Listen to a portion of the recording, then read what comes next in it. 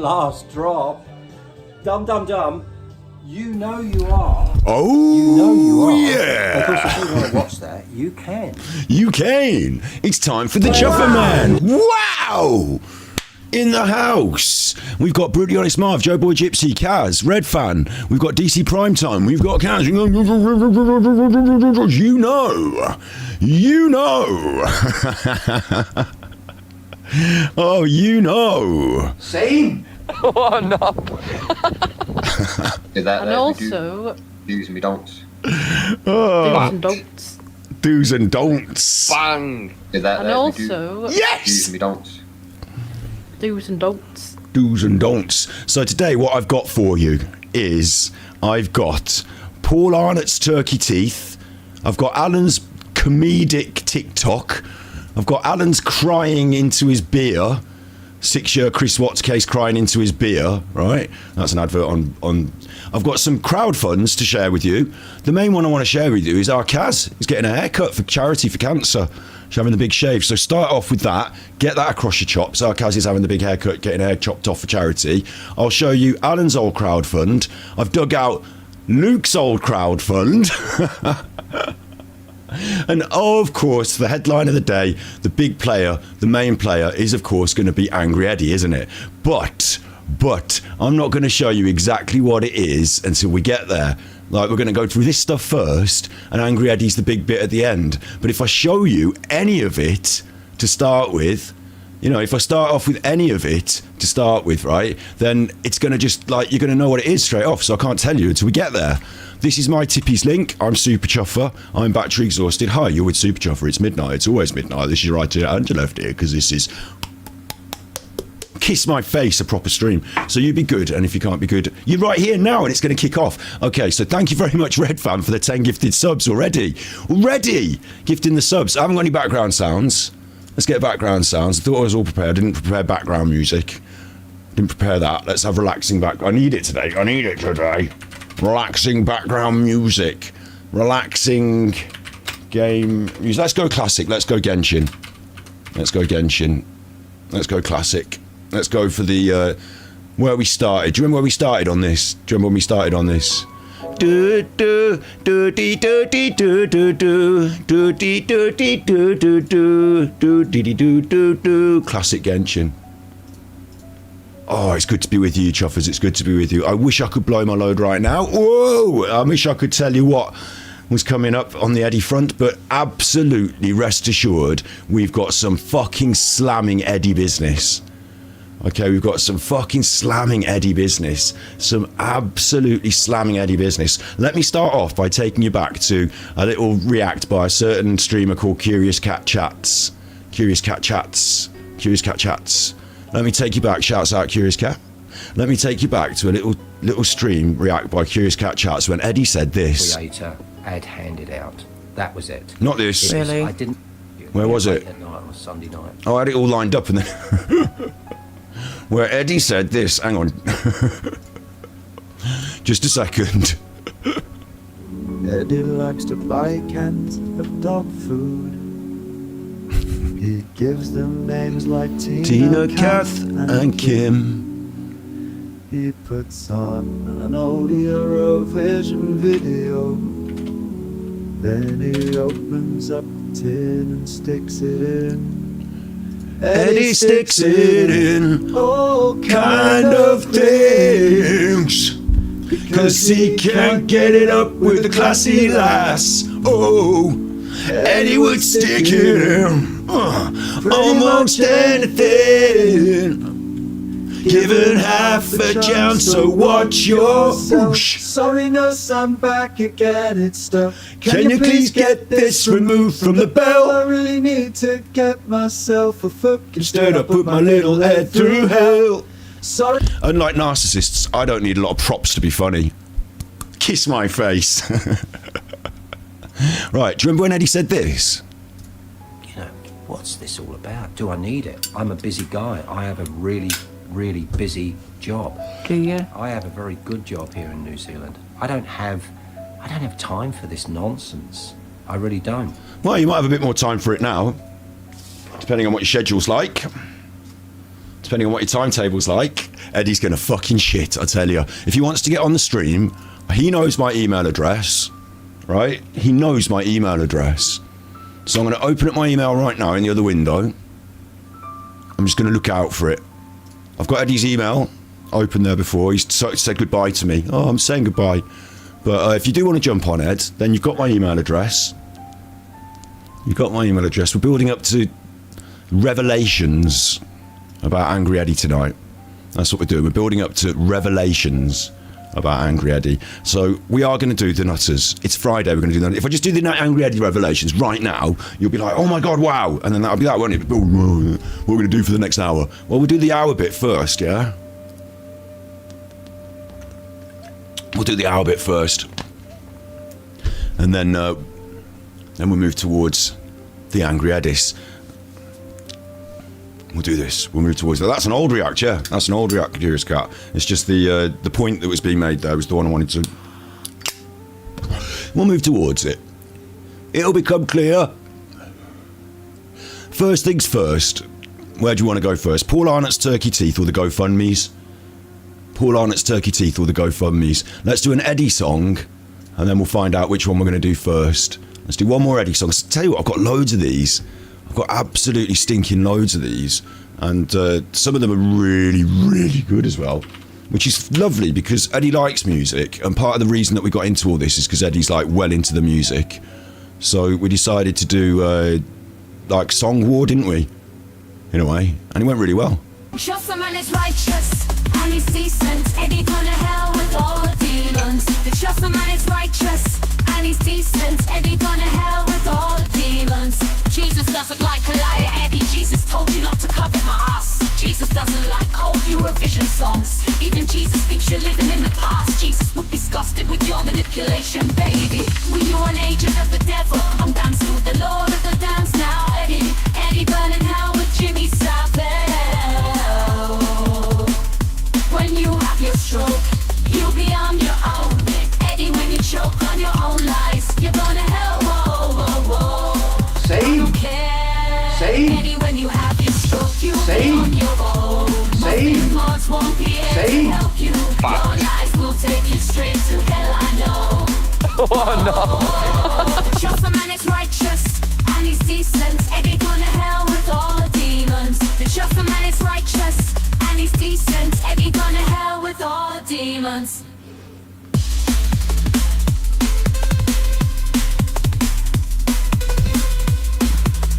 Yes.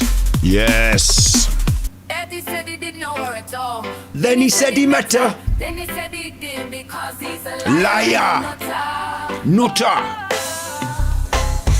Chopper man is righteous and he's decent. Eddie burning hell burn all the demon. Chopper man is righteous and he's decent. Reggae voice, not black. Listen. That's not.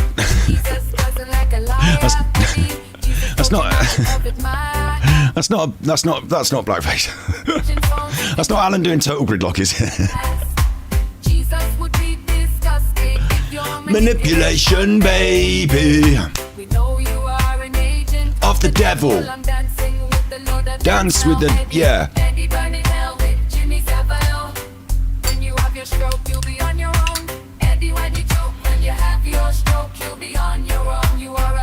I don't care about you. When you have your stroke, you'll be on your own. Eddie, when you choke, when you have your stroke, you'll be on your own. You are a liar, I don't care about you. The chopper man is righteous and he's decent. Eddie burning hell, burn all the demons. The chopper man is righteous and he's decent. Eddie burning hell. Burn all the demons. Listen, recently we really saw who all the demons were. Recently we've really seen it. They can't keep themselves hidden all the time. Pops out of them.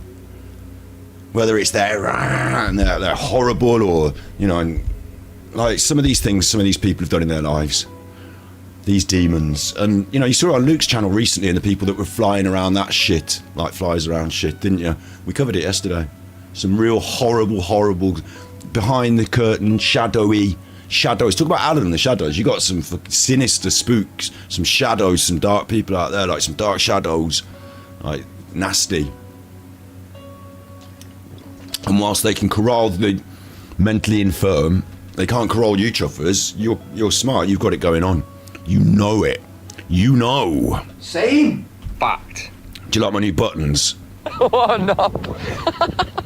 Bang. Do's and don'ts. I never went without a real drink in all my time in the Rovers.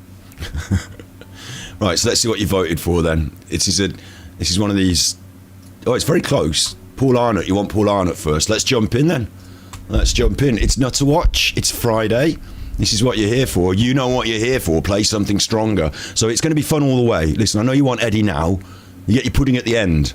Right? You get your just desserts at the end. And it's going to blow this whole thing wide open. And everyone's going to be like, oh my God, Super Chuffer is good. He's better than those other streamers who just sit on their fucking ass. Sit on their fucking ass.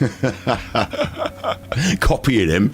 He's better than... You can't just take what Super Chuffer does and try and twist it back on Super Chuffer. It don't work. It don't work. You look even more stupid. Go and play with Luke.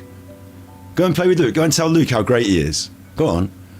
Go and have your little... Go and get your cards read. I'm getting 2 bottles of Lambrini. Go on.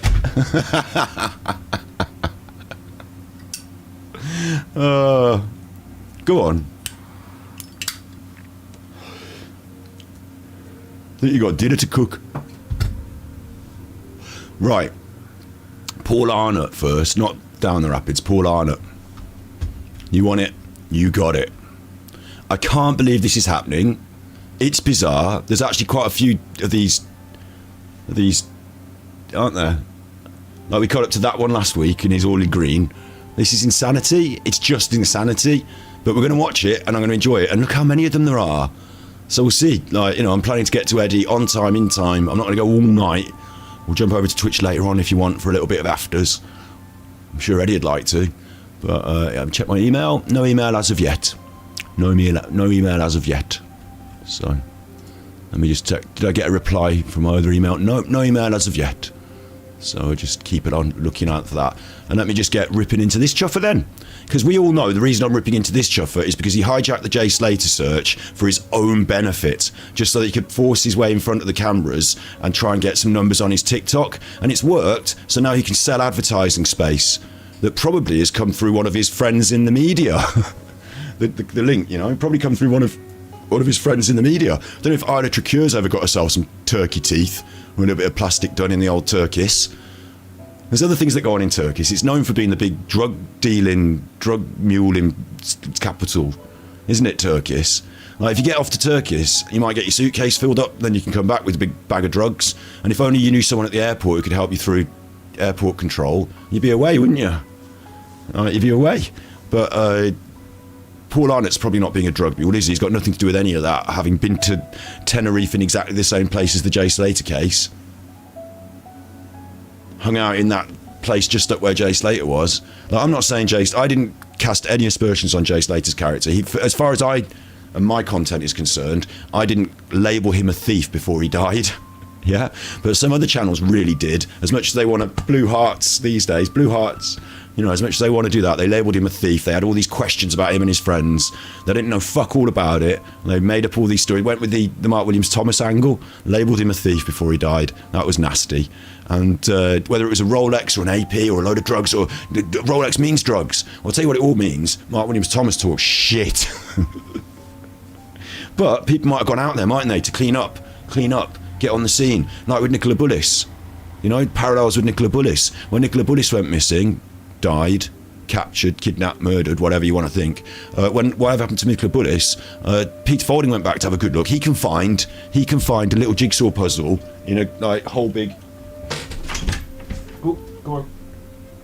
He can find a little stone in a whole river.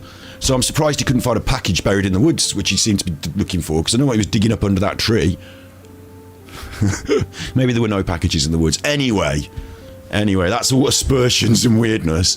I'm glad we don't do that here, because over on Battery Exhausted, it's just a fucking laugh. Except sometimes it's not very funny when they all go racists. Same. Yeah, exactly, Luke. Same. Yeah, if they're all racists. I never went without a real drink in all my time in the Rovers. Or if they're connected to bad people and they want to take down the chuffer because they've got connections. We'll talk about that in the future, shall we? We'll talk about that in the future, because, I don't think people learn I don't think people learn. They might learn a bit after tonight. Right, let's go Paul Arnott. So it's official, guys. I am leaving England. I have been in England now for 2 weeks, and I am at Manchester. The North Face. Like, does he like this North Face gear or what? Does he think it's cool? Like, to Paul Arnott, if you write the North Face on it, it's gone up in the world. You realise that? He's such a sucker for the North Face, isn't he? What is it about the North Face that he likes so much? Maybe he's got a sponsorship deal? Certainly got one here. Airport. It's a super sunny day. The sun is shining super bright. Shining. I've got a flight Shining. in about 2 hours, I think. 2 hours. In about 2 hours, I got a flight. So I do need to get sorted. But yesterday we had Jay's celebration. And do you know what's really interesting is he knows that he's going to do an advertising opportunity in Turkey. He knows he's about to do that. But does he reveal it? No. He makes it sound all interesting. Oh, what am I doing? He could be going to look for someone. Oh, I thought you were going to Bristol to look for Jack, says someone. No, you know, missing people off the menu now. It's time for a bit of sponsorship opportunity. But it made it sound like he was about to go and do something good. Life, and guys, it was such a special Let's have your Pom Bears in chat. Can we have Pom Bears for Luke? day. It really was. Not Luke, what's his name? I always get these two mixed up. Same. It's not Luke, is he? Oh no. Fact. Beautiful special day. So many amazing people were there. So many people showed up as well. And I feel so blessed to have actually been one of a few invited inside. You don't mean blessed, actually. He says blessed. He feels blessed to have gone to Jay Slater's funeral. He doesn't mean blessed. Blessinged. Oh, I'm so blessed to be able to go to a funeral. That's a blessing. Thank you, God, for raining down your blessings on me. I can go and enjoy the sadness of others on their day of tragedy. Thanks, God. What he means is privilege. Privilege. And that's the word that hovers over him the whole time. That's what causes his ignorance. Privilege. It means he was privileged to go to the Jay Slater funeral because he got inside VIP. What an attitude. The chapel itself. It was just such a beautiful setting, guys. And just to listen to all the words that Jay's friends had wrote about him, it was just so emotional. It was really, really emotional. Written. Apparently these days, basic spelling, punctuation and grammar is unnecessary. You know, to become a media presenter. Apparently that doesn't matter if you can't talk. And just seeing... Oh, I'll tell you what, you're going to get the adverts tonight, Lisa. I'm sorry, the adverts are on tonight. It's a big show. There's a massive, huge announcement. I'm going to get bigger numbers than usual, I think. You know, and you're just going to have to suffer with the adverts. I'm sorry. This is the YouTube. You can tippy me. If you want to stop the adverts, tippy the fuck out of me and I'll turn them off. But come on. This is my livelihood. All of Jay's dance moves and videos of him from a baby up until a teen, guys. Did I put the tippy link in chat? Where is it? There it is. You get your stuff read out on the screen if you want to do that. Bring one, bring all. You get your stuff read out on screen. Bring one, bring all. Placing it in the wrong place. Got two streams. Got streams. Streams. Streams. Streams. There you go. Down the It was rapids. a special but emotional day. And you know what? Jay will be remembered all around the world. You He know, won't be remembered all around the world. It's mainly the UK press that made a fuss about this. for a very long time. No, you know, it's sad for Jay, obviously, R.I.P. Jay Slater, but like they're over-egging this. It's not like the international drama news story that they made it out to be. Also, I'm really proud. On my bag right now, I'm rocking the blue. Your brand new bag from the North Face shop. To remember Jay, I will always keep this on my rucksack. A very kind Because it's a symbol of your own privilege and status. lady gave it to me at the after party. The after party. So most funerals, I mean, this is Jay Slater's funeral. Maybe they did a big drum and bass party. You know, maybe it was considered an after party. But most funerals, you would call it a wake. You wouldn't call it an after party. And I don't necessarily like the way he says it. Even if they did call it an after party, the way Paul Arnott calls it an after party on his TikTok is a little bit savage, isn't it? Don't you think? A little bit. The after party. It was his funeral, his wake. And that itself, the after party was absolutely fantastic. There was like a Hey, if you all have problems with ads, all hammer it in chat and tell me and I will turn them down. You know, you're all members and stuff, I will turn them down. drum and bass rave. Everybody was dancing on the tables. It was just fantastic, guys. Obviously, usually I have them set down to the minimum adverts, but today I've turned them up a little bit. I'll turn them down if you have problems. So yeah, so much love to everyone, guys. For me right now, I'm actually headed. Marcel, you are absolutely right. This guy is the worst grifter of the lot. He's managed to twist Jay Slater's death and subsequent funeral into an advertising opportunity for himself. Like, it's the worst of the lot. If anyone ever found out he was sponsored by North Face and he got all this gear on in this and he was selling the bag, like, come on. This is the worst possible disgusting grift, isn't it? Over to Turkey, so for a long time, my whole life, I've had problems with my teeth because basically I grind them, and I can't sleep when I wear like a mouth shield, guys. Swish! And tippies. And whoosh! Float to live. Super Chuffer owes 3 hugs. Float to live. Listen, I don't even walk past puddles these days. I don't even tread in a puddle. I don't even stamp in a puddle. I ain't even filling up the bath. Peter Folding got me sweating. Peter Folding got me shook. I ain't even filling up the bath, mate. Do you know what I mean?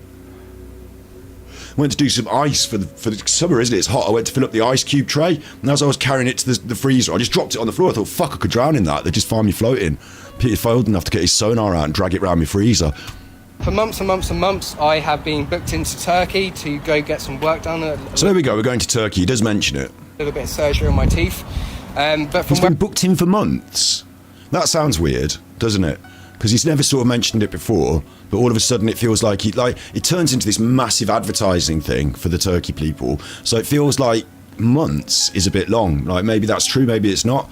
But if you were booked in months and months in advance for bang smack in the middle of midsummer, maybe. Where I've been abroad, from where I've been in Tenerife, from where I've... But why wouldn't you have just got a dentist in the UK? Like, he's not the sort of person that needs to struggle to pay for a dentist, is he? Like you know, in the UK sometimes it's difficult to get on the NHS dentist, but like, why wouldn't you just do a normal dentistry? Been in Sardinia, and then from where I've been back in the UK, I have had to keep changing the dates, and we can't keep changing the dates, so I've put my foot down. We're finally going out. I'm not sure. You've put your foot down. You've had to keep changing the dates of something you've booked in advance, and you're the client. And then you've put your foot down and said, right, this is it, I'm not changing the dates anymore, I have to do it now. But couldn't it have been them who said, listen, if you keep changing the dates, we're no longer prepared to offer you, you can't keep booking slots and then not turning up. So if you don't come now, we're not going to take you again. Like, maybe it's them that put their foot down. He always twists things. How long I'll be out there for? Maybe like probably a couple of weeks. You chat, and you can chat Pom Bears in chat if you want. Let's have Pom Bears in chat. We haven't got. I'll tell you what. This month, I swear down, you chuffing members, you lovely members. I've got members to gift again because I think the month ticks over on. I thought it ticked over on the very first of the month, but it didn't. But I've got more members to gift. We gifted some the other day. I'll gift some as we go on tonight. I've got 5 more to gift, and we will start doing the little pictures. I will start getting the little pictures and emojis for you because it's about chuffing time. One of my best friends also... We'll start with Pom Bears, although that's not, it's copyright. This stream is not sponsored by Pom Bears, nor other potato snacks are available. Lives out in Turkey, so I'm going to go see him and his wife, which will be really, really, really nice. And then after that, I've got something super crazy coming up, guys. Something super, super crazy. Yeah, I don't want to talk too much about it yet. It's just something really crazy. I think a lot of people, it's going to shock a lot of people, it may scare a lot of people, it's definitely going to be... The things I could say here that are not politically correct. There are other operations you can get in Turkey, aren't there? A crazy, crazy adventure. But I will keep in touch, I will let you know when I land in Turkey, guys, and big love to everyone, big love to everyone. There you go, big love to everyone. I do love it, actually. Like, do you know what? Same. Fact. I was looking through Same. some of the old streams Same. to get these. Oh no. Not that one. Same. The exact same. And I do really enjoy some of the behaviour of some of these fucking idiots. Big ups, Curious Cat. Thank you for the gifted memberships. That's 10 gifted memberships from Curious Cat. Thank you very, very much. Thank you. Did David Icke penetrate you with his penis? I just had a lovely cup of tea and a Bakewell tart. Hit you with that do-do-do-do. I've just had a lovely cup of tea and a Bakewell tart. Nice. Thank you very, very much. Thank you very much. I have to come and show you some love on your streams, which I obviously do, don't I? Obviously do. Big ups Curious Cat. Big ups Blank Faces in chat as well. Looking forward to their stream tomorrow, where they're going to be talking about sonar. Shouts out to all the honest, like Luke used to shout himself out as an honest creator, didn't he? But shouts out to all the actually honest creators. You know, thank God for them. Thank God for them. It's a battle between good and evil sometimes out here on the mean streets of YouTube. In YouTube town, like Alan used to consider it, you know, the streets of YouTube. You know, it's a battle between good and evil sometimes. So I'm grateful and very grateful for the good. So thank you very much. So guys, I've just landed in Turkey. I've just landed in Antalya, and it's so packed here. There are people absolutely everywhere. Right. There's a guy over here. He has just met me. He's had a sign out, and I feel the guy comes to meet you with a sign out. So unlike other places where you go on your holiday, someone has come to meet you with a sign. So does this scream paid opportunity? Does this scream, you know, come and visit our Turkey salon, put it on your YouTube channel with all your views? Sorry, your YouTube channel doesn't have all the views. The TikTok with the views, and then we'll give you some free service. Like, does this not scream we'll pick you up at the airport? Who is coming to pick him up at the chuffing airport? He's never had that before, has he? A sign. I saw the sign. It opened up my eyes. I saw the sign. Listen, little game we can play in chat today. I want to hear songs. Obviously, I can't play them all, but I want to see the songs. Let's have some songs in chat. Let's have, like, if you think of a good song, like I just did then, I saw the sign, then just type it in chat. Let's have puns based on songs, based on what's happening on the screen. really bad because this guy has been waiting for absolutely ages. It's so humid here. It's absolutely boiling. I'm not too sure what the plan is now. Good old Paul Arnott feels bad for the guy who's had to come and meet him because it's been really hot and he's had to wait. Are you stupid? These people who drive and pick people up, they wait for the planes. They know when the planes are going to land. They've got the board and it says they can just go and have a coffee. He's not been stood there with the sign for the whole time, you fucking goon. I think I'm just waiting for him to get a car out here, and then I need to go to my hotel. I have no idea how far my hotel is, guys. No idea. I need to try and get some food. Madness. I need to try and get some food. I have no water or food on me. It's like he's just landed in the Amazon. I need to try and supply myself with food. If I don't get food and water, I'm going to die. Like, the guy's going to pick you up in the car. Just ask him to drive you past the McDonald's on the way back or whatever. Went into a cafe. Don't do that at the airport. It's a waste of your money, you chuffer. And I got like a sandwich. It was like a really basic chicken sandwich. It's going to be really expensive, isn't it? And I spent £8. Why would you spend £8 like this guy? Are we ever going to get to the big Eddy reveal? Yes, promise. Watch all this. It's going to be fun tonight. You're going to love it. Listen, this guy, how can you go on the internet and be like, yeah, I'm travelling around. Thanks for all the gifted memberships. Thanks for all the gifted this. I just spent £8 on a sandwich. Okay, let's get me in my limo. Like, what a fucking knob. No, sorry, €8.50 on it. Not it's even more money in euros. Euros on it, so... I don't know if it is on the exchange rate, actually. I just said it because it was a bigger number. It's pricey around here, however, we'll see what it's like. It is pricey around there. You're at the fucking airport. You've been to many of them, don't you know? When I get to my hotel, I think there's a supermarket near me. Hopefully there is. I know my hotel room has like a fridge in it, so that's really good. Hotel room's got a fridge in it, so that's good. The hotel will have food. Look, he's doing this with the phone again, like I just... Part of me really wants to scream, watch 3 videos on how to hold a phone before you make another video. But then again, it's something that I can always laugh at, so... I can get all my yogurts and everything. It makes him look absolutely paranoid and manic as well. Go good view of up his nose. Look at the distortion on his forehead. Look at the shape of his head. Doesn't he have a kind of like... In one of our thumbnails, I got a shot of him from slightly underneath where he had like... Whoa. Doesn't he have a funny shaped head on this? The way his nose comes like on his the profile of his head like that. I've got quite a big nose, but like mine has like the normal. His goes like dented into his face. Yeah. Not here to make ad hominem attacks on people. Wait for these boys to sort everything out. And tomorrow I am getting picked up from my hotel at 8:30 in the morning, so I need to... Getting picked up for your dentists? Wait quite early. We're 2 hours ahead of the UK right now. It's currently 10 to 10 at night. No one cares what time it is for you. It's a video. So try get a few hours sleep. Try get the time difference doesn't matter. Feed. And yeah, that's the plan. That's the plan. Big love to everyone. Big love, everyone. Okay, so that was a meaningless TikTok that was for no reason. I am here in Turkey at the airport. So here I am, guys, in Antalya. It's currently... Antalya, it looks lovely. It looks absolutely 11 o'clock at night. I just got to my hotel, which is really, really nice. The people in there are super friendly. I'll give you guys a little hotel tour Please do, because at the moment it looks like you're around the back of the bins. tomorrow. It looks like someone's strung up their washing there over the swimming pool. Like, what's going on? But my friend who lives out here in Turkey, he lives about 14 kilometres away. He's got a friend. I've been Turkey friend. on the phone with him, and I was like, bro. Turkey friend. There is no child porn. Not that one, that's Alan. God, I pressed the wrong button then. I've got so many buttons now. Turkey friend. Same. The exact same.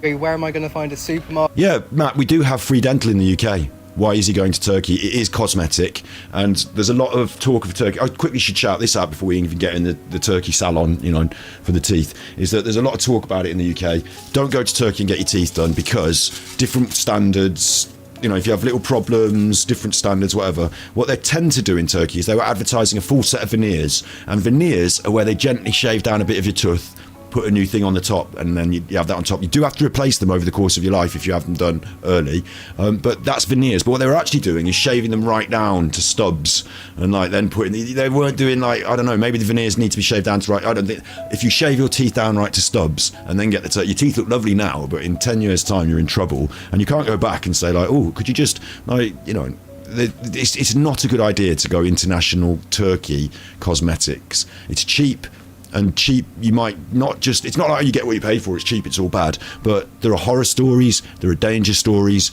It's not a good idea to go to Turkey outside of the EU and get your teeth, is it in the outside of the, and get your teeth done. It's just like a massive risk. And yeah, in the UK we do get free dental care on the NHS, and you can also pay for cosmetic dental care in the UK as well. You know, he seems to have enough money to fly out to fucking Turkey, so maybe it's just a lot cheaper. I predict, and I think, like, you know, my feeling on this is that someone's paid him. Like, the whole thing is just a big ruse so that he can market this cosmetic surgery in Turkey, and they're probably giving him either free care or they're probably paying him, you know. Okay, at this time, where am I going to find some food? He drew me a map. My friends literally drew me a really good map. Drawn me a map. Where to go. And this guy has just closed. This guy's just closed his shop. But It's funny his friend won't go out to meet him at night, but this is actually a supermarket. he's gone to the supermarket at 10:30, 11 o'clock at night, and it's closed. No surprise. He's actually left. He's I just Go to a fucking kebab. Get yourself a kebab. You're in Turkey. Go to the fast food place and get yourself something with chips. Like, come on, are you stupid? making a video, and he shut the shop and he's gone. Did you just say you're making a video and he shut the shop? And this guy has just closed. This guy's just closed his shop, but this is actually a supermarket. He's actually left. I just said I was making a video, and he shut the shop and he's gone. I just said I was making a video and he shut the shop and he's gone. You know what? You in there filming his shop. Got it. Not too sure why. But anyway, I've gone in there. I've basically got some deodorant. I've got some water as well. Oh, wait. You've already been in and then he shut it after you've been in. So he didn't want you to do the video. This gets all a bit more like first contact in Turkey, straight to this little supermarket. And obviously, like, they don't want you to film the supermarket. Like, it's just a little bit smelly, a little bit sus, but it's probably nothing. And the guy was like, come sit, come eat. And he's made some watermelon for me. Completely free, don't need to pay for it. So it's like, wow. He's like, come sit, come relax, come eat. Yeah, I definitely wouldn't be eating that fucking watermelon. Whenever we find a geezer again. All my stuff is actually inside the shop as well, which is shut. What? So I need to get my stuff out the shop and then... All your stuff is in the shop. The shop is shut. He's given you some melon to sit there and eat. This seems really, really weird. Have some fine dining with my new Turkish friend. But just a quick update for everyone. Or is that his friend that's going to come out? I'm confused by the whole thing. It seems like a really strange setup to be out at the particular little jaunt at the middle of the night like this. The stray cats. So my friend who lives out here in Turkey... You can hear the stray... We heard a stray cat and he had to point out what it was. Can't keep on the fucking focus, can he? He's always posting videos of the cats, and he loves cats just as much as I do. He's a massive animal lover, and his wife as well. And I'm just hearing cats everywhere, and I just want to... Oh, that sounds nice. I want to find the cats. But anyway, I'm going to eat this watermelon, and I'll see you guys very soon. Big love. Big love. Okay, so that was one of the strangest TikToks I've ever seen him do.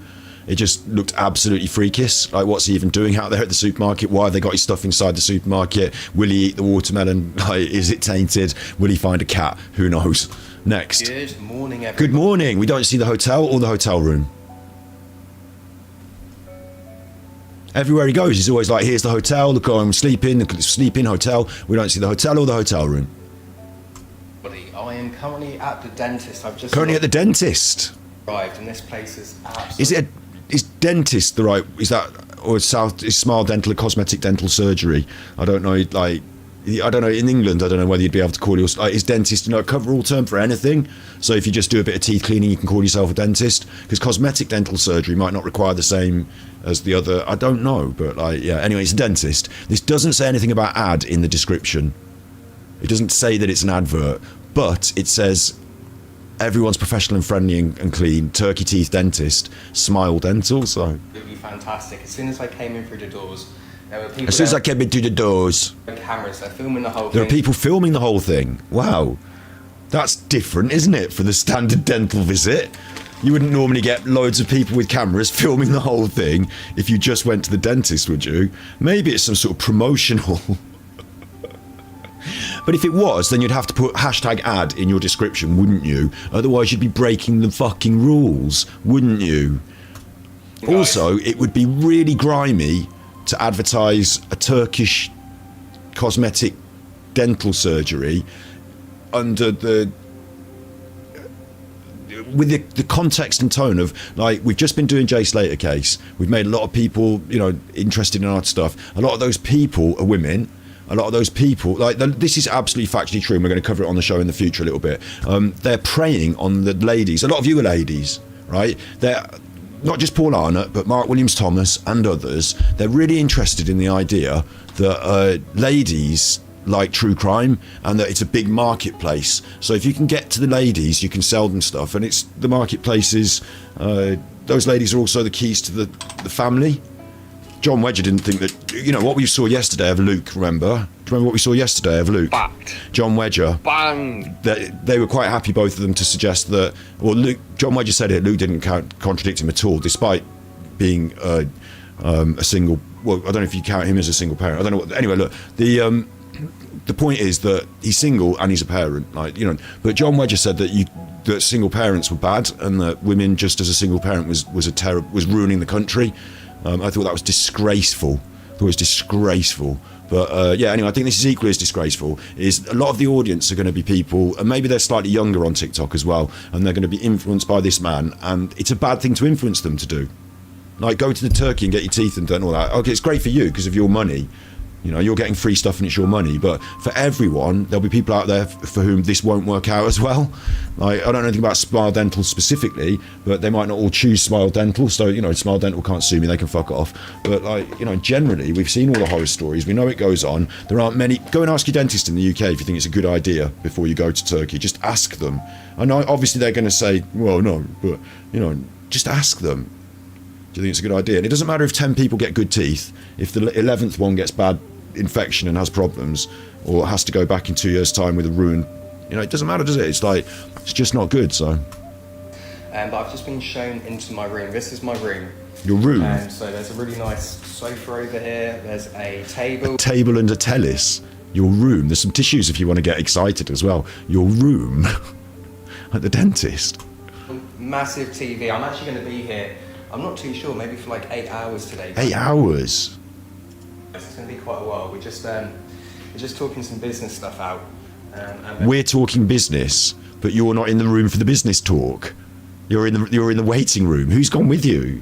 And we'll be back in. But I've got loads of water, juice, Xbox, massive TV. I've got Netflix on here as well. I don't watch TV, guys. You should have talked Luke. Same. Luke loves an Xbox. Oh no. The Xbox. No, Luke's laughing because he don't love the Xbox. He likes the PlayStation, doesn't he? Fact. That's really cool. It's so thoughtful. So thoughtful. It's designed to make you feel like you're in some sort of special, super wonderful, expensive, posh, when actually it's all facade. And the real expensive posh stuff should be the education of the dentist, and should be the training and the tools and the high standards. But having a fridge full of this is because I've been a hairdresser. I can tell you all about this. There's a load of hairdressing salons out there, and because you know. Where's my button? Not that one. Where's my new? Taught you the battery boy. Where's my You know. Yeah, Shouldn't be on YouTube. some hairdressers are all kipper and curtains, aren't they? Some people are like that. It's all show, it's all facade, and there's nothing really, all mouth, no trousers, in it. Like, it's all show and all facade. Well, like, this is like that, isn't it? It's like, you've got a posh PlayStation, and obviously they're raking in the money with their expensive dental treatments or whatever. So, like, there's a lot of show and facade, but that doesn't really matter when it comes to your teeth and your mouth. Like, when it comes to your health, like the amount of fucking Coca-Cola in the fridge or the amount of games on the Xbox. This is easy to achieve. This is easy to achieve. A glowing health and safety record by the high standards in, I would say, Europe, but, we're not in Europe here, or the UK, but, like, that's not as easy to achieve. So that's why a lot of people have to fly out to Turkey to get it done on the cheap. But it might not look cheap if you're in a nice room. More drinks as well. Got the controller. I might actually... And this is bizarre, because my dentist doesn't have any of this, and they're quite good. Try have a little go on the Xbox. It's been a long time since I did any gaming. But this place is just fantastic. It's so clean. Everyone's so And it doesn't look like he's even really going to sit there and do anything in there. This looks more like an advert for having a nice room in the dentist. So it looks like they're going to be doing their dental adverts, and Paul is going to be doing the sort of, this is what it looks like if you're in there on your TikTok dental advert. So he's going to show you all around all the different bits, huh? professional. Everyone's so friendly. Everyone's brilliant, friendly and professional. I've spoken to so many people already, so a little bit nervous. He's spoken to people already, so he's nervous because he's had to speak to people. It's a little bit nervous, but this is going to be an interesting day today. Big love. Big love. That's what he signs out with these days, like Bob fucking Marley. Just a quick update, guys. I've just been down for x-rays and it's really made me giggle. The girl who's chasing me around with the camera, she's just a young girl. But she had to take pictures The of girl who's chasing me around with the camera is just a young girl. He means the camera operative for the business that's filming the professional video that's going to be better than his. Like, they're going to film a proper professional video for their thing. It's going to be better than yours. She's not a girl chasing you around with the camera. She's doing her job and you're patronising her because you're shit at yours. my teeth. And I'm not even joking, they must have got like 1,000 pictures of my teeth, but it really made me laugh. Everybody is so friendly here. The guy who is organising the whole thing, we've just had a little chat about social media and other things, and just explain. That's weird, isn't it? Having a little chat. Could you imagine going to the dentist and them having a little chat to you about social media and other things as part of their organised professional promotions that they're doing? That's weird. It's almost like you should have put ad in the title of your thing, because otherwise, doesn't it break the rules? Like, what are you doing, you chuffer? If you ever catch me going out to Turkey to tell you some nonsense just because it's good for my bank balance, fuck, man. Like, some people these days, listen, there's a different attitude. It's changed over time. When I started on the internet, it was literally having a tippies like this was like, you can't do it. You shouldn't be trying to make money out of your content. Like, there's change now. There's differences now. Obviously, grifting is still totally like excommunicate. We don't want to see that. Thank you very much. Put some effort in. Don't just try and con people. Don't directly beg. That's not on. Like, you know, this is why we take the piss out of these people for doing it. But tippies is fine. Yeah, you've got super chats. You've got the YouTube. Then you've got this other idea of getting the bag, which is to completely sell out. And again, old YouTube, you'd be considered a shill, a sellout, don't want to watch you anymore. The minute you start trying to push products on me at the start of every video, and like some people didn't mind because it became ubiquitous across YouTube. You'd start every video with, this video sponsored by Squarespace, this video sponsored by Raid Shadow Legends. And you kind of skip through that bit and think, okay, fair enough, get your bag. Make your money. You've got your numbers, make your money. Fair enough. Like, you know, I'm watching your show, I'll skip past it, you make your money. So that level of getting the bag is what the young'uns these days talk about. This is another level of it, which is to have absolutely no morals whatsoever, and when something comes up that's more good for you than it is for your audience, to take it. Fuck the audience. Like a little advert at the start they can skip through. This is your content is an advert, and you're manipulating them, not for you. I mean, you get the money, but you're manipulating them to get a cosmetic procedure or to suggest that it might be a good idea. Or that's the advert. And on TikTok, they all beg, do they? Right, well, there you go. Right, but like the idea that you would just have so little care and concern for your audience that you would do something immoral that could hurt them, but you get the money, that, in my opinion, is not getting the bag. Because in my opinion, it's like sending yourself to hell. Like, you're going doing stairs. She's doing stairs. She's doing stairs. You're going to hell for this. Like, this is when you St. Peter in the book, and you know the gates and all that. Like, you're going to be, where's all the good pages? Because this is in your bad pages, your bad notes. You sold out. What's going on? And you know what? These guys. And worse than ever, like worse than anything, is that it hasn't got ad written in the thing. Like, I don't care if you didn't get directly paid for the thing, so you haven't got a contract, so you're not doing an advert. Actually, you're getting free dental service, and you've decided to just make videos. And come on, just be real. Nobody loves a fake. They're just so professional, and they really are. And we've just gone through a few different things. Obviously, in the past, Turkey has had a little bit of negative press, and people say, "Oh, don't go to Turkey and get your teeth done and all this sort of stuff." The truth is, guys, the education out here is really cheap, which means. The truth is, guys, so after all of these media investigations, of which there have been several, that have exposed the turkey teeth scam, yeah, after numerous, like, I don't know who's done it, BBC, ITV, Watch, you know, after all those people, don't worry about that. Paul Arnott, who knows much better than everyone else, has turned up in Turkey, clearly with a vested interest in the thing, and he's going to tell you that it's fine. So I'd probably trust him, because he's been up a mountain. Now he's an expert on dentistry, and he's been told by the people at the clinic that because the education's cheap, they can get more of it. So that's how it works, isn't it, Paul? With your lovely hat and your nice stuff, and you're like, you obviously go for the cheap kit because you can have more of it, don't you? Or do you buy the really expensive stuff, the Geffen goods? Do you buy the really expensive stuff? You know, are you into Veblen goods? Sorry, but what I'm saying is, you into stuff with a nice posh name badge that costs more because it's got a badge? Like, is that what it is? You're such a consumer, and you're being conned, and you're conning people because you're conned maybe at this stage. It's not true what he says. The standards of education in Turkey are not better because they're cheaper. If you think that, then go to university and education in fucking... Why isn't everyone going to Turkey for their university? What are you on about? What are you on? What are you on? AD. But other professions and stuff are also quite cheap. But I'm going to go into a lot more detail. I'm going to do a lot of interviews with people who work here, different doctors. Bloody hell. And then you guys can get... Now he's going to get, like, now it's a season of content as well. Like, this is insanity, isn't it? It's a season of content. Yeah, better understand. Talking of a season of content, do not worry, right? Do not worry. Our nutters are on revolving door. So Nutterwatch, you'll get different nutters, but you'll get the same nutters, and, you know, revolving carousel. You'll see them come round. Thus is back on Monday. If I can get my arse in gear. Thus is back on Monday. And talking of a season of content, well, talking of Eddy later, you're going to want to watch this stream because big revelations about Eddy, yeah? Oh, I was going to do a new thumbnail for that. Oh, I'll do the thumbnail after because it will give it away too soon.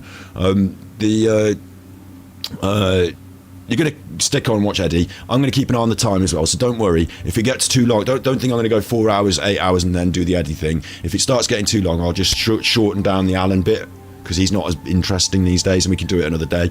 So we'll do this, next thing's Alan, and then it's Eddis, alright? Standing, but a really cool place. I am starting to get a little bit hungry now, so I don't know if I can find some food. Go in your room! They put all the stuff in your room! Hungris. Go in your room! Call room service, you knob. Yeah, just in my room for now, guys. You are in your room. Stuck in his room. Just a quick update. So Might get the Xbox on. He's going to try. He probably won't be able to find the fucking Switch. Okay, that was X-rays completed, wasn't it? This is next. Oh my god, he's got access to the Posh Camera Show. This is the Posh Camera Show. So I'm probably not going to be able to play the music on this. Let's turn that off. But this is what they've been filming that's much better than him. And he's the model. He's there as the model. Maybe that's it. Maybe he can get around the advertising thing because he's the model. So officially he's getting paid in dentistry for being a model, and he's getting paid to be a model, so he's allowed to make as many TikToks as he wants, wink wink nudge nudge, and he doesn't have to write ad on it. But look at their lovely posh, like, this is so weird and posh to me actually. It's so futuristic and white, and like such a prop that it makes me worry about the dentist, because my dentist doesn't look like this. It's not like I can go into fucking space. It looks a bit more normal, and they spend the money on the good equipment for my teeth. Like, okay, they've got a nice waiting room, but they don't need a fucking, like, Star Trek teleporter. There he is, anyway. There's your movement shot on your gimbal, doing your talk about the teeth. Look, the dentist is total professional, look, very professional, all tattoos, super professional. There's nothing wrong with tattoos, they just look really professional on a dentist, normally, and jeans as well, and trainers. That's always the symbol of a professional dentist. Jeans, trainers, and a white t-shirt. Like, they've done all this on the fucking shop, and they haven't made him wear a jacket, like a white, you know, like the dentist. They haven't got him in the dentist thing with the. It's like the Trump rally when you see the doctor with the stethoscope, you know. They haven't got him in his, like, at Trump rally last election cycle, they were going round, they had those rallies, there was a doctor in a stethoscope and a white coat at the rally who had decided to dress in his full medical gear and take his stethoscope just to prove his credentials. But this guy, like, Nike trainers, jeans, it doesn't look, that doesn't fill me full of confidence. It looks like Graham Norton's Turkish brother became a dentist. Leave me alone, I don't want to go here. And that's, look how professional they are. Look, there's the pictures of his teeth on the computer. They're selling the idea they've got all the kit and the technology, aren't they? And like, maybe that sells it to people. Next.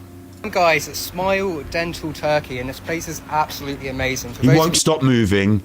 It's like he's on a bloody spin board.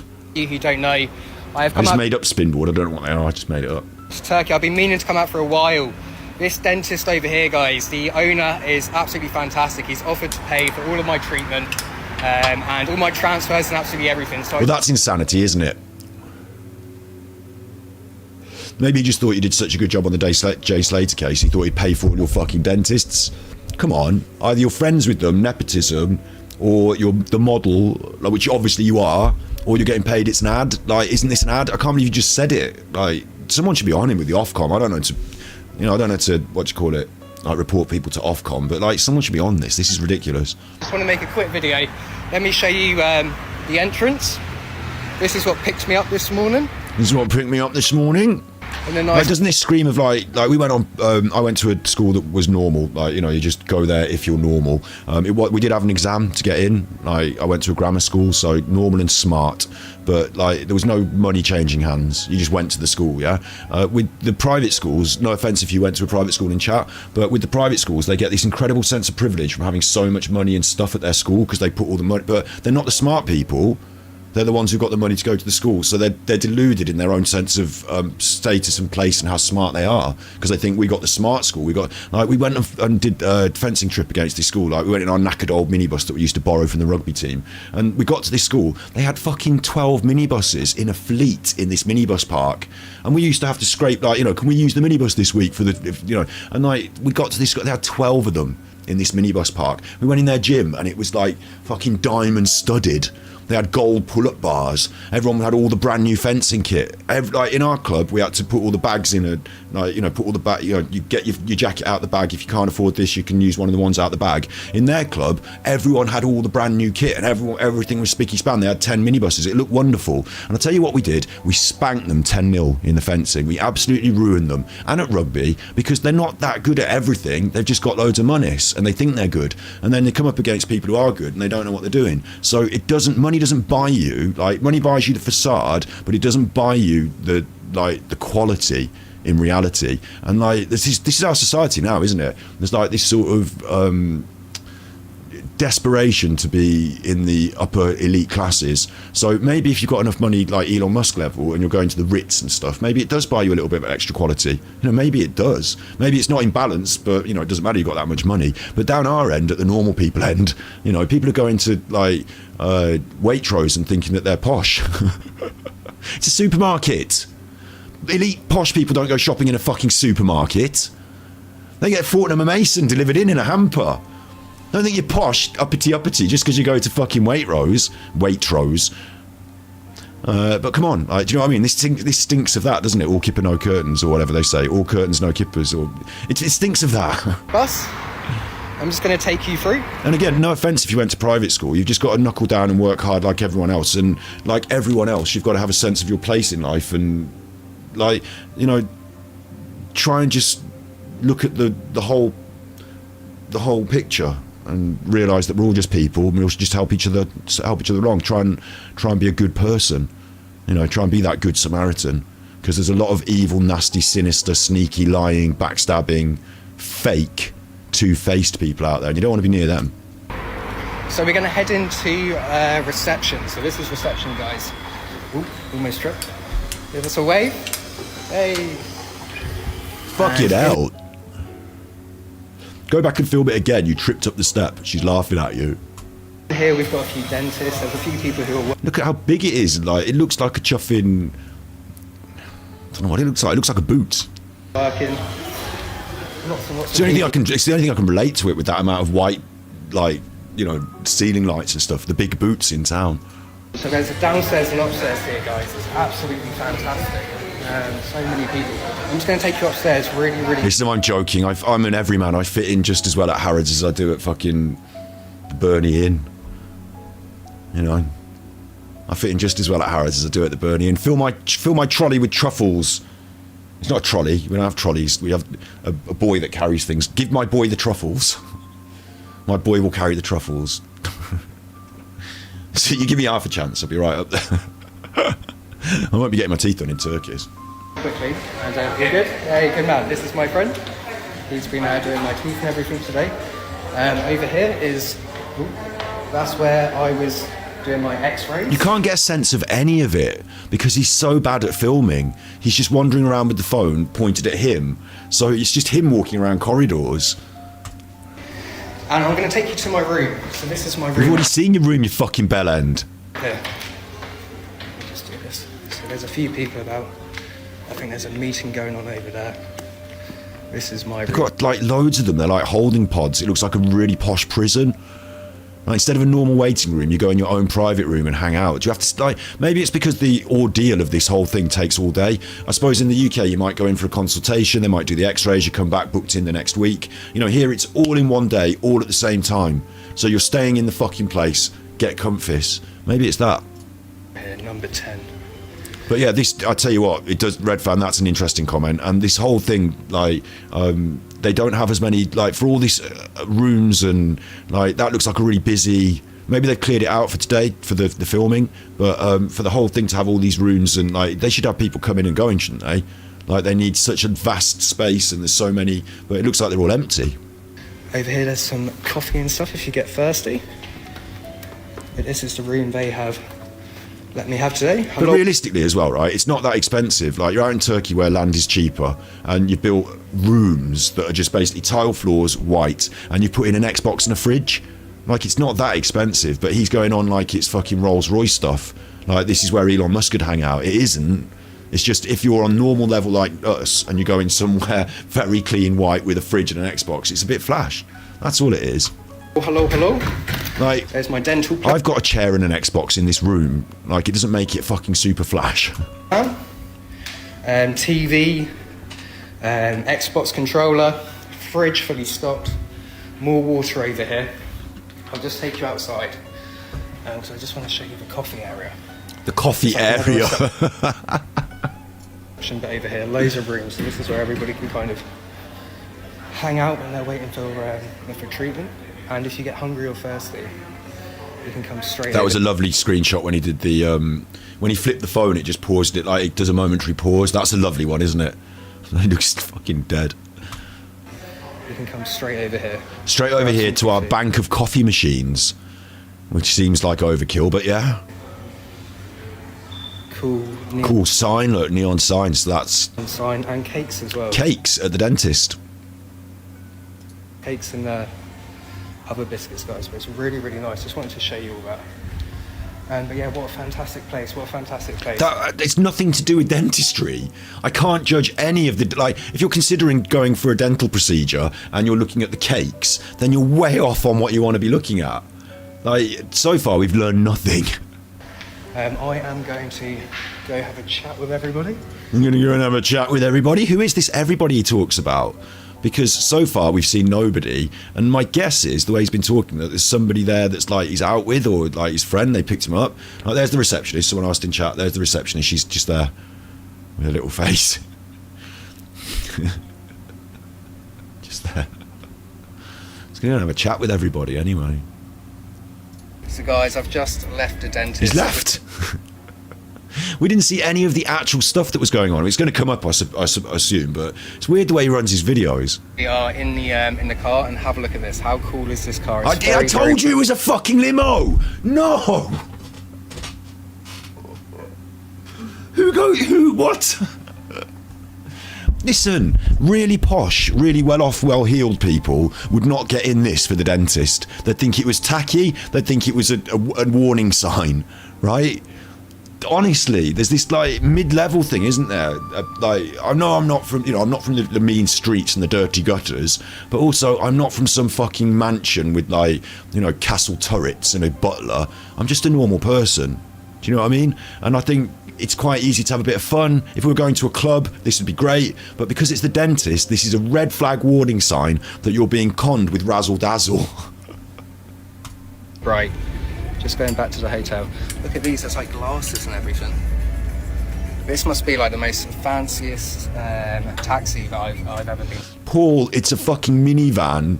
Do you know what I mean? It's a transit with some fucking curtains. This is the definition of kippers and curtains. It's not a very posh, like Elon Musk wouldn't be getting in this. It's a van. Yeah? Like, but because it's got pink and neon and glasses, you're like, oh, it's the fucking luxury. This is how they live on Coronation Street. Big up Eamon Homes. Should have got a button for that. Damn it, I got all new buttons and I didn't get a button for Big up Eamon Homes. What's wrong with me? Same. I've just had a lovely cup of tea and a Bakewell tart. And the floor is absolutely stunning. And we've got our friends, we've got the taxi driver over here.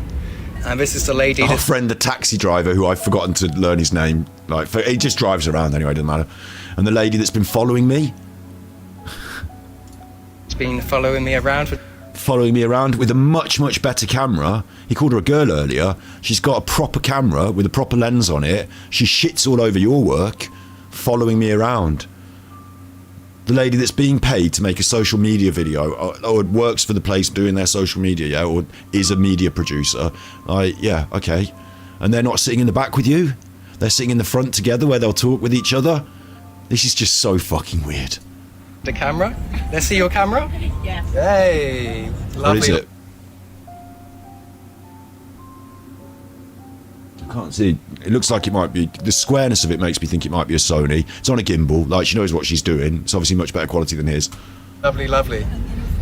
So yeah, so this is where we are, guys. We're in a taxi and it's And now she's filming him making a TikTok. So it's almost like she was like, okay, I've got the camera ready and action, like, okay, we just film each other doing a thing. It's it's not too far back to my hotel. The lady over here has been telling me there is a meteor shower tonight, not too far from where I am. So I'm going to try get down there, try do a bit of filming as well. You're not going to be able to film the meteor shower. You've got a phone. You're not going to fit. Like, it's just going to be you pointing the phone. It's stupid. And it will be absolutely fantastic. It'll be really, really cool. He hasn't said what he's had done. He hasn't had anything done yet. He's going to go on to that. He gets there. In a little bit camera shy down. We're now an hour into the show. I'm aiming to do a sort of 2.5 hour, maybe 3. So when it gets too late, I'll have to switch up and we'll do Eddy when it's time. I'm not I'm not pushing it too late for you and just like teasing you. Massive Eddy announcement. I've just had a lovely cup of tea and a Bakewell tart. You're going to love it. Look at that. Always with the camera. Always there. Professional photographer. Paparazzi. But yeah, have a little look outside at Turkey as well, guys. Professional photographer paparazzi. Now he finally calls her a professional and demeans her by calling her the paparazzi. Very nice, very nice, very nice, very nice. Beautiful. We love it. We love Turkey. It is weird to me these days, though, because, like, a bit interested in cameras and making good images if I'm out and about doing it, but also accept that we've got phones, and the phones are really good these days. But it's interesting to me that people navigate towards just people with a phone, like and don't care that it's like bad camera work when you're watching media these days. Like, it's just like, you've seen it here. She's got a proper camera. She's doing this. We're not watching her video. We're watching him with his thing. Like, just the stuff's going past her. That's like this. And like, they just don't care. Okay. So guys, and he doesn't care to learn and get better. Like, he could be talking to her and finding things out. 3. This is what she's filming.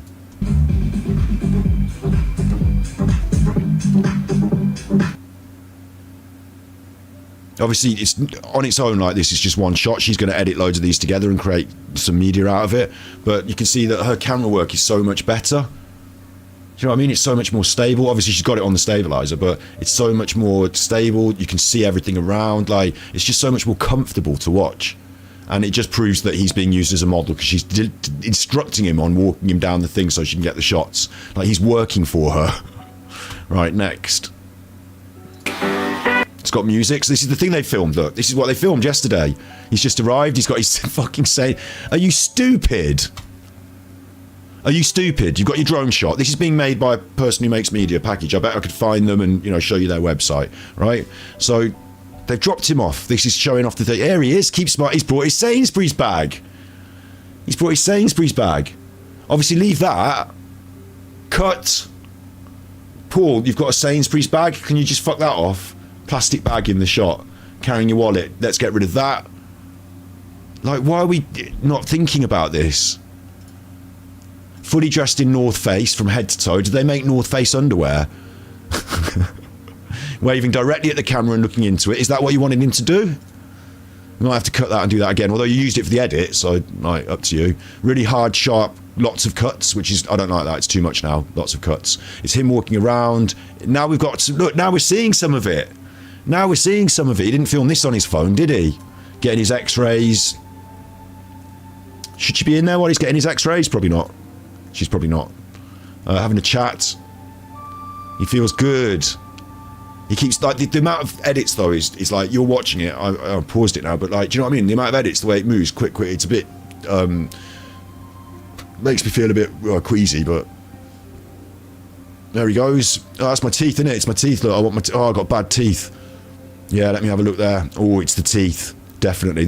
Was that the same dentist? Was that a different dentist? I got in there now. Look, that's a different dentist. The man with the tattoos is not the dentist who's working on him. Got in there now. We can see right inside his mouth, so that's good. And it's his teeth back here that are all fucked up. So maybe that's why. That's his teeth. And he's like got two impacted or fucked up ones back here or something. I don't know. But maybe that's why he's always eating certain foods. I don't know. Maybe they should tell him to lean off the pom bears. What is he even having done? He's selecting colour. So he's either having whitening or veneers. Yeah, because he's selecting colour. It looks like it's going to be veneers, doesn't it? They're showing him the full smile at the front. And that's him. He's off to have a little go on his phone and think. He's got his brochure. He's got his bag back. They give him his Safeway bag back. This is the shot we literally just saw them shooting in the car, talking on his phone. And they're going to be like, you know, famous mountain climber, adventurer and blogger has come to our tooth salon to get his teeth fixed. Here's Paul Arnott when they present it. It's kind of weird. It's like we're seeing both sides of the mirror there, aren't we? What's this? Again, this is their content that they filmed. He's called it My New Family, though. He's called this video My New Family. So these people aren't his family. They're paying him in cosmetic dentistry to be in their advert. But the fakeness of it all, about how much we're all in love with each other, is bizarre. And this is straight off, I'm already seeing a problem here. Why is this guy doing his own suction? Crowns, is it crowns? Yeah, but they shave your teeth too far down, don't they? These crowns and veneers are two different things, aren't they? I'm not an expert. Why are they shaving his teeth like this? Sorry, not shaving his teeth. Why are they suction? This is fake. Your dentist, doesn't the other like my dentist or the I have such a wonderful dentist, you know. My dentist or the hygienist, who I think is brilliant, they do my teeth, and the other person in the room has got the suction, and they what their job is to do is to try and suck your tongue and your cheek on like that. They try and get it stuck on you. It's like a game they play. See if we can get it stuck on his cheek 3 or 4 times during the service. See if anyone notices. Isn't it? They do that. Like, this guy's doing it on his own. He's doing both jobs. Maybe that's because he's double skills. Just giving them a clean there. So, day 2 of the dentist. And we've got the music, so I'm turning that off as well. Day 2 of the dentist. I'm really looking forward to the dentist. This is going to be great. I've spent 1 day playing on the Xbox. I'm back again. Like, why did you have to spend all day there just to get x-rays? And a consultant... and then a clean, like, it just, like, maybe there's too much going on and you're wasting your time. Big ups, Joe Boy. You got a new horse. Shouts out. Obviously, I'm vegan, but shouts out you and your horse. McQueen. Sounds nice. I hope you, like, you know, I hope you create a good bond with it, because there's nothing better than a loving bond between person and animal, is there, really? Right. Shouts out, Joe. Shouts out. You've been with, like, you know, you're here on the streams and around for ages. I think, you know, I care about how you're doing. It's nice to see you, you know. Shouts out. I hope everything's going well for you. I know that we don't, like, you know, go drinking or see each other and stuff, but, you know, you're in the chat. I see you. We had that chat before. I just hope everything, like, you know, I hope you feel good is the main thing. Yeah. He's got this thing going on in his mouth now. And now they're giving it a good go. Are they? That's the filing the teeth down, is it? They're filing his teeth down? And someone's written in chat there on his thing, on his, can you get them done without filing down so much? That looked painful. Like, so he's having his teeth filed down for the dentist. They took the impression. He's got his cap on. Like, it's really hard to tell what's going on. It's just like a series of shots, that is. Next. He says once you've had work done on your teeth, you're in so much pain and you can't eat anything. And I'm going to be completely honest, I'm not in any pain whatsoever. Yeah, but it's different kinds of work. It depends what you've had done to your teeth. It didn't look like you'd had the same sort of dental work, that, like, serious cosmetic dental work where you've had injections and things pulled out, or, like, it seemed like they just did a bit of a go over. So, like, maybe you can eat. The dentist has looked after me so well. I've still got a little bit more work to do, but we've done a fair bit of work today, guys. Where is he? Is this lovely hotel? This lovely hotel looks lovely, doesn't it? He hasn't shown you the hotel room, has he? Oh, kids screaming in the background. I'm in zero pain. Everybody. Make sure you stick around. Massive announcement about Eddy. I've just had a lovely cup of tea and a Bakewell tart. But I mean it this time. Like, you are going to be absolutely blown away by the skills on the chuffer. Or, you know, well, I won't reveal, you know, my sources. Let's just say that. But, you know, the chuffer's not the only one who, look, let's just I was going to say, big ups, Joe. Yeah, shouts out. The chuffer's not the only person who can. Let's just wait and see what the chuffer's got to say about Eddy first. I don't want to give anything away. I've just had a lovely cup of tea and a Bakewell tart. You can't eat, so let's test it. I've just waited 2 hours for a KFC to turn up. It didn't turn up, so I've gone for a Burger King, and that turns up in like 15 minutes. That's actually. You are such a bell end.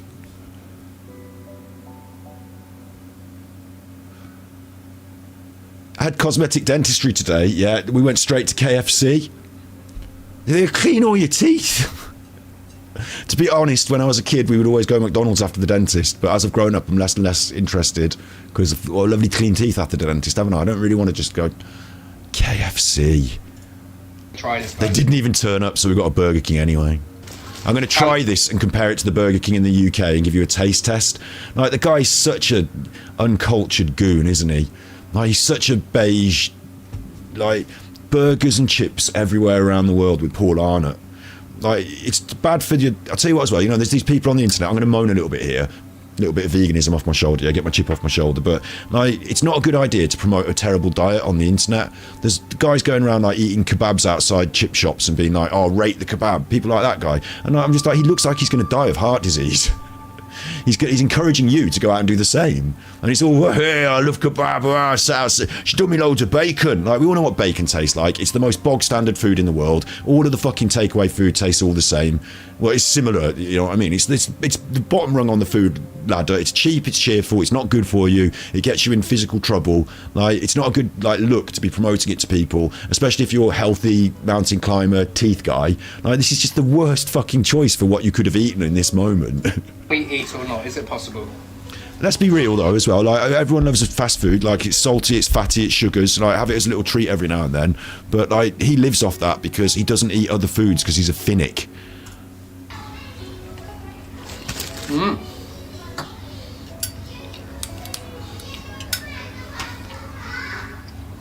But your bite changes a bit. Your bite definitely changes. But I'm not in any pain. I'm not in any pain whatsoever. Is that because you've had, like, veneers or something? Because they've just gone over the front of your top of your teeth, and obviously you're not in any pain because they haven't done anything that's going to cause you any pain, like, deep down. Like, it's the pain comes later if you accidentally get infected or, like, so it goes wrong, or as those, like, caps that are on your teeth, like, underneath you've just had your teeth all filed down. So now when, like, things get to your teeth over time, they haven't got to burrow their way through, like, you know, the decay and everything hasn't got to go all through your teeth. It's just there. So you really got to be really careful, and you're going to have those redone later in life, like, at a higher expense maybe, because maybe you can't get them free next time. So guys, I will be completely Crowns, sorry. Be honest, if you want any dental work done, I was a little bit yeah, good shout out. His mouth might be numb. nervous because of all the stories about Turkey. But Smile Dental... If you're nervous about the things at Turkey, don't be nervous. Get out to Turkey.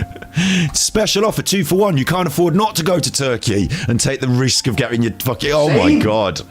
Oh my God. Bang. What's he doing? And also... Do's and we don'ts. Do's and don'ts. Turkey, fantastic. It's like VIP. It's like the equivalent of like a private dentist. It was VIP for you. In England, but like 20 times better, 20 times better. It's so professional. Any food you want. I would argue that the private dentistry in the UK, although it might be expensive, might be better quality and standard than the private dentistry in Turkey, based off the standards that we have, like the actual health and safety standards and all that. They'll make it, they'll order it in. They treat you like family, and they really explain things. Now, I've been to the dentist in the UK. For my whole life, guys, for my whole life. When he says they treat you like family, he means they put you in a room with an Xbox and everyone else talks in the big room with the adults.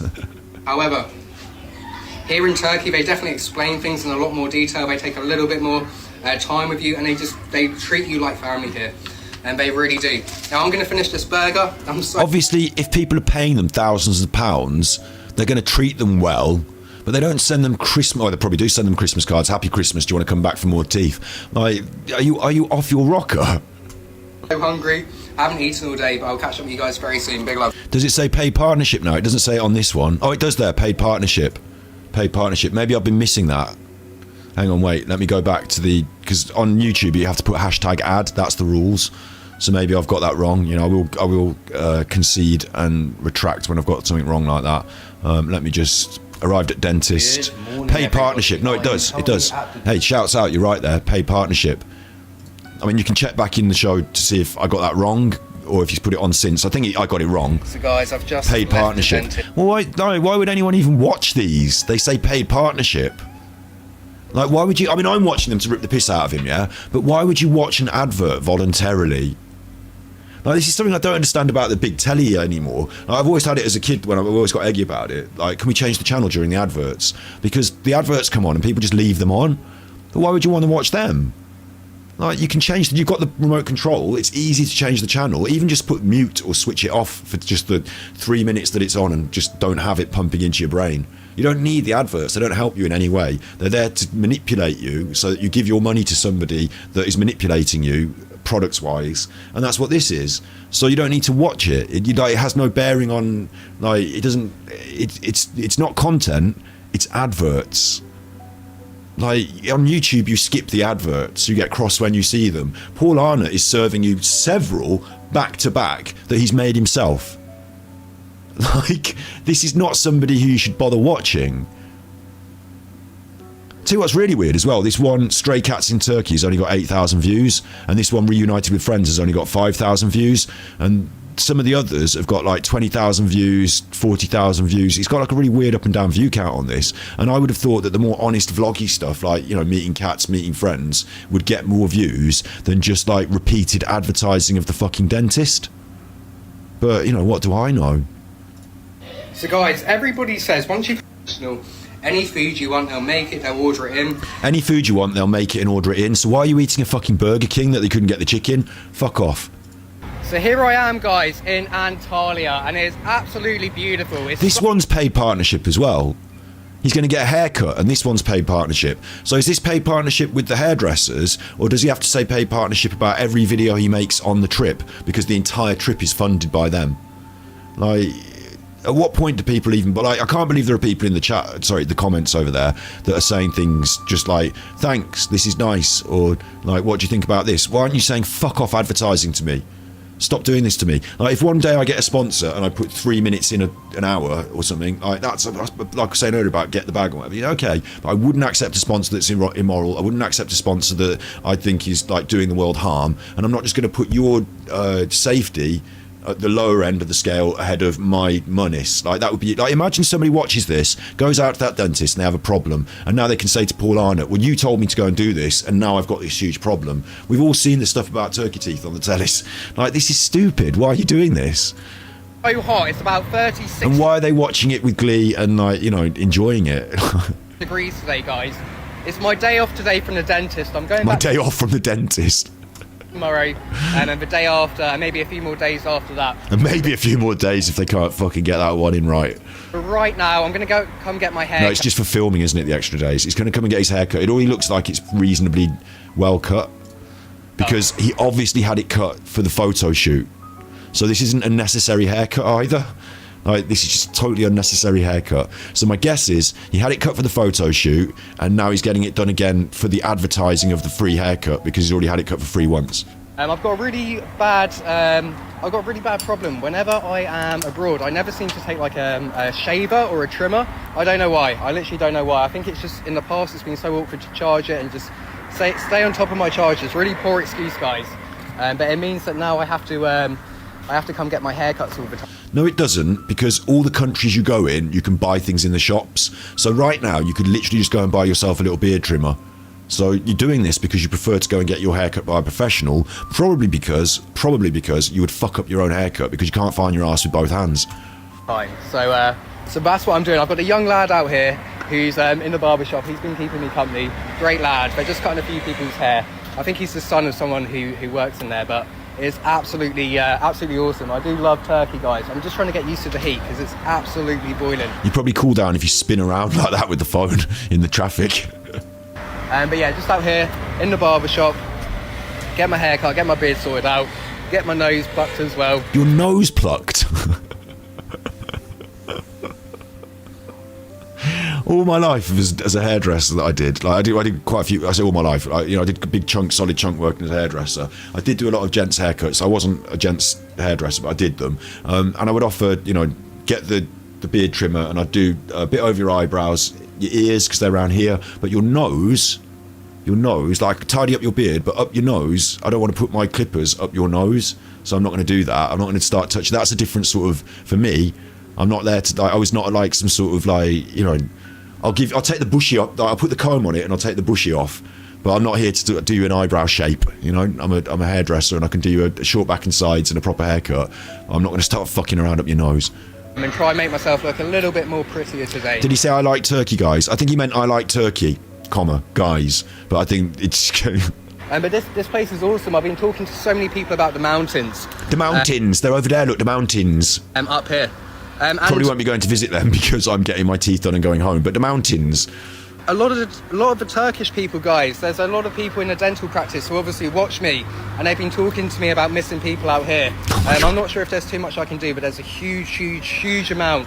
There are people out there that watch him in Turkey who don't understand. Like, this is annoying to me as well, because like if you're a Turkish person, you probably think this is how British people are, and like he's kooky and a bit strange because it's how British people are. But it's not. It's how he is, and he's not going to help them with any of their fucking missing people. He's there to get his teeth done on the free. Missing people in Turkey. I think that's Joe Boy. Which I didn't really know about. Your coffee message didn't read out. Right, I'll read it out for you because it's probably, most likely, it might have got held back for some naughty reason. Let's have a look. I've been 0 beer for 10 weeks now, eating clean. That's a massive. Actually, I've got some alcohol-free beers in the fridge. I'll grab one in a second. That's massive. You'll be feeling the difference, I'm sure. Eating clean food and training hard for anyone who needs to feel better, it can be done. If you feel down and low, things will get better. Praise be to the Kings, JC. Why would that not get read out? Praise to Jesus Christ. Like shouts out to Jesus. People think it's funny when I say shouts out to Jesus, but I kind of mean it. It's good vibes in your life, and that's getting you in a good place. And it's a combination of different things. It all works hand in hand, doesn't it? So I don't know why it didn't read the tip out, but if anyone else has, we've had the other ones read out. We've had the other one read out. So if anyone else does a tip and it doesn't read it out, I'll read it out. Sorry about that. Sometimes it holds things back for bad words, but there's no bad words in that, so I don't know why it would do that. It might come through in like 10 minutes or something. I'll press the test button in a minute. Thank you, Joe, and I'm glad to hear it. Catch up with you guys soon. Get my hair cut a little bit, and see you in a bit. This annoys me as well. Like, so many of these are actually annoying me now. I like to take the piss out of him, but annoy me as well, because that was a TikTok to say I'm going to get a haircut. He's not TikToking the haircut. He's like, I'm going to get a haircut. Now, I could do a TikTok saying I'm going to go to the fridge and get a fake beer out. I call them fakes because they're alcohol free. I could do a TikTok saying I'm going to go have a shit. So what? I'm going to get a haircut. Yeah, there's the mountains. Well, I'm on holidays. Like, why do people watch him? Paul Arnott's quality of his content has gone right downhill. Right, here's a Turkish haircut. So guys, I'm just... You can get these at the high street in the UK. And let's be real, all the Turkish hairdressers in the UK are not all Turkish hairdressers, are they? Some of them are Albanian drug dealing fronts, like money laundering fronts for the Albanian drug deal. Oh no, don't get the Albanians on me now, they'll murder me. God, I'm only having a joke. Like, but we all know it. I don't know why. Listen, I don't know why everyone suddenly thinks Turkey's the best place to get your haircut, and Turkey people are like, no offense to Turkey people, they're great people, I'm sure, but why are they the predominant hairdressing culture of the world that now dominates our hairdressing culture on the high street? Like, why do you want a Turkish haircut all of a sudden?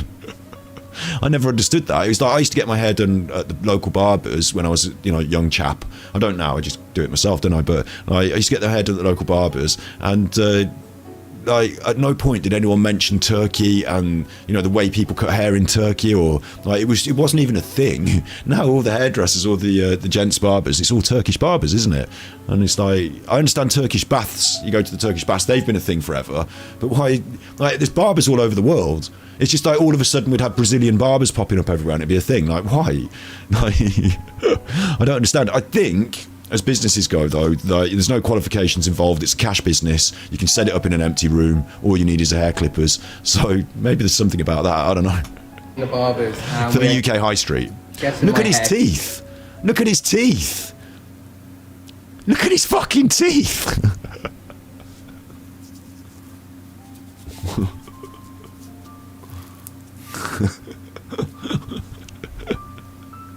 Come on.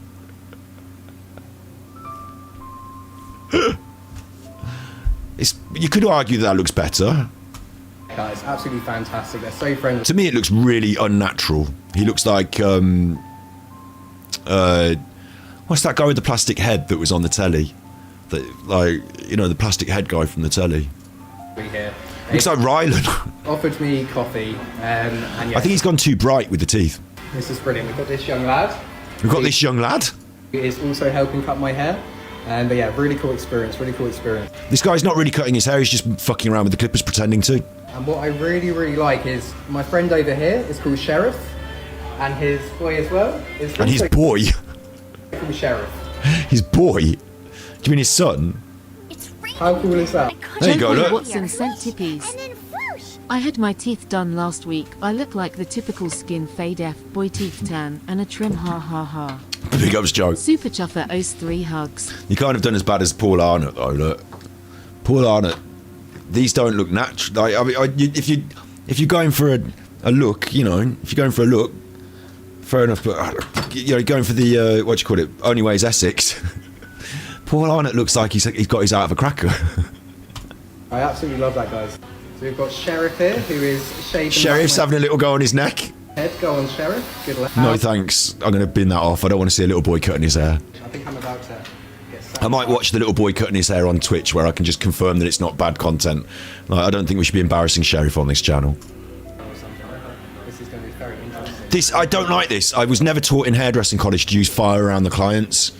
Again, we talk about health and safety and stuff. Like, what happened? You're probably not going to burn. It probably is going to singe, rah, rah, rah. But using fire around the clients is probably a health and safety risk in a hairdresser's, especially if you've got hairspray and other things. So I don't want this to catch on generally. Bloody hot. Oh, wow. That's interesting. Oh, wow. Wow. I think that's just a bit of vavavoom. Again, I think it's kipper and curtains. I think you can remove hair from in the ears, yeah. Okay. Coffee not working, sent another. Is that the one you just sent, or the one that came through? Because one just came through. That one came through. It did work. I don't know why. I don't make the fucking rules. I think it's a bit more kipper and curtains as well. I think you can burn the hair off in your ears, yes, you can do that. But you can remove it in other ways. But when you're sat in the chair and it's all going on and it's like, wah, wah, wah, and it goes in your ear and you hear it and it's like, you feel like all stuff's going on. Like, I'm not a fan. Oh, it's my ears. Yeah, that's good. Yeah, happy birthday, Cam. That's actually on fire. That is actual real fire. I like it. You like it? See what I mean? It's like getting a lollipop at the dentist, or you know, but like it's like being at the table and someone brings out your food and it's got sparklers in it. So now it's better, but it's not. It's the quality of the food that we're looking for. But now you've got sparklers, so it's that again. He's so easily, what's the word? He's so easily swayed by facade and show, isn't he? Seen that before. That's this again. This is the consumer capitalist culture of our, like, you know, you grow up in it. Like, you know, you're taught to revel in it and show off the thing you bought. You know, like wow. Become an advert for the big company. I wear that as a lovely badge. I wear the lovely badge of my local football team. Fucking Birmingham. I can smell the burnt hair. I can smell the burnt hair. Great. So that won't have a lovely clean scissor line on it then. It'll be all singed and burned then, yeah? Great. Very nice, very nice. Great. Having a good time. It's here I am in Turkey, and We are now up to 1 hour 30, and we're moving heavily towards Eddie's big reveal. So it might be that we don't do Alan's full crying rumble. It might that we just look at Alan's funny TikTok instead, and we'll get to the Eddie announcement, and then we can finish off with a bit of Alan if you want to like stay on the stream a bit longer. But I don't want to tease you out too long, but I must encourage you to stay on this stream and watch this show, because you are going to be gobsmacked. Now hold on, Lorraine. I need to show you this view because I actually can't believe it. I'm meeting my friend and his wife down here. I'm just waiting for them to turn up, but have a look at this view. How beautiful is this? I'm going to take some pictures. I can't look at it because you're waving the phone around and pointing at the sun. But it's absolutely blimmin' stunning. Blimmin'. I can't believe it. I don't know if I've seen anything as beautiful as this. It kind of reminds Stop me... pointing the camera at yourself, point it at the view, and just hold it there while you talk about it. Why is it difficult? Sardinia, but the mountains are just so much... The sun. You're pointing it at the sun. The mountains do look lovely, like, you know, cut out in the distance. You're pointing the camera at the sun. Bigger. Look at this. Look at this. Look at this. Look at this. This is beautiful. It's on a wonk. You can see people all across the beach. I can't see them because you're shaking the camera. And there's people on boats. And I love this, getting that hand in the shot and pointing. That is the symptom of a sick mind, in my opinion. Like, the phone is looking at it. You can zoom in. They can use their eyes. You don't have to stand.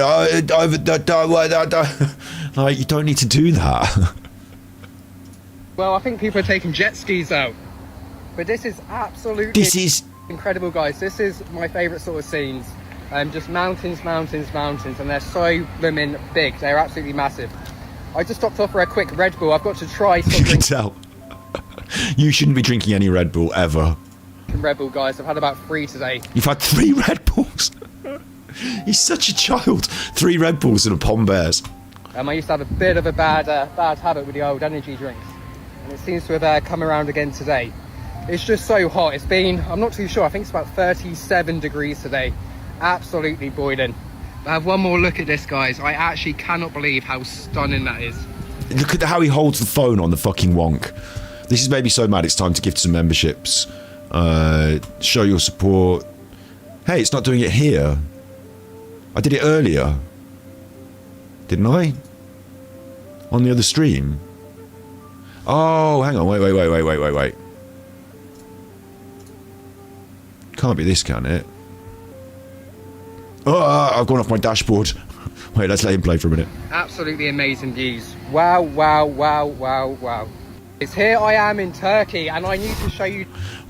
Just found our first stray Creepies. cat, and I don't know if it's a heel. Not talking to the people, hanging out with the stray cats. You're going to wash your hands after that. You're going to want to... I mean, a lovely cat, lovely cats, love cats. Sad for them being strays, but you're going to want to wash your hands after that. But he or she is so chic. He just came up to me and came for a little stroke. However, I think we're hunting at the moment. The cat's got his head deep in the grass. I wish I had some food or something to give it. But I know he or she is chasing crickets at the moment. It's so cute. I want to see if I can call it over again. Hey, why don't you let me do it? Hello. Yes, you're so friendly, aren't you? Yeah. It's weird. I gifted 5 memberships. It's something glitchy in my YouTube, right? Because I gifted 5 memberships on the premiere we did yesterday. So I can gift them. They've got 5 more in the system for me to gift. They let me do 10 every month. But for some reason, it's not letting me do it on my desktop. For some reason, maybe it's just that, right? So beautiful. Come here. Sorry about that, everyone. Come here. Come say hello to the camera. Got you egged up then. Come say hello. Trying now. I've got some water here, but I don't know how to give it to you. How do I give you water? What's this? I can only really put it into the cap. That's me talking. Wait. What's this? Some water? Won't even let me do members on my phone. All right. I'll do another premiere next week, and I'll do gift memberships on the next premiere. Come there. Come there. Do you want some water? Even the cat doesn't want to talk to him. No, I don't think it wants any. I don't think it wants your thimble full of water, no. Okay, thanks. Just found another cat, and I'm going to try give it some water. I've only got a little bit of water on me, but the cat's over here. Let me show you. Luke did this, didn't he? Like, it screams of desperate grifter in a way, because it's like utilising a prop animal. And I don't like this, again, I'm going to be negative, but it's utilising a prop animal that invokes sympathy in order to sort of make him look a bit better. But really, it's just because he's got no friends and nothing to do. Like, although he does go for dinner with some friends in a bit, doesn't he? Let me come put some water. There's a little cup down here. The cat's in there. Hopefully the cat will realise I'm friendly. See? That's for you. You can't even see the chuffing cat. I think Daddy Cat. I kind of feel like this is Daddy Cat. And, just making up stuff about cats. I'm not watching that. I'm literally not watching Here that. we are, guys. I have been reunited with my friends. We have got Adam over here and a beautiful Amina as well. Adam is from England. He's had his teeth done as well. And Amina is from Uzbekistan. So it looks like maybe there are more than one. Like when they're doing this cosmetic dentist advert that they're doing, like maybe they've got more than one person to have their teeth done, and maybe he's met these people at the place, or maybe they're all in. Like, I find it strange that they're his friends, and yet they've had their teeth done as well. Like, does he know them? When he says reunited with friends, does he mean from around the world? And it's like, oh, it's good to catch up. I met you in Spain, or does he mean like from the other day when they had their teeth done? And we are just walking down here. We are in this pretty busy area. It's full of restaurants. There's loads and loads of nightlife going on. It smells really nice as well. So much food. Where are we going, Adam? Where are we? Try some Turkish food. Try some Turkish food. What do you have in mind? Well, what are we thinking? Adana dürüm, lahmacun, and mercimek çorba. Okay, this is going to be super interesting because I'm the biggest, fussiest eater. I know, Pombears, I know. In the world, and Adam has already sent me some videos of But he's going to like this because it's basically going to be meat cut off a skewer or something, isn't it? Like, he's going to be able to pick out the vegetables. He'll be fine. Some very interesting foods. I don't want to... Yeah, interesting foods. We'll leave it as that. But let's keep going, guys. Let's keep going. Over here, there's quite a few people sitting around. There's a play area. I think that's where actually he should have stopped the TikTok there. This is extraneous information that we don't need. It's him waving the camera around to fill a minute. It's just so beautiful. It's really, really bright. And yeah, I wonder if that's the thing on TikTok. So I'd have thought you want to keep him short, but he seems to want to fill the minute. So much fast food. There must be like 100 different fast food places down here. Yeah. And I am excited. I'm nervous, but excited. But I'm sure... He must really love it with all the fast food as well. He must be right in his element. It's hot, there's a mountain, and there's loads of fast food. Guys, so we've got our first bit of Turkish food. What am I trying first? Trying. What am I trying first? That's his food, and you've not ordered it. You've ordered yourself the plain cheeseburger. Like, you've probably already got it from the Burger King up the road, and you're not as hungry now. But you're going to try his dinner to see if you can tolerate it. It's got a sauce on it. What sauce is it? Pomegranate. Pomegranate, okay. Can't go wrong. And he's taking a big mouthful, so fair play to him there. Try Turkish. Turkish bomb. As everybody knows, I do not eat any spicy food. I hate spicy food. It's the worst thing. Swallow it whole, yeah? Don't get spicy pombos. Don't swallow it whole. It's a what the fuck is... Chew it. Oh my... I swore. I just swore. I never swear. Where's the water button? I'm just trying to swallow that. That is so hot. Oh, it's my throat. No, that is so hot, bro. That is like the hottest thing I think I've ever... And the edit there, like all the hacked up edit. In my mouth, I don't know what that is. Oh, I love it. And some bread? Yeah. This is like really crisp. Some bread? Let's try some... This is fucking pathetic. But I'm glad we got this. We can watch it on Detractor Beam. You know what? I was supposed to be on Detractor Beam last night, and I fell asleep. Oh my God, I must have been really tired, but I fell asleep.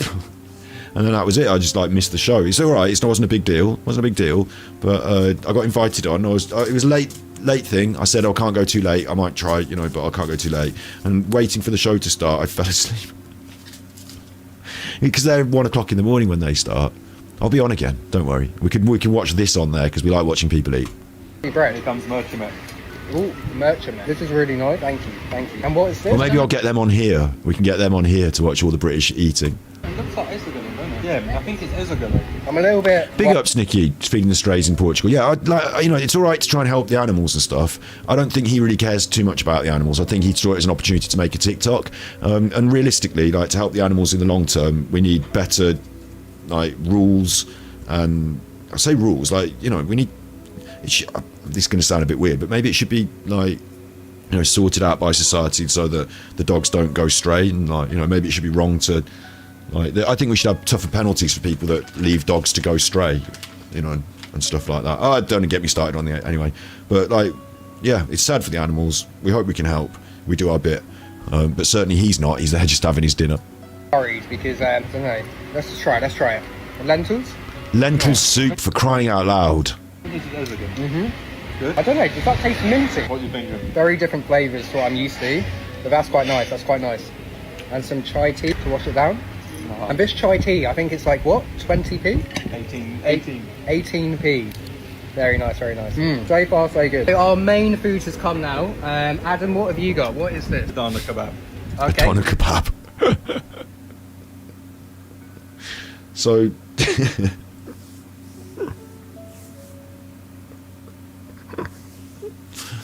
the exotic taste of turkey. And that looks very out of... Agile. Yeah. Agile as... Yeah, She hasn't said a word. Does she exist? And what have you got over there, Amina? Liver wrap. Liver. Chia. Liver. Liver is something that I will just not touch. Really? I used to, vegan, obviously, but what, are you that finick that you can't eat some liver? You're not going to try that one then? And I don't actually know what Adam has got me, but we're about to find out. The soup was so nice. What was that soup? Adam's ordered for you. Okay, so I'm wrapped. But listen, it doesn't matter because he can just throw this in the bin and go and get a Burger King. Guys, it's so hot. It's absolutely boiling. Little taste test. Right, this definitely isn't brain or heart or any sort of organism. Oh, that's well good. Bro, what is this, man? Well, you've ordered me some heart or something. Seriously, bro. No, it's a wrap. This is top quality. Okay, but this is just beef. Yeah. Bro, what is this, man? What's it going to be, like tongue or something? Just try it, man. It'll be alright. Have some salad too. Just try it, man. Tastes like burger. It tastes like a beef burger. Nice. Tastes like a beef. What is it, bro? It's beef burger. Oh, it is burger. Basically. Okay. I didn't know. Pom bears. It's playing a trick on me. Okay. So far, guys, I'm enjoying the Turkish food. If Adam was not here, and Amina, I would never be even trying this. So, yeah, very nice. I'll catch up with you guys soon. I've done my best, guys. I've tried this. I'll be completely honest. He's not going to eat any of it. I told you. It's going in the bin. He's going to go and get an actual burger. I'm not a huge fan. Adam's tricked me a few times with the old chili. I thought this was tomato. And he was like, put it inside a wrap. It will taste so much better. So I did. And my mouth is literally on fire. I'm so glad I've tried this. But yeah, I don't know. This is more Adam's food. Turns out I have been massively tricked. I thought this wrap, which... Of course, it's going to be something like tongue, yeah? We'll see, I have had 2 bites from. I thought it was... 2 bites. It was beef. Adam told me it was beef. There's no beef in there. It was pure... Adam's your great mate. It was lamb. I hate lamb. I don't eat lamb. How do you feel? Why is he laughing about that? I thought it was like, obviously it's beef, but it's a strange cut of beef, like it's the cheek or it's the tongue. Like, then you can have a little chuckle because Paul doesn't like, you've eaten a beef willy or something. But if you've got a problem with eating an animal and your friend inadvertently or deliberately orders you that animal, like he didn't even notice. How could he not know it didn't taste like how can he know what it didn't? There's nothing wrong with it in terms of food other than obviously the vegan aspect. But I don't try and ram that down your throats. Not the political aspect, I'm not going to now have a big rant about not eating lamb. But I'm surprised that like, what does the reason he doesn't eat lamb? Maybe he just doesn't like it. If that's the case, then, well, he can just eat it if he likes it. But if it's some other reason, and his mate's laughing and giggling, and like, if you fed me, like, animal products, knowing I'm a vegan, deliberately like that, like, you know, whatever, I'd be pretty fucked off. Like, and there can be religious reasons why people, I don't think it's religious for Paul, but, like, the tittering, he's done him in, he's done him lamb. He's your big mate, he's your big friend. And now they're laughing. I don't understand why you wouldn't like it. It's so good. This was like the best vagina I've had. I've been here 5 years, and this is top quality. Sonny Edwards over here. He's now calling me a murderer and a savage. The soup was nice. I can't put the soup down. And the water was quite nice as well. That was nice water, but yeah, I can't. He's calling you a murderer, so maybe it's only certain animals that Paul likes to murder and eat, but other animals he doesn't think you should murder and eat. How was yours, Amina? Was your food nice? Yeah, it was great. Yeah. It's good that he actually talked to her. You know what she had? The liver. Yeah. The liver. That's a no-go from now. That's real savage. That's real savage. That is. It's just eating dinner. It's not savage. You're tittering like schoolgirls. Great. So guys, it is 11 o'clock at night right now, and I have just been down to the shop. I've gone and got some protein shakes, and also a little bit Mars of food bar, as well. There's loads of Mars bar, Pom Bears, you know, food as well. restaurants open. I'm not really too hungry. I did have a Burger King earlier. I told you. I told you. I told you. He's had a Burger King. I told you he's had a Burger King. Right, loads of you here. Listen, loads of you here. Loads of you here. Well, how many more of these? 1, 2, 3 more. Okay, we will watch these 3 more. Yeah, we will watch these 3 more. But I'm going to switch it up a little bit now. Crowdfund time. Crowdfund time. Help the Armchair Detective fight back. £840 raised. This is the original GoFundMe from Alan Vinnicombe a year ago. £840 raised for his court case. He's crying about the court case now. We will have a little look at that. He's crying about the court case now. I think he literally had been crying. This didn't go so well for him. This crowdfund smoked comedy drama pilot. 0 of 25 grand they wanted. They wanted 25 grand. They got 0. 0. That's everyone. There they all are in the pictures. Did you spot him? That's Jim from Coronation Street. Did you spot him though in this picture? In this one, there he is. Little Lukey. Little Lukey. There he is with the whole crew. Little Lukey. And that must be his mate that does the video. And that was someone else holding the script there. I thought Luke did the script. And then there's these 2 people who are acting in it. That's the team, Little Lukey. And Luke's crowdfunded that got nothing at all. It's an open-ended project. There's no time limit. Payments are taken straight away. So if you do your do's and your don'ts, I suggest you don't. And also, do's and we don'ts. Do's and don'ts. I suggest you don't. But it's got all sorts of levels: £10, £500, £250, £100, £50. It's got all sorts of stuff about it as well. I was going to have a good read through that. Investment use. A full breakdown on how much the full production will cost has been constructed by Odd Draw Digital, and the final amount is £25,000. It's raining again. I couldn't Zamolius, be the happier. holy sent And then tippies. whoosh. Suffer Alan Suffer. Super Chuffer owes 3 hugs. Big ups, thank you very much for the tippies. Yes, suffer Alan suffer. He will in a minute. We're going to watch some more of his stuff, and he doesn't like it when we do. And he has been crying, and I'll just paste that in chat so you've got the link. He has been crying. This man's going to suffer. Have a really, really busy job. We're going to talk about him. You're going to be blown away. Scotty Hotty's got some thing to tell you. And talking of crowdfunds, our Kaz is having a haircut. Brave the shave. This is for Macmillan Cancer Support. So if you're considering tipping me tonight, you might also want to consider throwing it towards Kaz, tipping Kaz. She's having a haircut. Look at all that lovely long hair. She's going to have it shaved off in 4 days. Right? That's quite a big thing to do. So Tippy's in the chat, Tippy in the thing. I'm going to take this off the screen. On the other window, I'm going to try and sort that out so that I can actually Tippy myself while we're streaming. but make sure you have a look at that. And then we're going to go back to Turkey Teeth and finish this. Then we'll have a little look at Alan. We're not even up to 2 hours yet. Big Eddy announcement coming. Big. Okay, big. Let's listen to his Burger King thing again. Guys, it is 11 o'clock at night right now, and I have just been down to the shop. I've gone and got some protein shakes, and also a little bit of food as well. There's loads of restaurants open. I'm not really too hungry. I did have a Burger King earlier. Today I've been at the dentist, which has been absolutely fantastic. I was just there for a few hours this morning. I'm back there tomorrow. I don't have to be there till 10, so I do get a little bit of a lie-in, which will be really, really nice. I didn't sleep too good last night. In fact, guys, I didn't actually get any sleep. As you guys know, I saw one of my best friends, Adam and Amina. So Adam and Amina, they live out here, and they've been living out here for a few years now. And it was really nice to see them. However, we got a little bit... Here's your good friend, then. ...carried away. And I didn't actually get back to my hotel till 7 o'clock this morning. And then... Oh, is this a different day? What's going on with the Burger King? I'm really confused now. I thought this was the same day.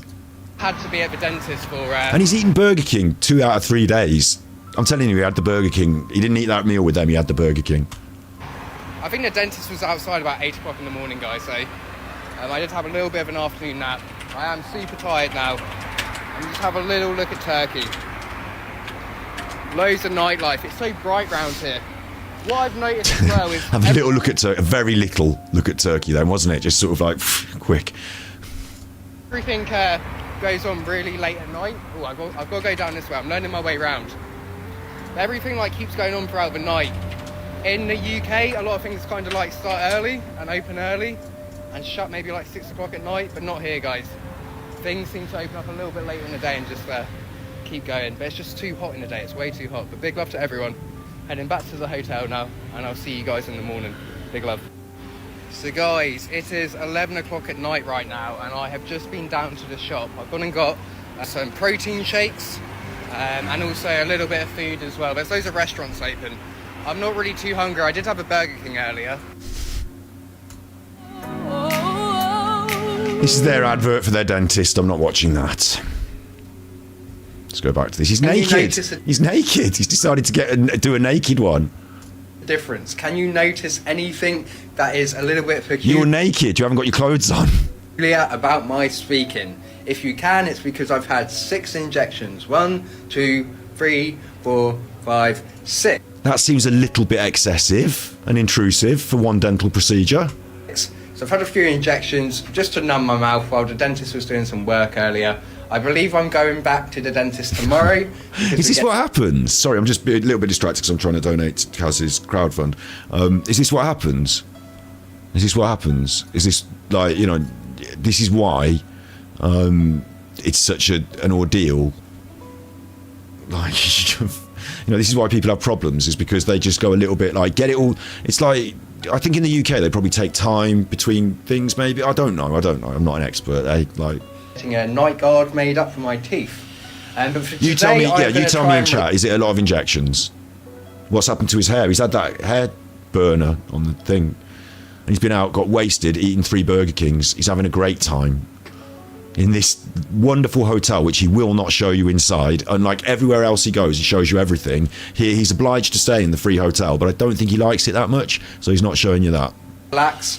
All this is going to wear off. His tattoo says, "Be the change you want to see in the world," across his collarbone there. And apparently this is the change that he wants to see in the world. I mean, look at him. Look at him.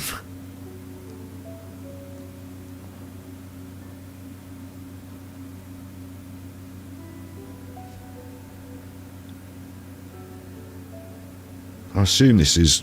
Hang on.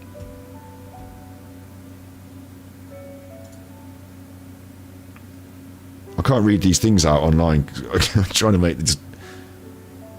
Is this it? It must be this. I have trouble filling in my details. Just filling them in with my brain. Hang on. Hopefully in about 2 hours. And then I'm going to go find some milkshakes and some smoothies and a few bits like that. It's a super hot day again today, guys. I'm not quite sure how hot it is. I think it's about 38 degrees. And this is really strange the way I'm talking. I'm not sure if you guys can notice or not. If you can notice, I'm talking a little bit different today, guys. And drop a comment below. Absolute madness. Absolute madness. Absolute madness. I just want to show you this beautiful view. That's a classic madness. You can see the view, look, right down there. Since over here. Now over the back over here we've got Classic Olympus, madness, guys. which is where the first Olympic Games were ever. Now over the back over here we've got Olympus, guys, which is where the first Olympic Games were ever held. I hope he talks like that forever. I mean, this is also the place as well, guys, where they light the Olympic torch and they carry it all around the world. So I will show you guys that probably next week. But big love. I'll catch up with you guys soon. I'm gonna try get my lips sorted. But big love. Try and get my lip sorted. What is going on, gang? Nothing's going to change with your lip until it goes down from the injections that they hammered into you. Again, this is their advert stuff, isn't it? So I don't want to watch too much of this. But he's going, isn't he? He's going for the full deck of like absolutely solid, like full deck of teeth. Which they're the full farthy down ones. Oh, he's such a chuffer. That is not the best idea in the world. Like, he didn't have bad teeth before. He didn't need to do this in any way, and he's gone full on turkey teeth. Incredible. Promotional content paid for, advising all the people that watch him to do it. Why are they even watching it? It's bizarre. Like, it's bizarre. Why are they even watching it? I can't believe it. Possibly some of the worst content I've seen on the internet. Wait. I'm supposed to be doing this. Paul Arnott is an idiot, isn't he? Can we have like something in chat if Paul Arnott's? Can we have your pom bears in chat if Paul Arnott's an idiot? Like, would you follow him into the gates of hell? Get in there now. Confirm the details, please. I don't want Firefox to save that. No.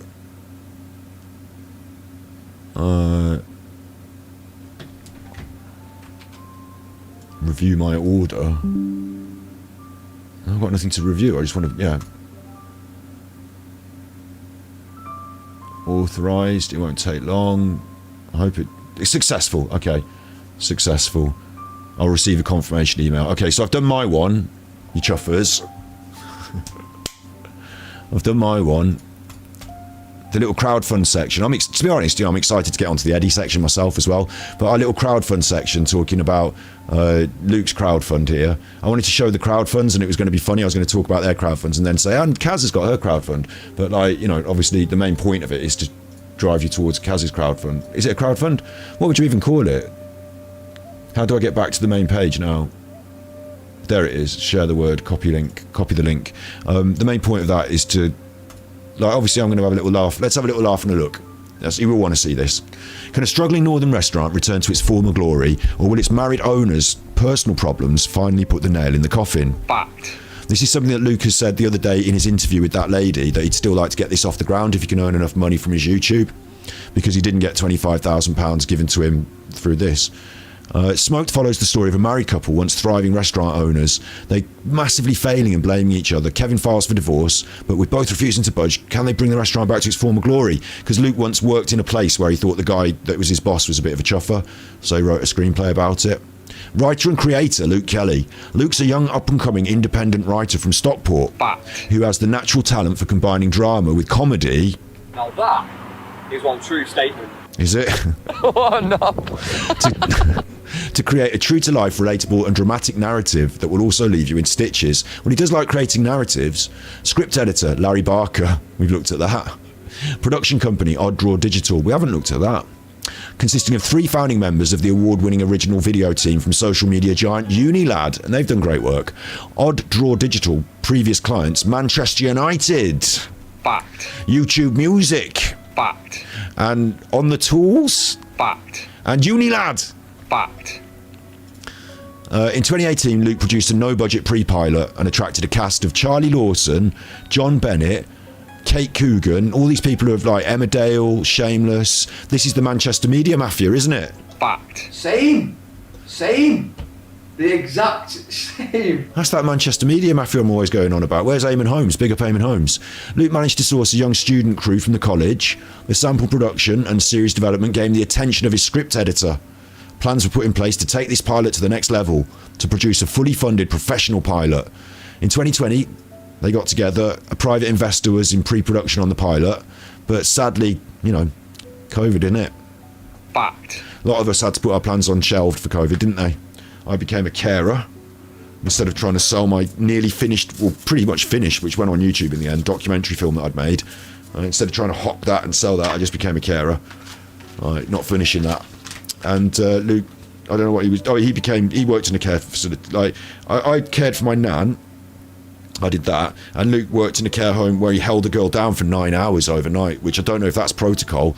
Him in a room with the girl for 9 hours and one other adult, but apparently it was a bit of a fuss because he'd already taken that young girl out for a haircut and a drive and a walk up in the woods and up on the moors. He took her to have a walk up on the moors, and she'd got some sort of gender. You could see it all. Issues with gender. She was a minor, of course. Like, he made a bit of a friendship with her. You could see it all in Luke's. What do I call it? Luke's Experience. It's a video on our channel called Luke's Experience. It's a very strange confession that he makes, and it opens up so many more questions. But that's Luke's crowdfund, and Alan did a crowdfund, help the Armchair Detective fight back. Fact. And Alan's crowdfund got £840, right? This was his. Do you remember this? Like, he was fighting back against the Rusiks. This is Alan's crowdfund. Hello and welcome, my name is Alan, and I am the Armchair Detective. Over the past 4 years, I've operated a YouTube channel where I study and discuss all aspects of the true crime genre. As YouTube have recently demonetised my channel, I no longer receive payments for views for them. Producing and creating live streams takes many hours of hard work, and a lot of hours to assemble. I take pride in bringing my subscribers interesting and fact-based content each evening. Sadly, unfortunately, over the past few years, my channel has suffered many attacks from those who would like to see my channel closed down permanently. It did get closed down permanently. And also, do's and we don'ts. I have do's and don'ts. I have 71,000 loyal, generous and caring subscribers. 71,000. And it's those special subscribers to whom he turns now. And with that huge number, he got £840. So,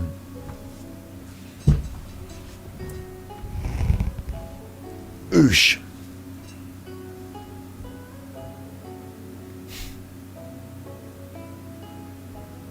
Not gone so well. We'll have a little look at this. We will, right? This is his 6-year quest for the truth. We'll start this one off. We'll move to Eddy in due time. It's 2 hours in the stream now. I want to pick the big Eddy announcement up. I don't want to drag it out all night, yeah? I definitely want to do that. But we're going to watch a little bit of Alan. As we said, we've got Paul's teeth. We've done that. We've got Alan building up to the big... And I don't know what, you know, you're going to be like, you're all going to... You are. And when it happens, when I show you, I want you to be all saying in chat about how, come on, Super Chuffer, Scotty Hottie, blown away by his hard work again in the background. You're going to have to say it. You're going to have to... Oh, come on. You're going to have to get... Come on. Did a lot of interesting work on the Nicola Bully case as well, didn't I? Actually, I did a little bit of research on some stuff and found some stuff out. You know, it's over there on Super Chuffer. Can't reveal sources, but we'll see. Okay, so... Raining again. I couldn't be happier. Here is Snapchat sent tippies. Alan still hasn't found me. Do you remember Alan said, owes 3 hugs. have you seen this cat? I've still got that somewhere. Have you seen this cat?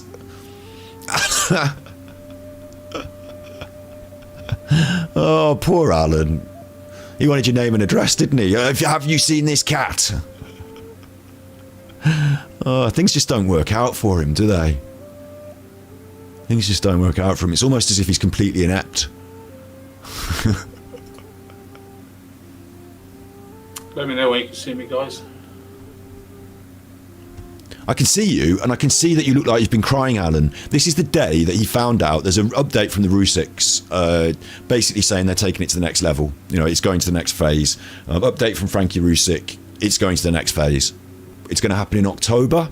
Actually, I could get this out and show it you, couldn't I? It's on YouTube somewhere. But it's happening in October, yeah? Because the court's closed now. Do you remember I said this last year? Like, Scotty Hottie predictions. Listen, Scotty Hottie cards predictions. I said this last year, but I was right. It's just I was a year behind. It's just like the vibes, the waves didn't come through right. It was just a year out. Sometimes, but I was right? No worries, Kaz. You hit your target, yeah? They can keep donating. Don't tell them. They can keep donating. Like, no, honestly, thank you. Thank you, Kaz, for all the support for the streams, you know, for being a member, for being part of the crew. Like, thank you. I'm glad we can help you towards your goals. Thank you, Red Fan. Thank you for broad gifting. No, it's just a loving. Look, I hope Alan's watching. It's just a loving. Thank you. Thank you for the gifted memberships. I do intend to gift them. I did on the other stream. I'll have to do it on the next premiere because for some reason it's not letting me do it in my live stream window. But I have got them to gift. I've got 5 more. But yeah, thank you, Red Fan. Massive support, that is massive support. I never went without a real drink in all my time in the Rovers. Now that is one true statement. I'm not going to play that one. That one's a bit much for tonight. Now hold on, Lorraine.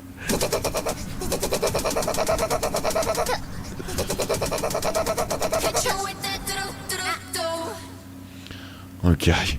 Alan does look like he's been crying. So this update went out on the internet. Alan has found out that he is definitely going to court, and it's happening in October because it's summer holidays. So when the court starts up in October, a hearing will be scheduled, just like the last one. It's not going to be some big court case Rumpole of the Bailey slamming down the hammer. Alan's not going to stand up in the court and deliver his evidence. The judge is going to pass judgment based on all the facts, basically a hearing. You know, like the judge is going to have them there in the thing, and he's going to say, "Do you want to say anything? Do you want to say anything? Good, I don't care. This is the fucking result. Do you want to say anything now? Come back when you have your fucking tellings off and get your money. Like, you're going to be told to pay this for the court and that and that. Come back for that later. Alan, you're naughty." Like, that's what's going to happen, isn't it? And Alan's found out that after this long, arduous process of stalling and fucking about, it finally, like, it's just like him as well, where Alan can't face the reality, because he lives in a fantasy world. He can't face the reality. He's delusional. But when reality comes and smacks you on the arse, you have to accept it and face it. And that's one of those days. He's probably had his own message from the court, not from Frankie Rusik's update. He's probably had his own message saying this is happening. The next stage has been completed by the Cohen team. We are moving forward. And like, he's probably not very happy about it, to the point where that intrusion into his reality, that shattering of his like fantasy, he's had a cry. "Oh, I can't, it finally got me." No, he's had a cry, hasn't he? His eyes are all puffish. He's all like, what's the word? He's all reflective. You know, he's like, okay, this has been a 6-year... It is, after all, the anniversary of the Chris Watts murders. I didn't make a big thing of it. Thank God Alan didn't either. But maybe he's, you know, reflective on that, and he's sad about the kids. And it's not that. He's, of all things to be sad about, he's sad for himself and his own position in life.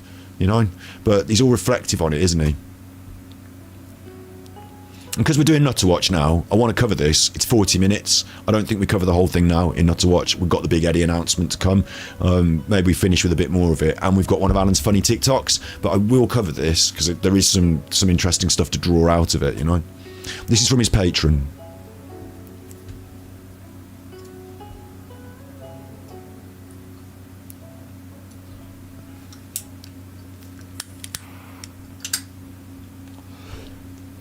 Anybody see me yet? Normally, Riff Rapper say I can see you.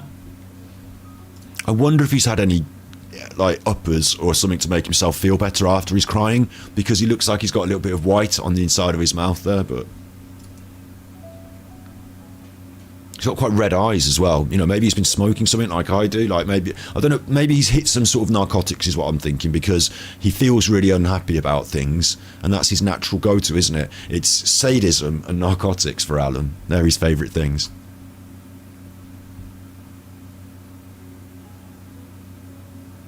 Anyone see me?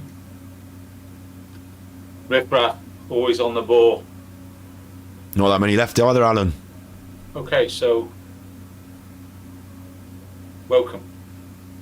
Alan's got the teeth like Paul Arnott. Trouble like planning when I'm going to go live on. Notice here he's like touching his head like this, like he's in agony, like he's going through a term, like, you know, this is like the body language of someone who's suffering. Like you said, you know, suffer Alan in the thing. Like, fair play, like, you know, he's done so much horrible stuff, he deserves it to come around and bite him on the arse. Patron, because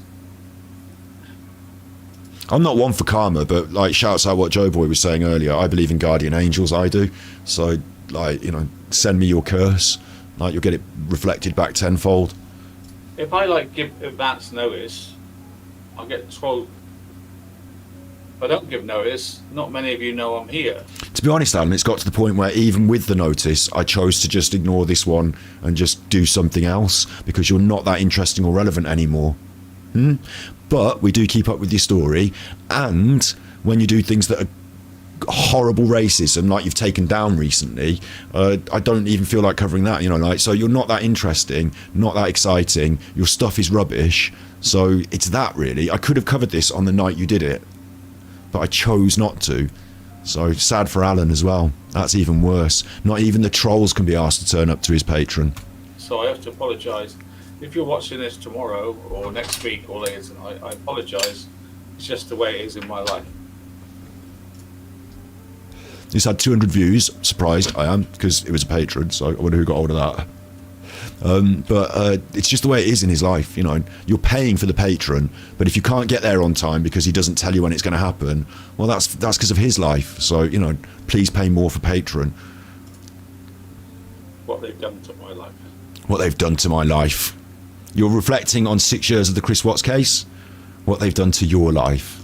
First of all, I want to say I appreciate your support all these years. They've given you quite a lot over the years, haven't they, Alan? I hope you haven't pissed it up the wall on poker. A couple of days. He's a great learning, you know, curve for many people. Like Paul Arnott, same thing. Like, you know, don't like make hay while the sun shines. Yeah, obviously he's gone and got the bag, but like don't piss it all up the wall. Don't think this is going to last forever. That like the sun shines and then it's just like sunshine again and sunshine forever. Like there's a cycle to things. Like you're going to have times when things are good and you're going to have time when things are lean. Maybe like everyone goes through struggles. Like Jude Bellingham in the background, looking like someone's racially abused him with smeared. Anyway, look. Looks like he's painting in Winston's. Anyway, look, the Jude Bellingham in the background. It looks awful, doesn't it, his paintings? It makes him look scarier. It makes him look more gacy. Like, this is an unhinged person. Like, to even consider to keep that in the background, like, to put it there, to look at it on camera and think, this looks fine. I'm the famous armchair detective, and behind me, I've got, like, the paintings of a madman. Like, it looks like I'm locked in a white room in Broadmoor, and this is my hobby. Like, this just he's not gone for the pink light today, though. Definitely gone for the filters, though. Hard on the filters. Can't stop it from looking like he's been crying. It's either that or it's red eye, isn't it? It's a bit of both. It's crying, it's both. It'll be 6 years that Chris Watts murdered his family. Yeah, that's what you should be sad about. Years. That's the sadness here, Alan, not what they've done to your life. 6 years and you're still fucking banging it. And all I've ever done. All I've ever done. He didn't say, like, God rest their souls. Like, you know, I wonder if the family have managed to find some peace. They probably never really will. It must be so hard on this day every year. Like, my thoughts go out to them. All I've ever done Is have a quest for the truth. That's all. Nothing more, nothing less. Despite what people say. To be honest, actually, that makes me reflect on my Nicola Bully content about how I'm so loath to delve into the sort of sycophantic sponge sugar sympathy. You know, R.I.P. We'll miss you forever. Like, you know, I don't know her. I was just trying to find out the truth of a crime case thing, really, for a bit of fun on the internet after some body language reacts. But yeah, Alan's deep in this. He's like talked to the people involved to the point where they're having a court case. You'd think he'd have a bit more sympathy. All I ever wanted to access was the truth. And over the years, it became such baggage on my back that On your back? It became baggage on your back. couldn't carry it anymore. But I couldn't carry it anymore. And here he sort of breaks into a laugh, like it's a lie. Because it's not been that. Like, this is fake, yeah? It's not been baggage on his back that he couldn't carry. He doesn't turn off the stream and then think, oh, the Chris Watts case, you know, I can't sleep. He's just living his life, spending his money, doing his narcotics, playing his poker, singing with kids on Smule. They were all young Asian kids that he was singing with on Smule. There was a pattern, right? He's doing his, like, horrible weirdness, yeah? He's a horrible, horrible man. and he doesn't, like, he's laughing about like this weight on his shoulders. The weight's been on the family, you know, like, it's not been a weight on his shoulders. The weight on his shoulders has been the court case and seeing his apparent success fade and dwindle and then disaster go in the bin, hasn't it, Alan? That's been the thing that's been on your mind. And I think he nearly sort of cries here as well as laughs, though, because I think he is feeling a massive weight on his shoulders now, because in October, reality's going to strike. People say about me, all I ever wanted to access was the truth. And over the years, it became such baggage on my back that I couldn't carry it anymore. I couldn't carry it anymore. His voice nearly broke, though. I wonder if he was going to cry. I was dehumanized, depressed, thrown off the scent of the case. We can speed him up because it's And after because I'm now. human, I suppose. Because you're human. But what they didn't know is I never give up. Never surrender, eh, Alan? Which All the the other way. side have all found out one by one. Yeah, the reason that you're going to court and you're going to lose in court is because you refuse to compromise. You never gave up. You refuse to compromise. It's been to your detriment that you have never shut up about this and constantly gone on with your grift. Yes, that's your own detriment. The AD is more formidable opponent than they thought. Because whether it's about the case or trying to sue me for money, I never give up. I guess, just to let me know you can hear what I'm saying, I can't see any comments. Nobody's speaking, so I guess you're here, the few of you are. Nobody's speaking. He can't see any comments. I mean, this is really a low ebb for Alan. 6 years on from the Chris Watts case, this is where it's got to. I would have liked, it would be almost, what's the word? It'd be almost feel right, wouldn't it, if he'd had his court case finished and then the 6 year anniversary, like to coincide a bit. But really, like, it is, he knows, like, 6 years, it's all over. It's all over for him as well. He knows it. And that's what he's really reflecting on, isn't it? Someone can just say that they can hear me, be great. This is where it's got to, Alan, for you. 6 years of it. Can you hear me? Big peak, wasn't it?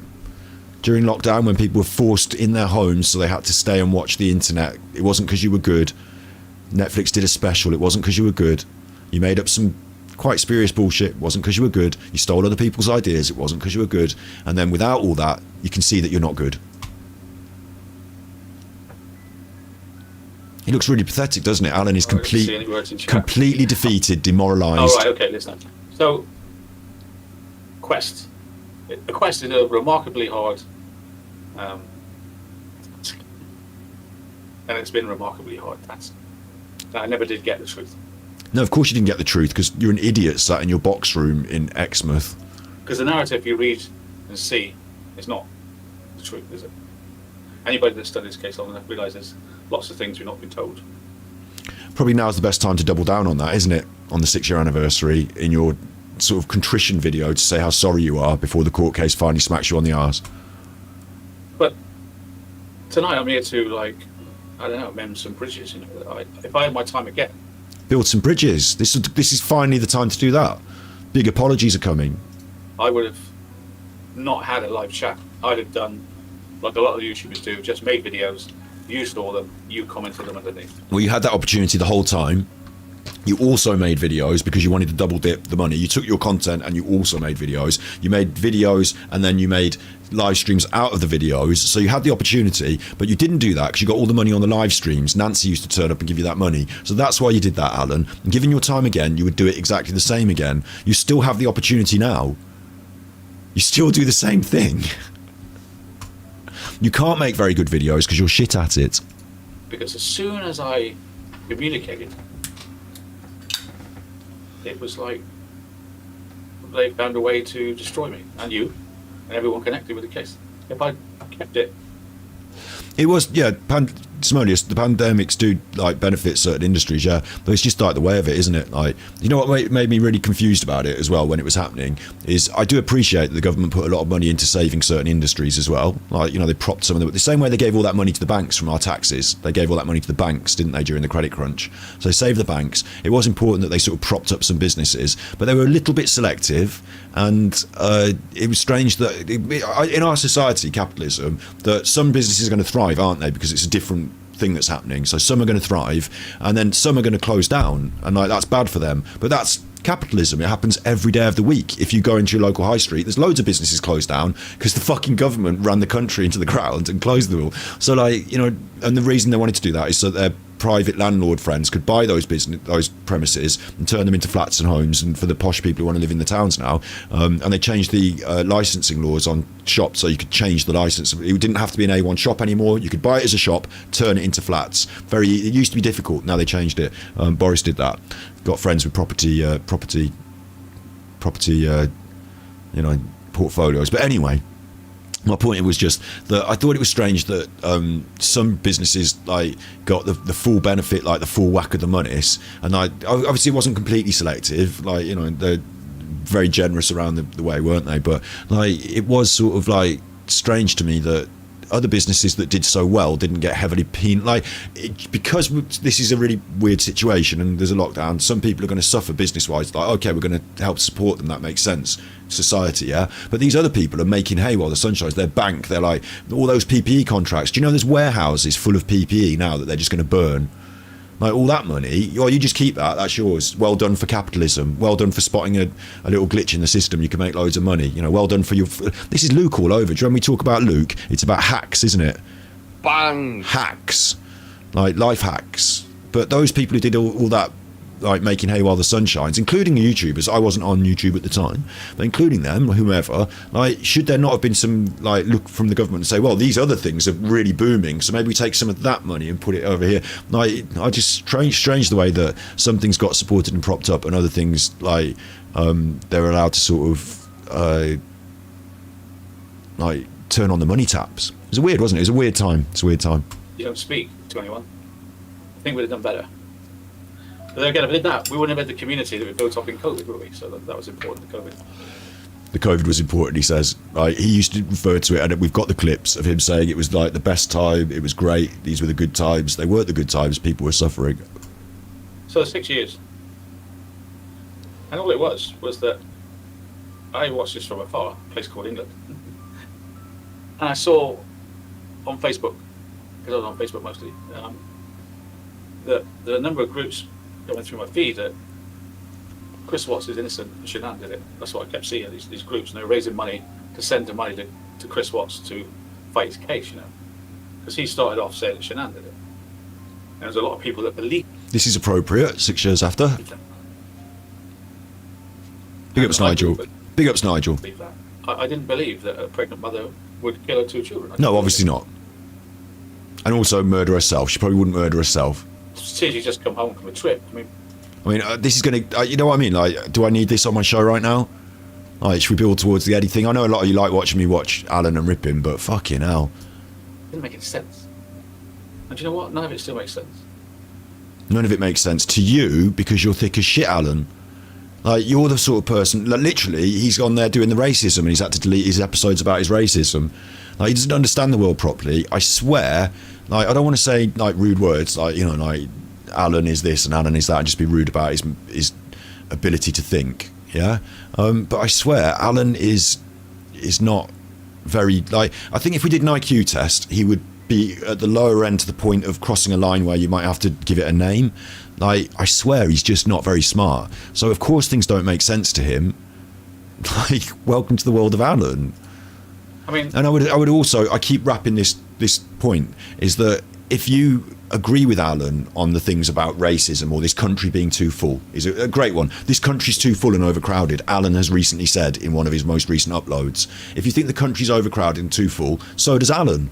So, like, you know, you're on that same thought pattern there. So what does that say? Like, Alan can't come up to an intelligent thought pattern. He can't raise up to a smart person's level, but he can maintain his low level of stupidity. So maybe you've dropped down there if that's what you think. I'm not saying you and Jack would, but you know what I mean? Like, it just seems bizarre. Seems bizarre. Who's talking about Leamington? Leamington Priors, Royals Priors. I know that shops. It's up the road some way away. 70% of shops closed and empty. Oh, they haven't been there for a while. It's fair. I wouldn't call it local, but it's like, you know, I could name it as somewhere that's round the way. If Chris Watts did this alone, like he says he did, how could a stone cold murderer confess so easy? Why? because they caught him and they had all the evidence, and he was doing the interviews, and it got really heavy, and he was going to go like for the death penalty, was it? And then it like don't get the death penalty. Is it death penalty? I don't know. But like obviously we watched that back in the day. You know, it seemed like he decided to come clean because he was busted and they had all the evidence. Was that it? Confess to the crimes. Wouldn't he want his day in court and just say not guilty? Didn't they do a lie detector test and he failed it?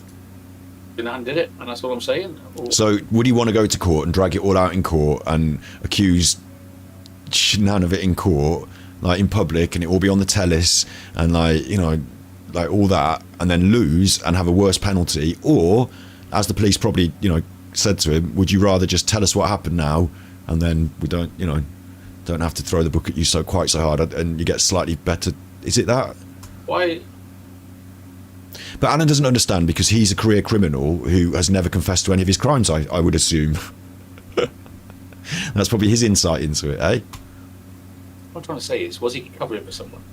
What you're trying to say is, was he covering for someone? That's interesting. That's the right thing to say at this point. I would say that's a good thing to say. I've just had a lovely cup of tea and a bakewell tart. There's no shock to you that I have a huge suspicion on Nicole Kessinger that she knew more than she said. I'm not saying she did anything. I'm saying she knows a whole lot more than she's saying. Right. She might be involved, she might not be, but the police aren't bothered. The police aren't bothered. I think the police were quite bothered. They interviewed her. I think the police were quite bothered with what happened. Why did you say the police aren't bothered? Well, because they never interviewed her properly. Not properly. And Tammy was shocked that the case was closed so quickly. Like, I stopped the clock. I was investigating. I wasn't ready. Tammy's a good thing in this. Tammy was the good thing. Tammy suspected NK. Years afterwards, when we had that David on, he recorded the phone calls for us of him talking to Tammy. I don't know who Tammy is. Tammy saying, okay, I'll Was she one of the investigators or something? come thousands 6 years on now, Alan. miles to you to do a lie detector with you. You saying that Chris told you that NK was involved. We're coming to do a lie detector. Why would she do that if she wasn't suspicious of NK? Why would she do that if the case was closed? So that's why I'm still here nagging about it. Well, Really? not nagging about it. I hardly ever talk about the case anymore because there's no point.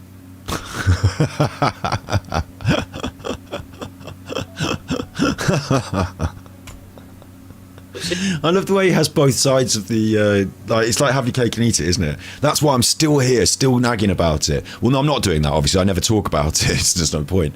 Like, he's like literally saying both, like whichever one is right, he'll later on delete the other. He did this with what did he do this with recently?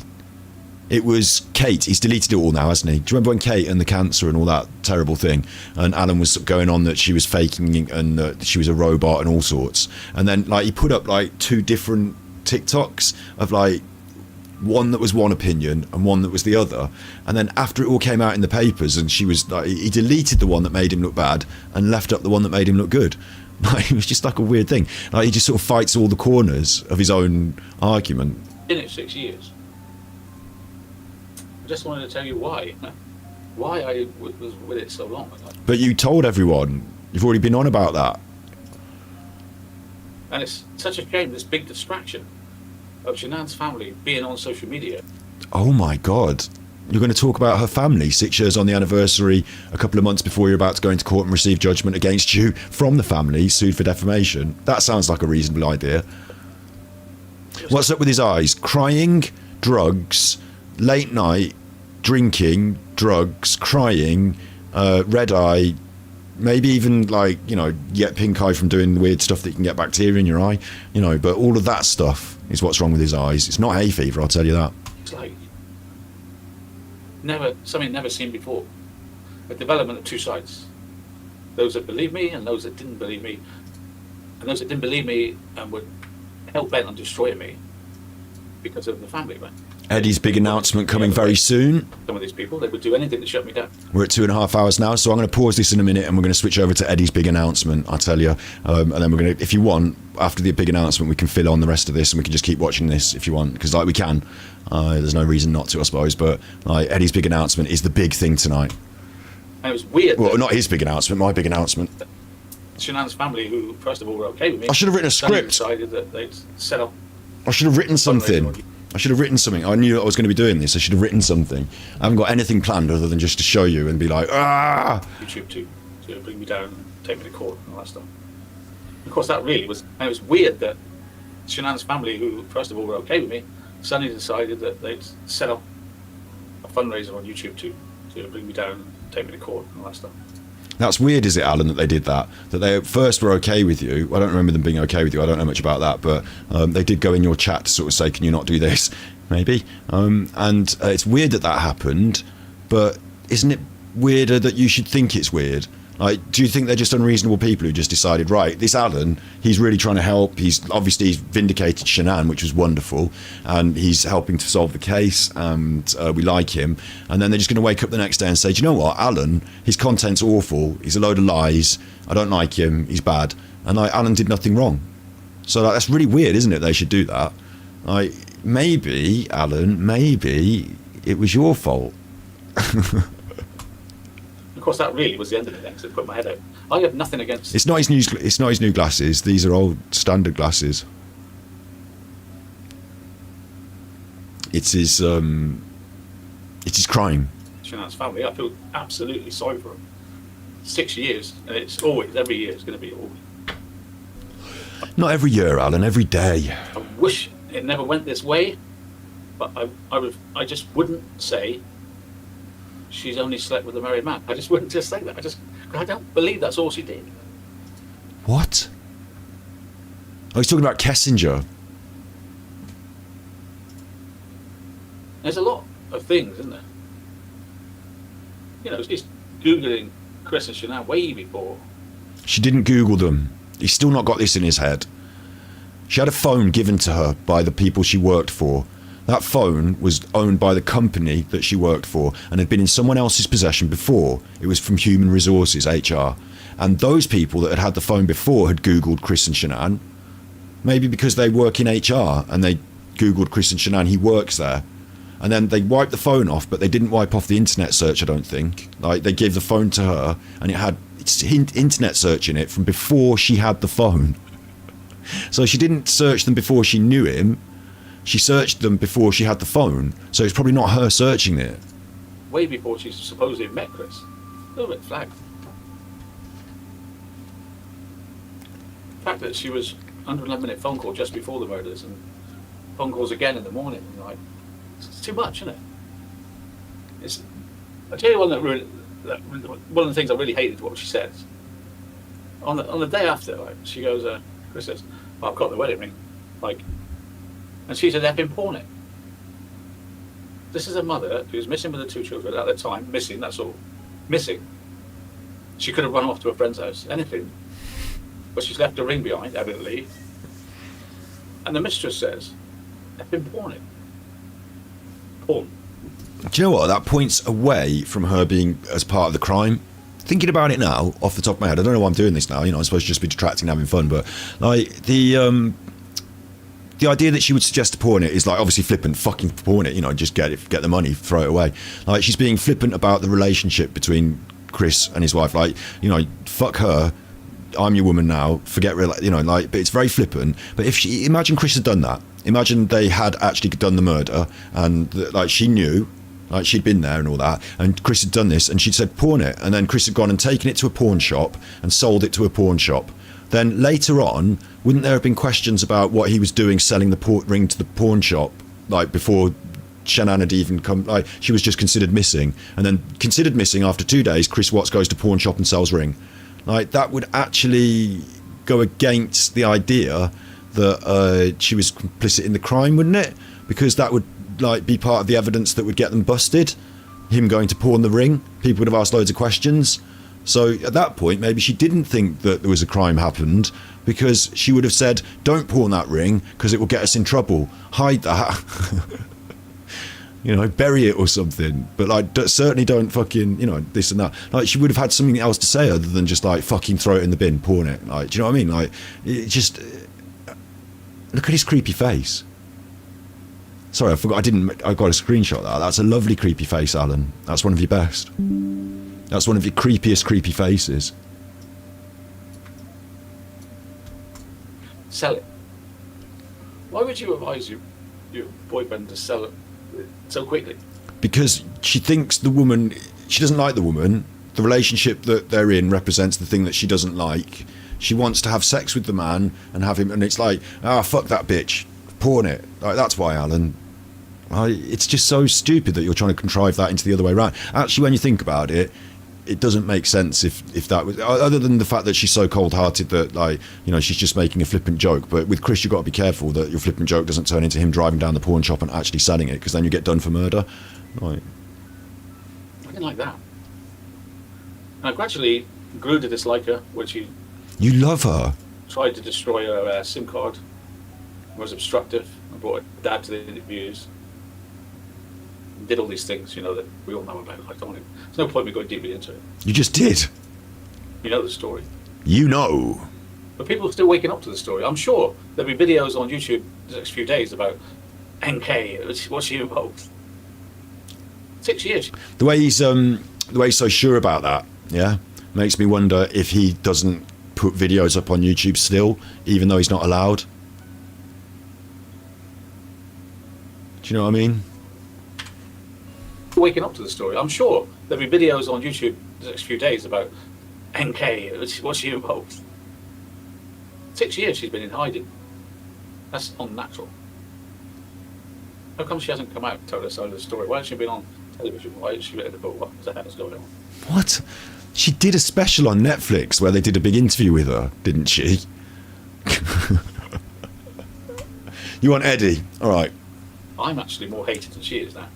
Whoa! In this part of YouTube where I work. Talking about someone that's more hated than she is, let's get on to Eddie then. Let's get on to Eddie. I'll probably do with a quick bathroom break for a Waz, build up the pressure, build up the tension.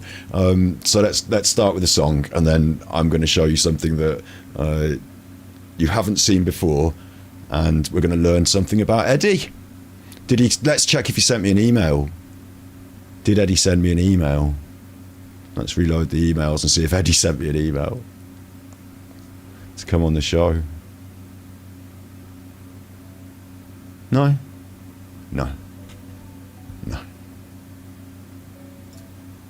It's in the sender. See me on the bender, putting mushrooms in the blender. I send her a message, but she watching these tenders. Wall ass cell, done a murder, and now I'm crowd funder. Hit the 100,000 and he's off to Bermuda.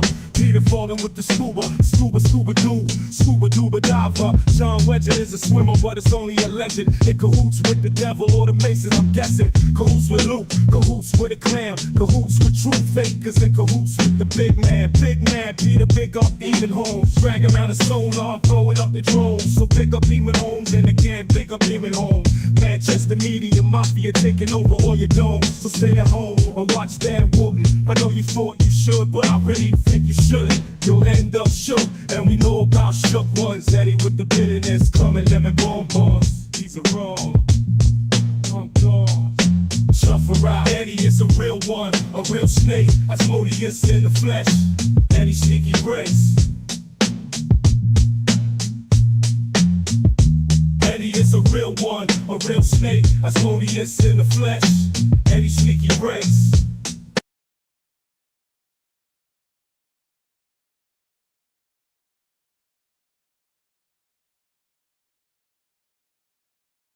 Just a man is righteous, and he's decent. Eddie gone to hell with all the demons. The just a man is righteous, and he's decent. Eddie gone to hell with all the demons.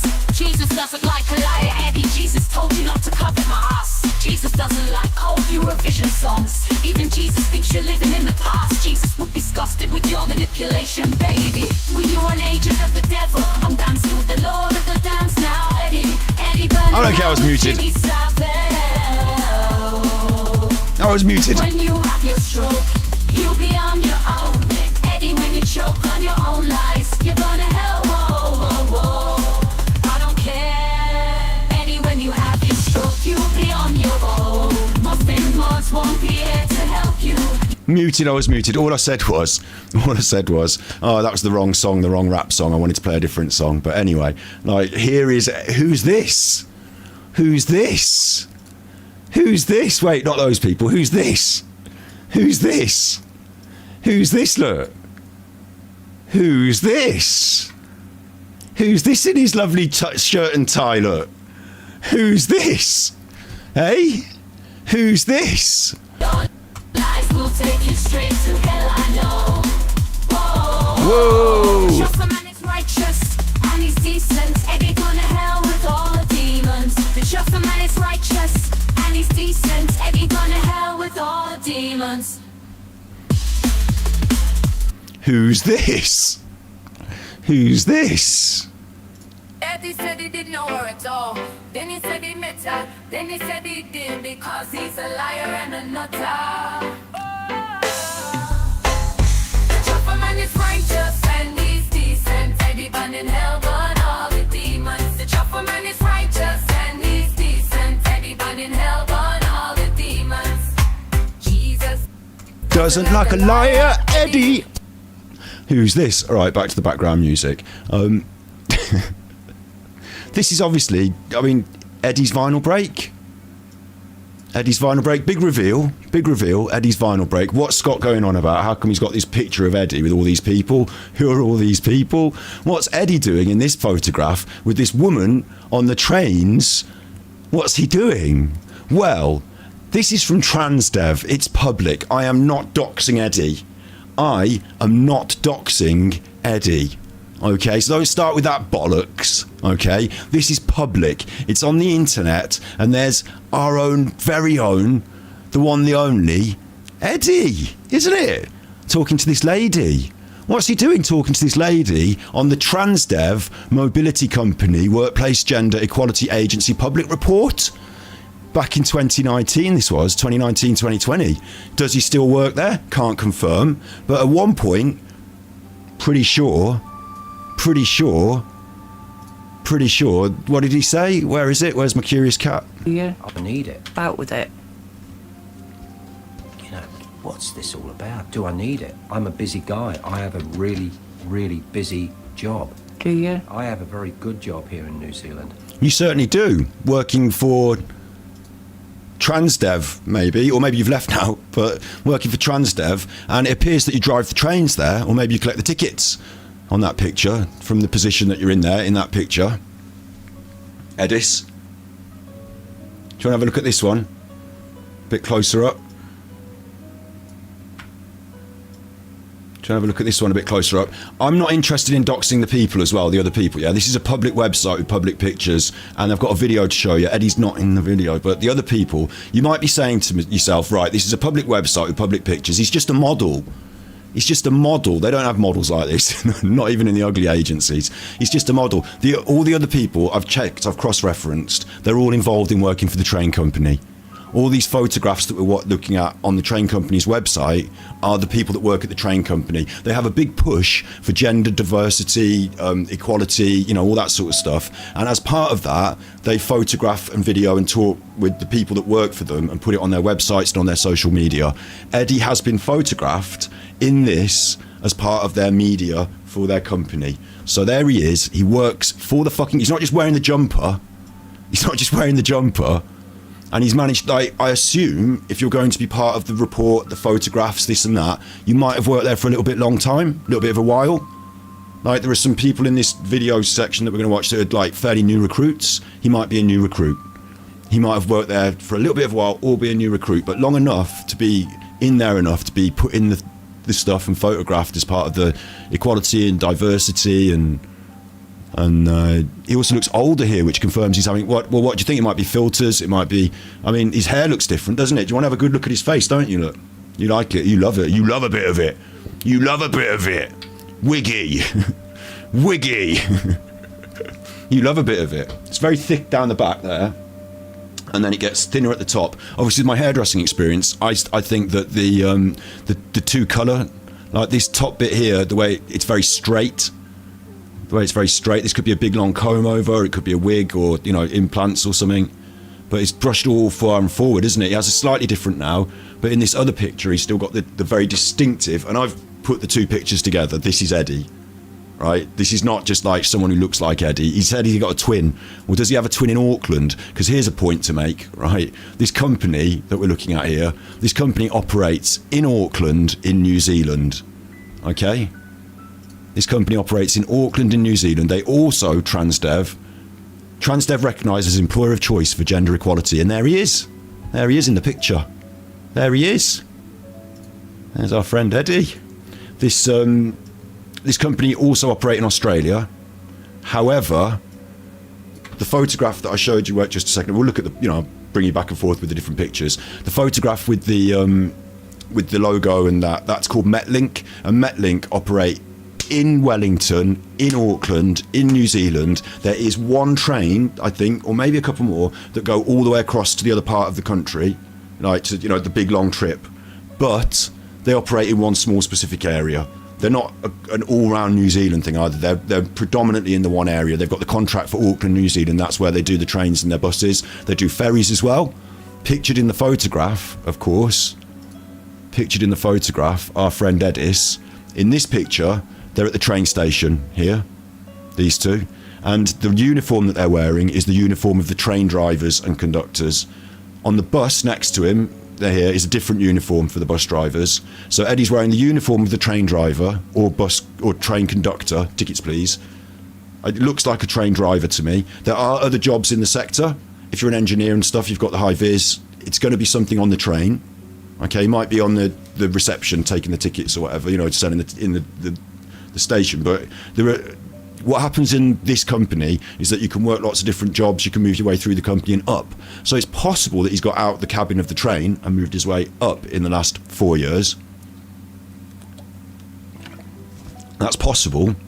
And again, I'm not doxing the man. This is public. I'm inferring things from photographs on the internet, but these are public photographs on the public website for Transdev. So I've not doxed the man. Transdev have taken these photographs and put them on the internet. I've seen them and I've thought, well, that looks just like my friend Eddy, because it is him, because he is him. It looks exactly like him because it is him. Like, to the point, when I say exactly like him, like, he's got the same little cowlick on the hair. I could show you another photo next to it, couldn't I? No, he's got the same little cowlick on the hair. Look, I did wonder to myself whether Eddy could have gone on the internet, found a website, and then put his face on someone else's picture, like some sort of weird spy, weird clandestine spy operation. I just thought, no, I don't think so. I think it's obvious that he obviously works for Transdev, and he's been photographed as part of their inclusion and diversity, which is strange because Eddy's not big on the old diversity, is he? Really, some of the things he said about, like in the past, he said thought Bernard Manning was really funny. In the past, but he might have changed his mind now. But I never thought Bernard Manning was really funny. He said that in the old days you could make jokes and get away with them, and things have changed now, and that's in his opinion, wasn't for the better. But here he is amongst the gender and equality, diversity. Also, another interesting point about this is that in this group photograph, and I'm not going to, like the others we're not that interested in, but in this group photograph there's a couple of other people that I just quickly checked to see if they work for Transdev, and one of them is part of the Union of Truckers in Australia and New Zealand. I think it's New Zealand. Like, they have a union, truckers union, like HGV drivers union, so there's a connection there between like heavy transport. I don't know if that's why Eddy's got this job or if he just likes driving trains, but it's a transportation job, sector thing. And so some of the other people are involved in that photograph there. What are you saying in chat? Listen, what are you saying in chat, right? I want to know. Listen, I want to know. Did anyone else find anything out about Eddy?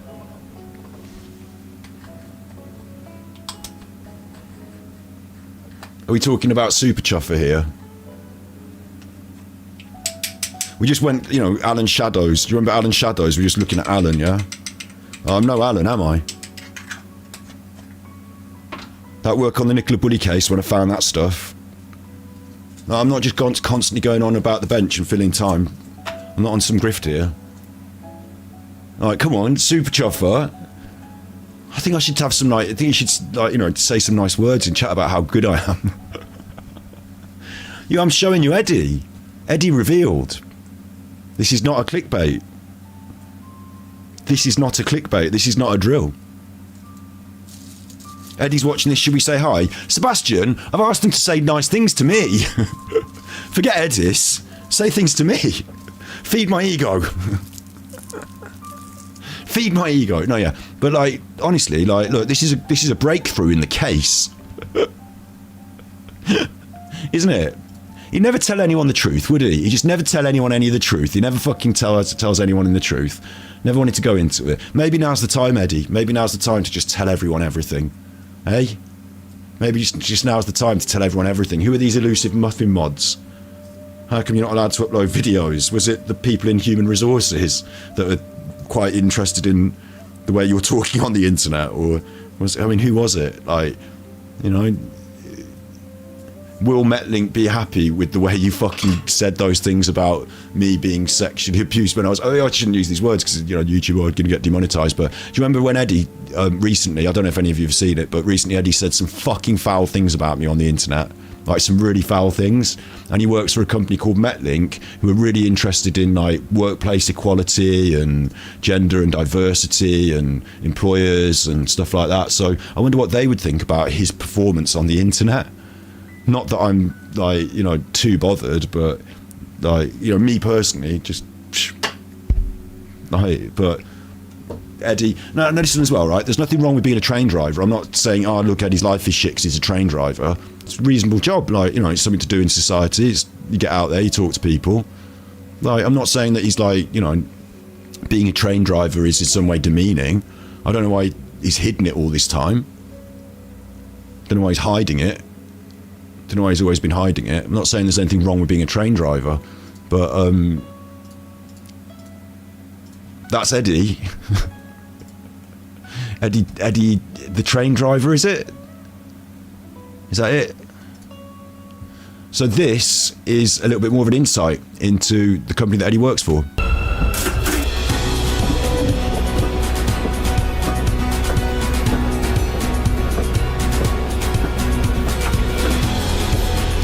As a locomotive engineer, I'm proud to be a part of a team that delivers 40,000 I wonder if Eddie knows this guy. He might have trained him. passengers' journeys a day. Any of those people could be Angry Eddie. You could work in that little window.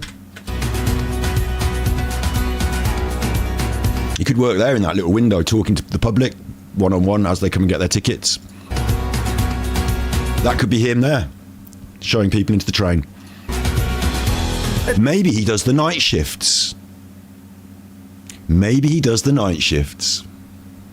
It's diversity. I mean, Candice, I'm not going to advertise where the bad things are. I've recorded them, and maybe at some point I'll air them. But you know, in my own way and in the right context, maybe. Let's just say he said some pretty fucking egregious and awful things. You don't need to go and watch them. Like, let's just, you know, I said one of them there. Like, he made a series of elaborate lies to try and provoke me, and he was probably writing that out and getting, you know, his ideas together while he was doing the driving the train at night. Subway train. I do wonder about, you know, him being a night train person, because like maybe there are vulnerable people around at night and he could, I don't know, help them. Yeah, but don't worry too much about the horrible, hateful, nasty, creepy and weird things that he said. It says more about him than it does about me. Let's worry more about what he's doing with his life now. Right now, actually, Eddie, what are you doing right now? Like, would you like to come on the show and explain yourself? Do you think Eddie's not some special insight into the Nicola Bulley case? Eddie's not got some special insight into the Nicola Bulley case. Eddie's not some special chuffer, right? Eddie works for the trains company in New Zealand. Does he have a connection to the family? Maybe he's got some connection to stuff going on in the UK. You know, maybe he ran away to New Zealand and just went and drove trains. I think what's more likely, after everything, you know, after all the up in the airs and all the whatevers, is he's just pretty fucking bored, pretty sad, misses home, and he's like stuck on New Zealand driving trains. I think that's what it is, isn't it? Like, I think he's just a fucking nobody that like has no insight into the case whatsoever. Like, for all this alluding to the idea that he'd emailed the family and this and that, like, you know, isn't it more likely the case that Eddie's just like the guy that drives the trains at night in New Zealand around Auckland? Has done for quite a bit, maybe, because he's got himself in the Workplace Gender Equality Report in 2022. That's 21 to 10/22 that's been published. actually, so it's 2022. Sorry, earlier on I said 2020 because this report down here says 2020. That might be a mistake. That's something else. Actually, this is 2022. It's quite recent. You know, it's quite recent. So that's what Eddy's like. Maybe I think maybe now's the time for Eddy to really give us a sort of, you know, I came from here, I did this, I worked here, this is what I was like, you know, and like give us a good fill in all the blanks. People wanted to know about Angry Eddy, didn't they? The mystery man. You know, was he connected? Who's his, and all this. And like maybe he just didn't want to tell you that he just drives the train in New Zealand, like, but he does. You've got beautiful views and panoramic views up around the Kapiti Way, and then you've got the twisty, windy track of Johnsonville going up to Jabil. It's fantastic. That does look lovely, going around that scenery. I've been in Alley for 17 years. 10 years driving. I've been working at See, she's in the picture with him. Transdev in Wellington for 6 years. 6 years. A driver since 1989. 1989, that guy? Been driving now roughly about 42 years. 42 years. So they're using all the people that have been with the company for quite a long time in this promotional thing. Eddy's not in the video here. I don't know why he didn't get in the Metlink video. You know, Eddy with all his showbiz experience. Maybe he'd enjoy this brush with fame. But does he know this guy? Are these his friends? He's in the pictures. He's in the pictures. He's not a model. He works there. These people are not models. They work there. I came to Transdev about 28 months ago. Maybe he owns the train. Maybe he owns Transdev, yeah. Maybe that's why he's pictured so awkwardly in this group shot. Maybe he owns the train company. That is a possibility. Like, he's in a suit there. They're all smartly dressed. But in this one, he's working on the trains with his rucksack, like he's got his packed lunch in it, and he's talking to this woman who's also working on the trains, and everyone else in all the pictures are just people that work on the trains, and they're sort of every day, you and I, the common people that work on the trains, you know, they're introducing the people that work on the trains to the audience, to the commuters that are on the trains. It's about this interaction with the audience. You don't see anyone corporate in any of it, so my guess is he drives the trains. Go. Been here just coming up 30 years.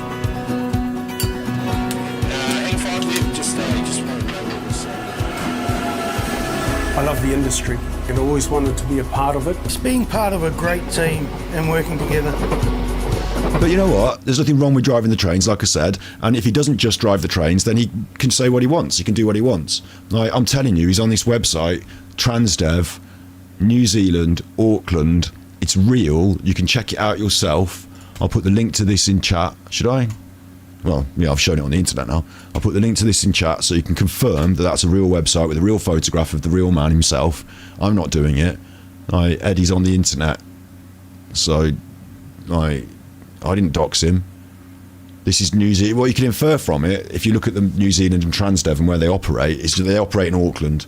They operate in Auckland, and there's one other place that they take you to, which is the other side of the island. So he could be the only Transdev person living up in that place on his own, you know, in that part of the island. But I think more likely the entire company being situated in and around, you know, not the entire company, sorry, but the Auckland operation, the New Zealand operation being situated in and around Auckland. I think it's pretty much confirmed that we're looking at Wellington, and that's where Eddy lives. He did say he lived in New Zealand. We questioned it. He'd never confirmed this nor that and wouldn't give us any real information, but I'm confirming it now. I'm saying yes, he does live in New Zealand, and no, he's not really connected to like anything of any interest with Nicola Bulley and doesn't have any insight. My gut feeling, you know, I've had all sorts of questions about Eddy, and people might have said I've been a bit paranoid, but you know, he seemed to be defending Ernie, really defending Ernie. So there is the connection with transport here. Ernie in the trucks, the transport, getting a bit serious about Nicola Bulley now, but there is that connection there, yeah, with trucks, transport, the place that he's come from. All those connections remain. All those connections remain. So, but ultimately, who is Eddy and what's he doing now? Is he's left the UK, he's over there in New Zealand, and he's driving a train. He's not someone of great import, is he? And he's deleted all his stuff anyway. So I guess it's a mystery man situation still. There's a little less mystery now, though, isn't there? There's a little less mystery now, because somebody, don't reveal their sources, but somebody. Thank you very much. Thank you very much. Thank you very much. The training is awesome. It's a lot of fun. It's one of the... It doesn't feel right to you. You don't want people to know where you work. Fair enough. It's on the internet. Eddy's been in the pictures. I don't think he minds. No, I'm not doxing where he works. Auckland. It's pretty vague. He's on the website. I'm doxing him on the website. I'm showing the pictures on the website of where Eddy works. He's on the website. Everyone wants to know stuff about Eddy. He's on the internet on this website. There's nothing wrong with this. It's not doxing. The things that Eddy said and done, this isn't even anywhere near what could be done to Eddy. So if you don't like it, that's fair enough. This is the facts. Welcome to the facts. There's videos. They're promoting it. It's not my fault. They're promoting it. He should ask his boss why his boss has put his pictures on his website and promoted him. Industry where you actually... That's it. I'm not just an armchair detective, am I, like Alan? I never say I'm a detective. I'm not claiming to be a detective. But over the course of the Nicola Bulley stuff, you've seen some interesting stuff come out of my research, my work. Research, as blank faces, I will agree. Like, a lot of it's done on the internet, isn't it? Like these days. Well, here's some more stuff that I just researched up on the internet. You know, won't reveal any sources. But like, this is, yeah, it counts as detective work. There's I'm a little, you know, come on. While there's people out there just screaming, yelling, and like showing off the things they like. Yeah, ultimately, like, let's give Scotty Hottie some credit. Maybe people won't like this. You know, maybe, does it give his name? Does it give Eddy's name? There's a photograph of him. It's Eddy. They get paid to be fully trained right from the time you start. When you get certified, it's a very competitive salary. The benefits of the simulator is the fact that we can replicate a lot of unusual scenarios. What gives them an appreciation of the controls. Yeah, he's in New Zealand. We're not going, like, it's not, we're not threatening him. He's publicly proud of where he works on the internet. He's in the photographs on their public promotional stuff, yeah? I'm not threatening him. He works on a train. Like, if you want to take the train, that's up to you. But, like, I'm not threatening him. I'm not doxing him either. This isn't his address. This isn't even the location generally where he lives, other than Wellington's a big city. You know, it's an area of the world. You're allowed to do that. Alan lives in Exmouth. You know, I know Alan's exact address. I'm not going to read it out on the internet. Like, this isn't in that spirit. This is like, Eddy's been a mystery man, elusive, won't answer any questions about certain things, like, you know, deletes all his stuff, and has said some very, very choice words about me. Well, here's some stuff that nobody else knew about Eddy that Scotty Hottie can show you, and it's not doxing. So there you go. It's a bit of entertainment, isn't it? It's a bit of fun. And I'll tell you what, let's have it in chat. Does anyone not think this is just a bit of fun and, like, you know, just interesting stuff? Like, big up, Seb. I know you're giving me kudos. Yeah, I'm not. I was accepting it. I'm not a detective, but I would accept that I've done better detective work than Alan ever. Like, No day is the same. Every day is completely different. And some people wonder, like, you know, in terms of, like, you know, me calling out other YouTubers and for reasons and stuff. I'm not some internet bully. No, that's not what's going on. Like, you've seen the way other people talk, and I think it's very clear who's on the right side of good and evil, and Eddy set himself on the side of evil. So, like, if you want it, you can get it. I'm not doxing him. This is a public thing that's already public. It's completely different with a completely new set of challenges. This is part of the reason I do this job. Your office. There you go, that's Eddy's office. So he gets to look out across every day. It's nice for him. The scenery that you see every day, North-South Junction, Kapiti Island, out around That's where he thinks up his Nicola Bulley ideas. Waterfront. Yeah, it doesn't get much better than that. I wonder if there's been any crimes committed along the railway tracks. No 2 days are the same. I wonder if there's any missing persons up and down the railway line. The sense of actual family here is amazing. Family, they probably all know him. Or he probably knows all these people. It really is. I wonder if they know all about his YouTube stuff. Well, it's been deleted now, hasn't it? But some of it's still up. More than a career, it's more like a vocation where people join the family. Well, it's a very rewarding job. People just don't go because it's got such a good culture. Everybody works together. It's a real good team spirit among staff. It's a good team spirit. It does look nice to work on the railways. Like, you know, there's something nice about that. Especially if that's all sort of the stuff you're into. You know, if you like that sort of stuff. I started off as a clippy. I did various jobs before becoming an LE. I've enjoyed every job. You can see he's done all the different jobs. So maybe Eddy's done the tickets as well. Tickets, please. He never come on and said, like, this is what's blowing me away about this, right? This is what's blowing me away about this is the idea that Eddy would do a music channel and not call it Eddy's Tracks or making tracks with Eddy, or anything about tracks. Because music tracks, Eddy.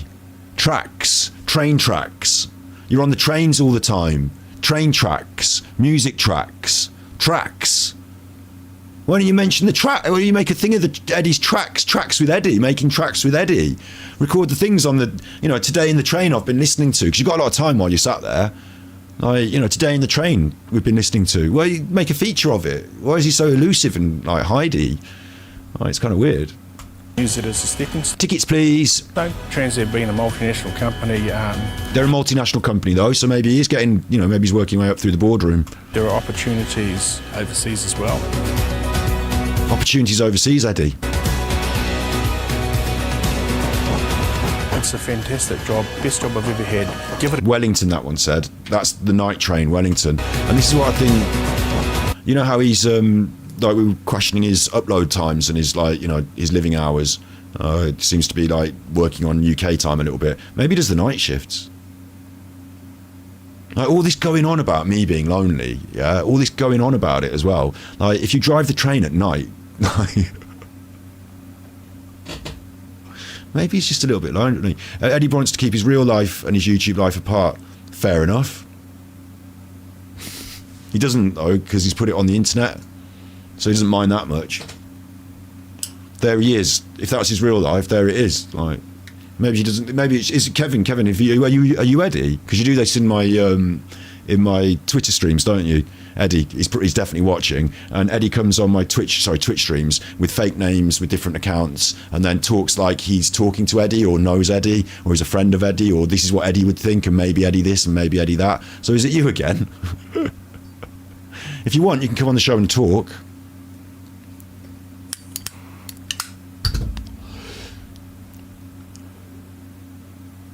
Is it you again? It's a fantastic job. Best job I've ever had. Give it a go. It's too late now anyway. It's a fantastic job. It's out there on the internet. Eddy's job. It's not doxing him. He's done it himself. That's his picture on the internet, on the Transdev website. So he's not doxed him. If anyone's doxed them, it's him. He's done that himself. I don't even know if his name's really Eddy, like he said. He said his name's not really Eddy at one point, and then he said it was. So I don't trust much of what he says, but I do trust Transdev to take photographs of their employees and put them on the internet, that they are their employees. So I trust them there. I trust Transdev. Transdev, the big company that Eddy works for. I wonder if they are interested in the Nicola Bulley case. They probably haven't seen his Nicola Bulley videos. I wonder if they're interested in one of their fucking people that works for them saying that horrible stuff on the internet that's slander about me. Eddy's a fucking wild one, isn't he? When you think about it. Gender inequality public report, lovely Eddy in the picture, doesn't seem to tie up with the Eddy that I've seen spitting fucking venom on the internet, but there he is, smiles. Come, it's what you make of it. And Transdev gives you that opportunity. Lovely, it's lovely. Can we have puns in chat? Have you got any puns about trains? What's your favourite train songs? Because I tell you what, I was fucking trying my hardest this week not to do this, but I wanted to post train-based songs on my Twitter. I wanted to tweet train-based songs every day, but I thought it'd be a bit on the nose. But I did this one. This will get me copyright. This will be copyright. This will be copyright, so I've got to be careful. But look.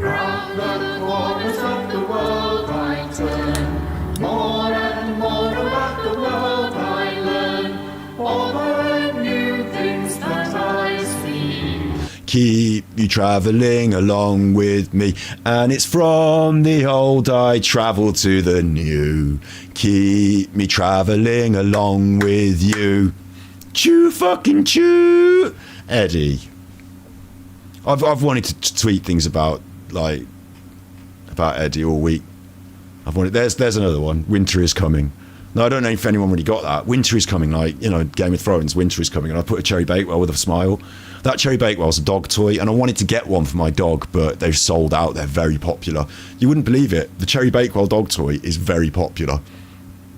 Maybe Eddy could be making bank doing something else. But remember, what's this all about? Do I need it? I'm a busy guy. I have a really, really busy job. Do you? I have a very good job here in New Zealand. I don't have time for this nonsense. I really don't.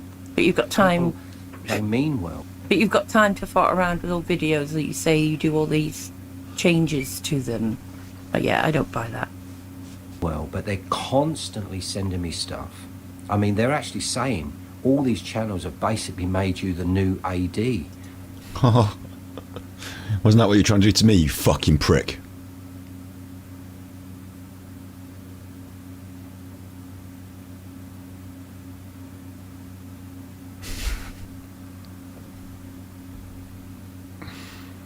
I'm the can man. If they want it, they can have it. Whoa la la, whoa la la. Sipped another rum and coke, told a dirty joke, walking like Groucho, sucking on a number 10, picking up the butts where the cigarette burns. Walked in, I missed the crush and I'm home again. Woo! Man can never go home. Man rides the train. Man drives the train. Man drives the train around the island, up and back round Wellington to Auckland, Auckland to Wellington, round and about, round to Auckland. I mean, we could look on the map if you want to see all the way the train. Do you want to look at the train timetable? See which shift that he's working today. Obviously, I don't know which shift he's working. I don't even know if his name's Eddy, you know. Don't know if his name. Night Train, Guns N' Roses, that's a good one. Choo Choo, Runaway Train, Soul Asylum, Train by Goldfrapp. Train songs. I see the train songs in chat there. Like, from now on, you know, why is Eddy not doing more train songs on his channel? Why is he not posting more songs about trains? Does he like trains? This is another question, because if you go on the internet here and you search up, like, Auckland, New Zealand, Wellington trains, like that, there's not loads of people, but there are some people who have videoed the journeys on the trains, like Michael Bennett here. Now Michael Bennett is into trains. Shouts out Michael Bennett. Like, you know, if you're into trains, like, nothing wrong with being into trains. They've actually got the ability to drive the train, or at least to get their camera on the front of the train. So I don't know who Michael Bennett is. There's a few people like this. I mean, this could be Eddy for all I fucking know, you know? But, like, here's Wellington to Auckland in 43 minutes. So all aboard the train. All aboard. We're off. They've got a camera on the train, and we're off. So this lovely scenery that it will get more lovely in a minute. It will get more lovely in a minute. You've got time to think about things as the train goes, but, like, we're off. Choo fucking choo. Choo fucking choo. Big bomb bobber. Heavy neck wobble, dirty tummy rumble, belly sex offender. Show some man is righteous, and he's decent. Eddy gone to hell with all the demons. The show some man is righteous, and he's decent. Eddy gone to hell with all the demons. Jesus doesn't like a liar, Eddy. Jesus told you not to cover my ass. Jesus doesn't like old Eurovision songs. Even Jesus thinks you're living in the past. Jesus would be disgusted with your manipulation, baby. Were you an agent of the devil? I'm dancing with the Lord of the dance now, Eddy. I really like this video from Michael Bennett. It's actually really fun. It's like, I think it's stop motion, isn't it? It's like photographs, it's time lapse, but obviously the train's moving, and it's almost like a music video in itself, isn't it? I think these videos are actually quite cool. I quite like trains, actually. I didn't realise until now, but I quite like trains. I didn't know I was going to quite like this journey, this visual of the journey. I quite like that, actually. I don't know about the locomotives and all that business, but I wonder if Eddy's into that as well, because some people really get into trains, don't they? Burning hell with Jimmy Savile. When you have your stroke, you'll be on your own. Eddy, when you choke on your own lies, you're burning hell. Whoa, whoa, whoa. I don't care. Eddy, when you have your stroke, you'll be on your own. Most mods won't be here to help you. Your lies will take you straight to hell, I know. Whoa, just the man is righteous, and he's decent. Eddy gone to hell with all the demons. The just the man is righteous, and he's decent. Eddy gone to hell with all the demons. Yeah, so Eddy gets to ride this train around. Right. I did think about going through more of these. I did go through a few more of these videos. Look, this one's like, if you start me on this, the problem with this is now, I think we'll go back to Alan in a minute. We'll have a group discussion. Well, listen, we'll have a group discussion in chat about Eddy. He's the fat control. The Bipolar Express, I like it. I mean, we're not dissing people who've got mental health issues, but Eddy's a bit off one, isn't he?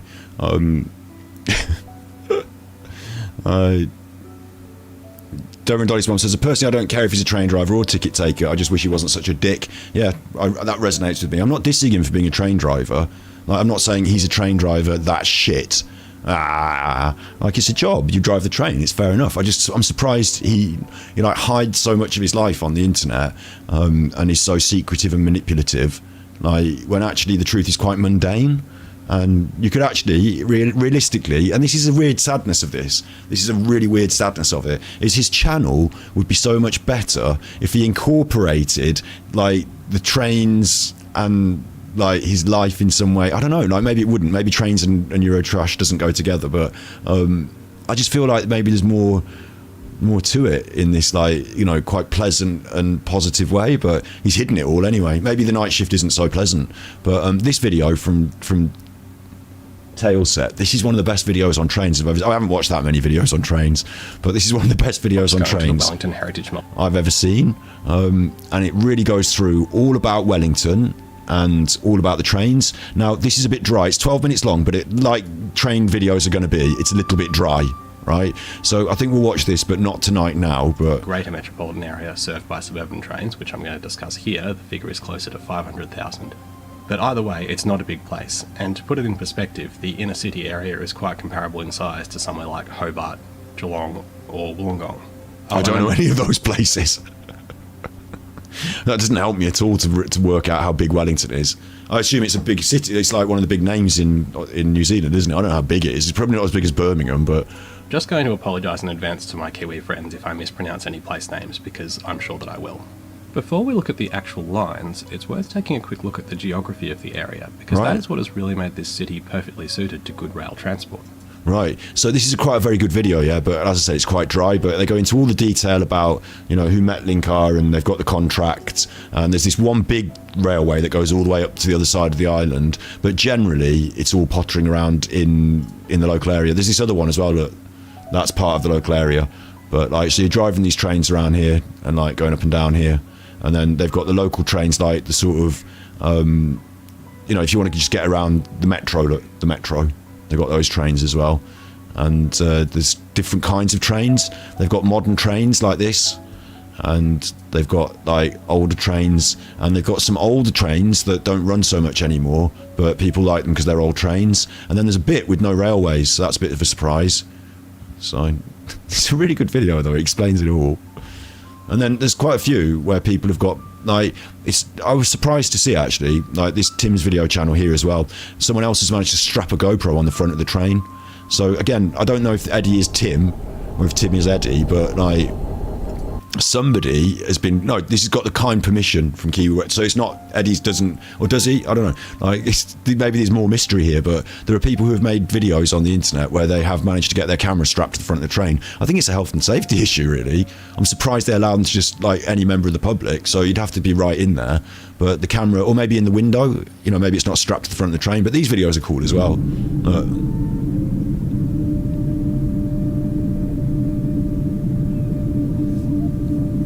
As I say, I think if you're doing this for an hour, maybe longer, you've got some time to think, haven't you?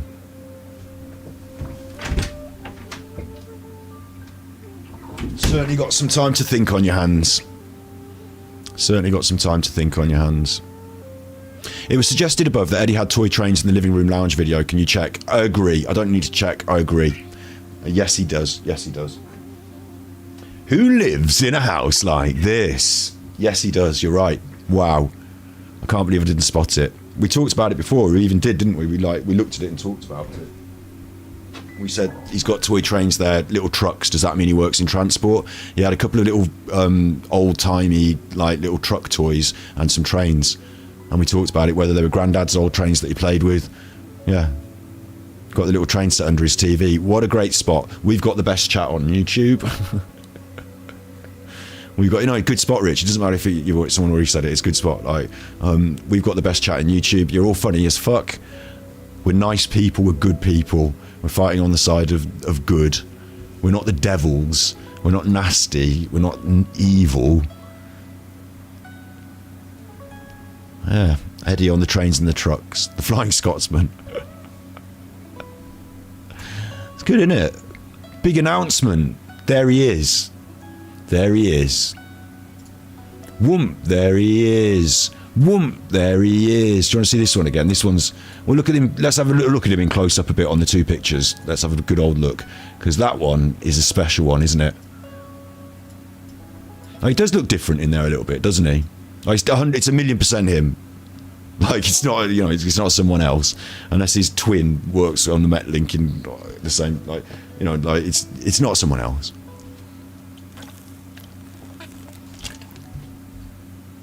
Train spotting, that's it, isn't it? Train spotters have got a good eye for things, haven't they? Train spotters. They've got a good eye for things. They notice things.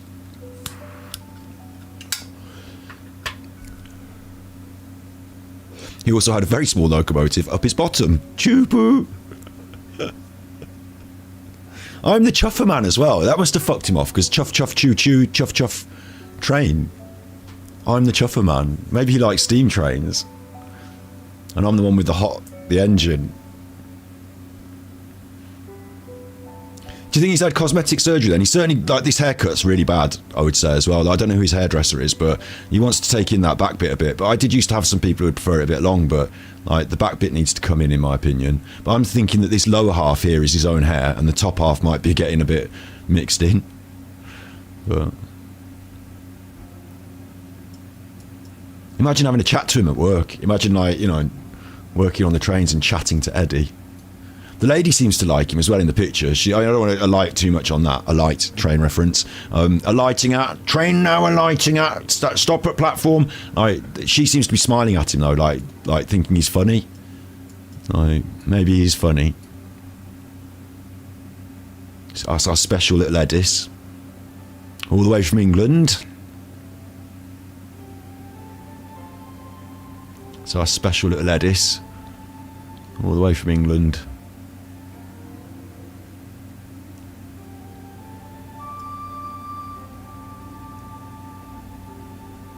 Looks tired, doesn't he?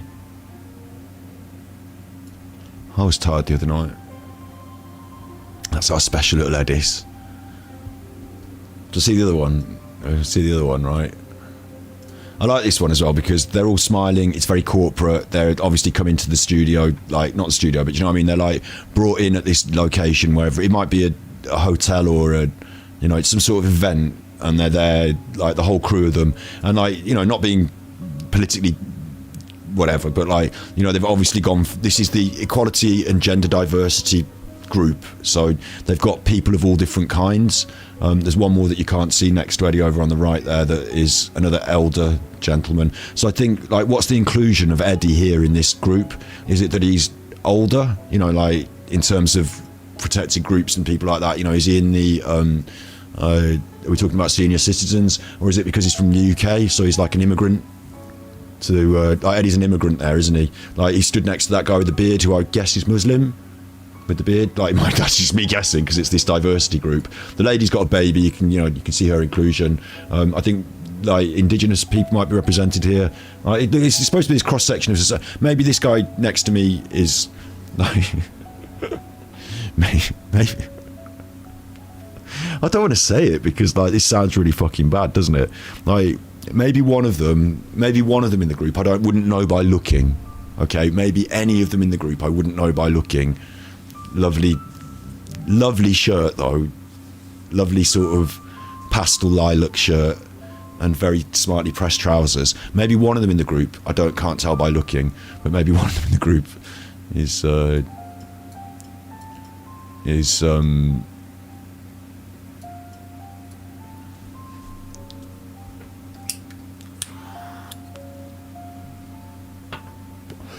deaf or something. Nothing wrong with being deaf. It's an equality group. So look, so there's Eddie, right, in the equality group. and Equality Street, like on The Office, Equality Street. And there's his hair again. And there's his little smile. That's Eddie. This is a fine day for Eddie. He's come in, he's got suited and booted, he's been photographed for the website.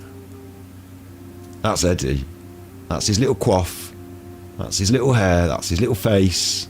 It's not a Photoshop, is it? Like at the top you can see the little fuzzy hair at the top, and it's quite hard to Photoshop that. Like usually Photoshop, you kind of end up with a bit of a cutty line somewhere, or maybe that's really good Photoshop. But I think it's very unlikely that someone would have gone onto their website and photoshopped Eddie in to try and make it look like he works for them, and that they wouldn't have spotted it, and that it would have just sat there on the internet until I found it and like brought it to you, and like Eddie's done this as some sort of creepy backstory that doesn't exist. I don't think that's the case. I think that really is Eddie. Yeah. I think we're just going to have to accept that.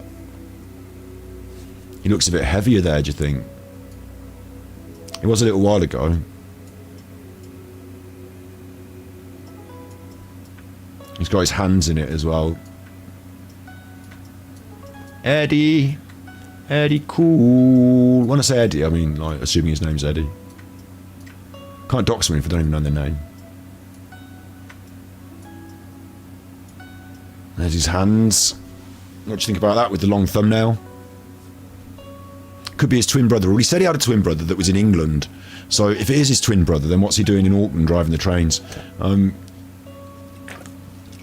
I'll show you in again, that hair quiff. There's two features on his face that are really distinctive that define it as Eddie, like, I think. So I'll show you again in a second. But I just want to, show you his hand there for a bit longer.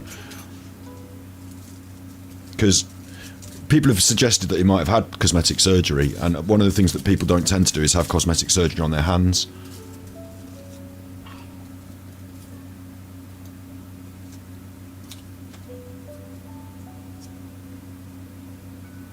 Why don't I put a photo next to it? Yeah, exactly, yeah.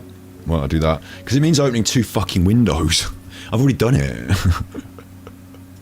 I'll do it for you. Have I got it on my pin board here?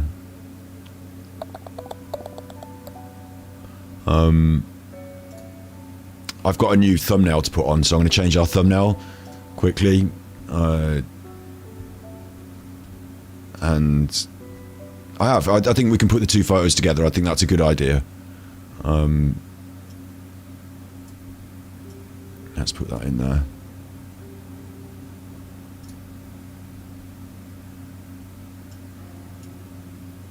I changed the thumbnail. The thumbnail now says, I found Eddie. And what I mean is I found him on a website on the internet publicly. So I didn't actually find him in private or anything. Right. It says, I found Eddie. Of public publicity shots. So I've got another photograph of him. It's just trying to get the two photographs together. I'm going to open one of them with paint. Paint. It's fine. Use paint. Paint's fine. And I'm going to copy and paste this picture of his face into that.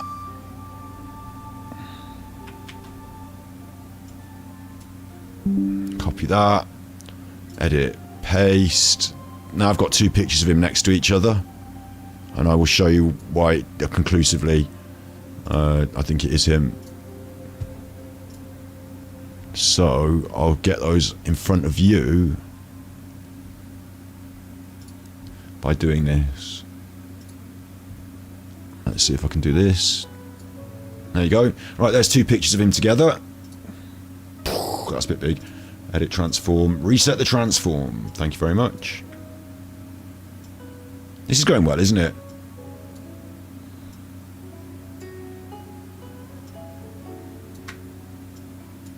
This is going well, isn't it? Are you? Listen. Did Alan Vinnicombe ever do anything like this? It's only using your brain. If someone puts something on the internet, it's only using your brain. If it's on the internet, look, there's don't give away my connections. What's the word? Not connections. Never disclose your sources. There are some clever people out there, Eddie. Like, so look, or interested people. So look, the eyebrows are similar. What am I supposed to be doing? I'm supposed to be showing you what is like. For me, this on the right hand side of his face over here. Yeah. For me, on the right hand side of his face, he's got like a sort of it's imbalanced. Like most people are asymmetric facially, but this one, like where he goes like that, like this, what do you call it? This cheek part here, like where it pulls up there, it kind of makes that curve. And on the other side, it's more straight. That line, he's got that. That's Eddie. That's Eddie. When you look at more pictures of Eddie and stuff, because I've got other pictures of him, obviously, but that's Eddie. And at the top on his hairline as well, like obviously as a hairdresser, I look at the hairline immediately. And like the cow's lick, the way it grows, like it's quite a distinctive growth pattern there at the top of the head. That bit of hair, and it's either the way it's been implanted or the way it grows, but that's Eddie. You know what I mean? He does look a bit fuller in the face here. His eyes look a bit smaller. He's opening his eyes while he's talking here. Maybe this picture that we've got from, you know, one of his YouTube uploads, maybe that's got a filter on it like Alan used to do. You know, maybe he's had work done on his eyes, I don't know, but like they look slightly different in a way, but it's Eddie. Like he's squinting into the sun there, you know, like the light's on him. He's younger by a few years. It's Eddie.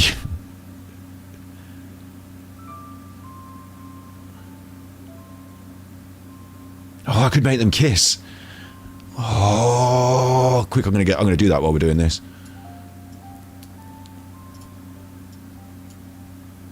Hang on.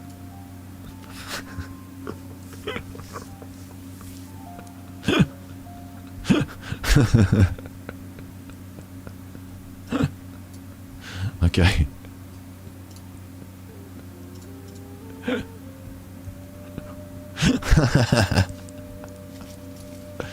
Let's do that. Let's make them kiss. That's a really good idea. I think, you know, serious business. This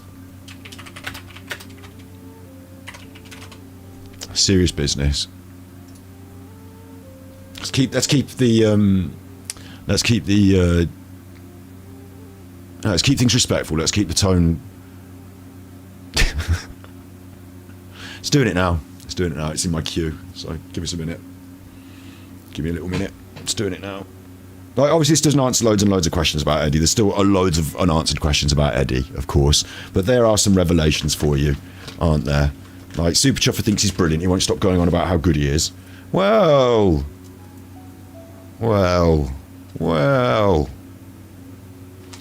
It's not even anything bad. Eddie just, like, he's on the internet on a train station website, like, Transdev's website for working for this company. Like, it's not anything bad. Like, Eddie's on this website for this company that he works for. I infer that because he's on the website. Yeah, you know what he said about, you know, that stuff. Lynn, sorry there. Yeah, like what he said about that stuff, you know, I imagine if the Muffin Mods got, you know, who are the Muffin Mods, but I imagine if anyone at his work saw that, like there might have been some fucking words being said. Especially as he's the fucking poster boy for gender equality agency, but workplace gender equality. And it's not just gender equality, is it? Like, you know, obviously that other picture, it's all the equalities. Like, it's really weird to me that he's the poster boy for that in the company when his opinions on that sort of stuff seem a bit tired and jaded. Like, he seems to only think, like, you know, political correctness is a thing that's sort of forced upon people and the world has changed. Like, he sort of said that himself. Obviously that got deleted as well, didn't it? But it's weird, isn't it? It's a weird one. Still waiting for my kissing picture to come through. Still waiting for my kissing picture to come through. So I thought that was really big and I thought it was really good. It's now 10:30. Like, you know, you're all at liberty to just say thanks and good night. Like, I'm going to stay on and watch a little bit of them kissing, and we might watch a little bit more Alan, I suppose. Like, you know, there's no need to fill the time on the stream. We've done a really good stream. We've looked at funny people, and we've done a big revelation. But I will continue to stream, and we're going to watch the rest of that Alan video. So that's good. And we've also got an Alan TikTok, which is hilarious. Like, we always save the best for last. And maybe some people, I saw it, I was aware of it. I saw, Childlike Empress is someone that I respect. Like, and she was a bit unhappy, or what's the word? Like, had a different viewpoint on this, but I still think this is fine. I think this is a public website. I think this is public pictures. I'm not doxing anyone. I just think this is what it's like on the internet. If you're going to fucking go on and saying all this stuff and doing all this stuff, it was all the Nicola Bully stuff. Then it got a bit hairy with other creators. Then it got a bit special with me. Like, Chuffertown. Welcome to Chuffertown. Here's the man that drives the train in Chuffertown. Choo choo. No one gets on it. He goes all the way fucking over there. He goes, right, fuck off over there. There's the man who's driving the train in Chuffertown. Maybe he has retired, but he said he had a good job. He said he had the good job. And I don't buy that. well, but they're constantly sending me stuff. Do you? I have a very good job here in New Zealand. I don't have time for this nonsense. And like, since those photos were taken in the last 2 years, he might have, like, gone a step up from train driver or something, but he, he's got a good job. So he's definitely stating publicly that he's in work. I did ask him about his occupation and stuff like that. He didn't really, talked around it a little bit, didn't he? I really don't. But you've got time. People, they mean well. But you've got time to fart around with all videos that you say you do. Big up, Skewers Create Cat. music. You play existing music. Fart about with it. What's this all about? Do I need it? I'm a busy guy. I have a really, really busy job. Do you? I have a very good job here in New Zealand. I don't have time for this nonsense. I really don't. But you've got time. People, they mean well. But you've got time to fart around with all videos that you say you do all these changes to them.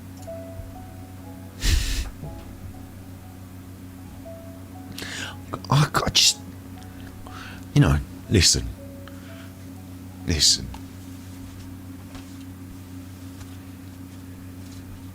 Strength to fucking strength round here.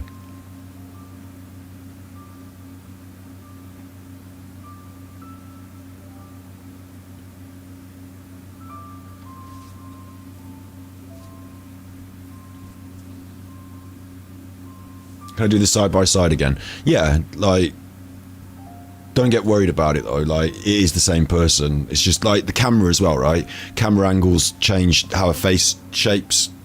Like, they've got a long lens. They're from a distance. It's a wide shot, so it's going to change the way the face looks to this camera, which is like in your home on your phone, probably filtered. Like, that's an older picture. He's lost weight since then, maybe, but the definitive, distinctive features are the same. It is Eddy.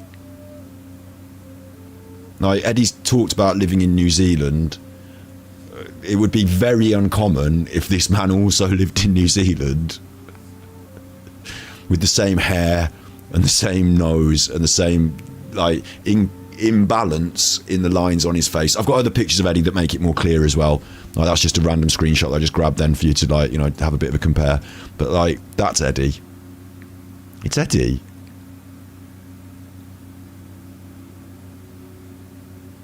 It's up to you what you want to believe as well. I'm not, I don't have to make you believe it. It's up to you, to be honest, yeah. But, like, that's the big picture. And then also you get another shot of him as well, though, don't you? Like, it's not just the one picture. So, like, we don't get to see him in profile so much on his stuff, but that's Eddy. That's Eddy.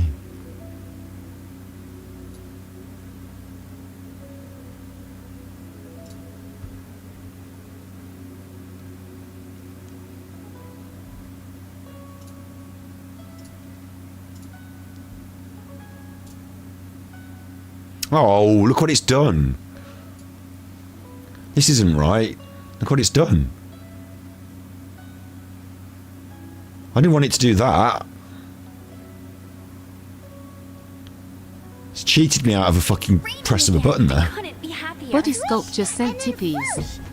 I reckon Steady Eddy has got one of the biggest Hornby train sets you have ever seen.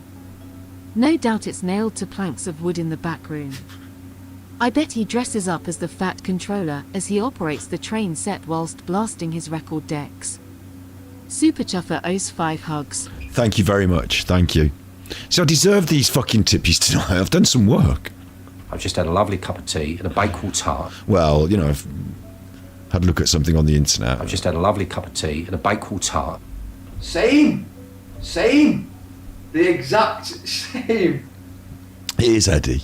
I mean, I'm saying it is Eddy. I mean, like, do you know what I mean? Like, it's very unlikely. There's my Mason's music video coming along. Do you want to see my Mason's music video for John Wedger? Look, sneak peek for my next Mason's music video for John Wedger. Sneak peek.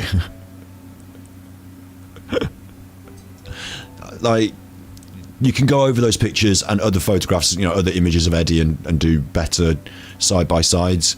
In that picture, I was just, you know, that side-by-side isn't the best side-by-side picture of him because he's pulling, you know, a face while he's talking and stuff. Like, it's Eddy. Like, it really is Eddy. This is a better picture where you can see the... it's a bit small. Hang on. Maybe to make it bigger. I kind of did this homework myself before I presented this, so like, you know, I'm confident in what I'm saying. This is a more straight on picture, like where he's not putting that expression, and you see here this thing about the nose. This side here curves and this side here is straight. Like, this side curves, that bit of and that side straight, and he's got the cow's lick on the top, and like, you know, it's Eddy. And like, you know, the other picture is the cow's lick, and it's that, for me, it's that part of that. And I can tell you as well, like, watch, I can quickly show you something about face shapes. Let's do it. Let's do a quick thing about face shapes with camera lenses. Thanks, YouTube. It's raining again. Big ups, thank you. Ellie sent tippies. Good work, SCOTUS. Kiss my face, ha ha ha. Super Chuffer owes 3 hugs. Kiss my face.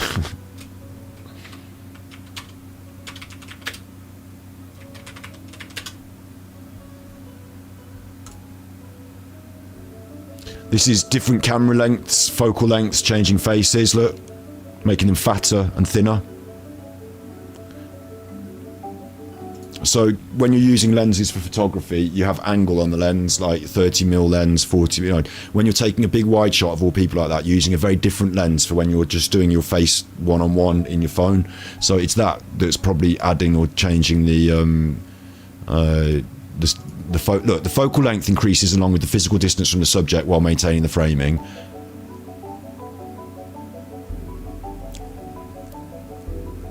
But there, see how our face is growing, and so it looks wider as the focal length is different, yeah? So I think cameras can make the faces look a little bit different in that way, and also so can time and stuff like that. But like, that's Eddy, you know, that's Eddy. If it's not, if he wants to come out and say it's conclusively not him and etc, then fair enough. But no, I'm allowed to think it is based on the fact that it looks fucking exactly like him and that he says he lives there. So, New Zealand's not that big of a place, is it?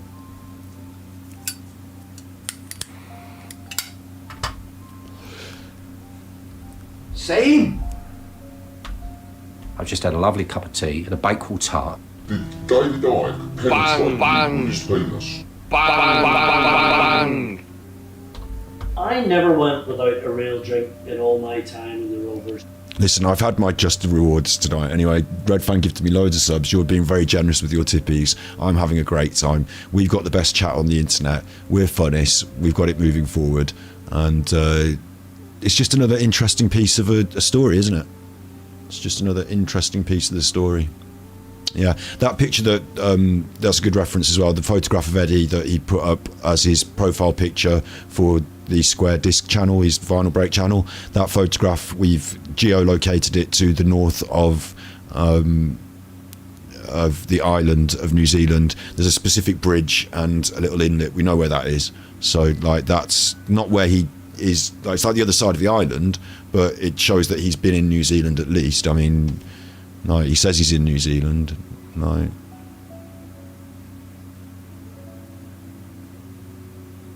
I wonder if there's any people, like, you know, maybe dissenters in chat, like, you hope it's Eddie. See, Kevin's there. Kevin was someone who came in and was like, you know, talking in Eddie's defence. Like, you hope it's Eddie. It doesn't matter if, like, let's say it turned out to not be. It doesn't matter really, does it? But yeah, it is Eddie. Aren't you, Eddie? Kevin. So, like, do you want, what now? Still skulk about in your little skulky. Go and do your little skulky. Go on, go and have a little skulky. You're all good. Enjoy yourself. Enjoy yourself, Ed. You nutter. You fool nutter. You Nutterwatch nutter. You fool Nutterwatch nutter. Fool nutter. Fool nutter.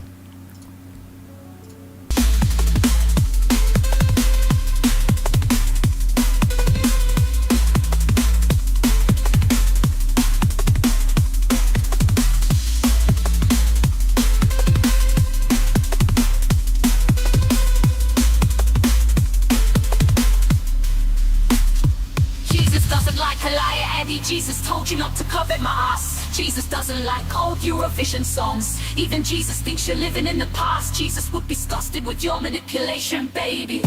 We know you are an agent of the devil. I'm dancing with the Lord of the dance now. Hey, Maggie going to hell. When you have your stroke, you'll be on your own. Muffin mods won't be there to help you. Your lies will take you straight to hell, I know.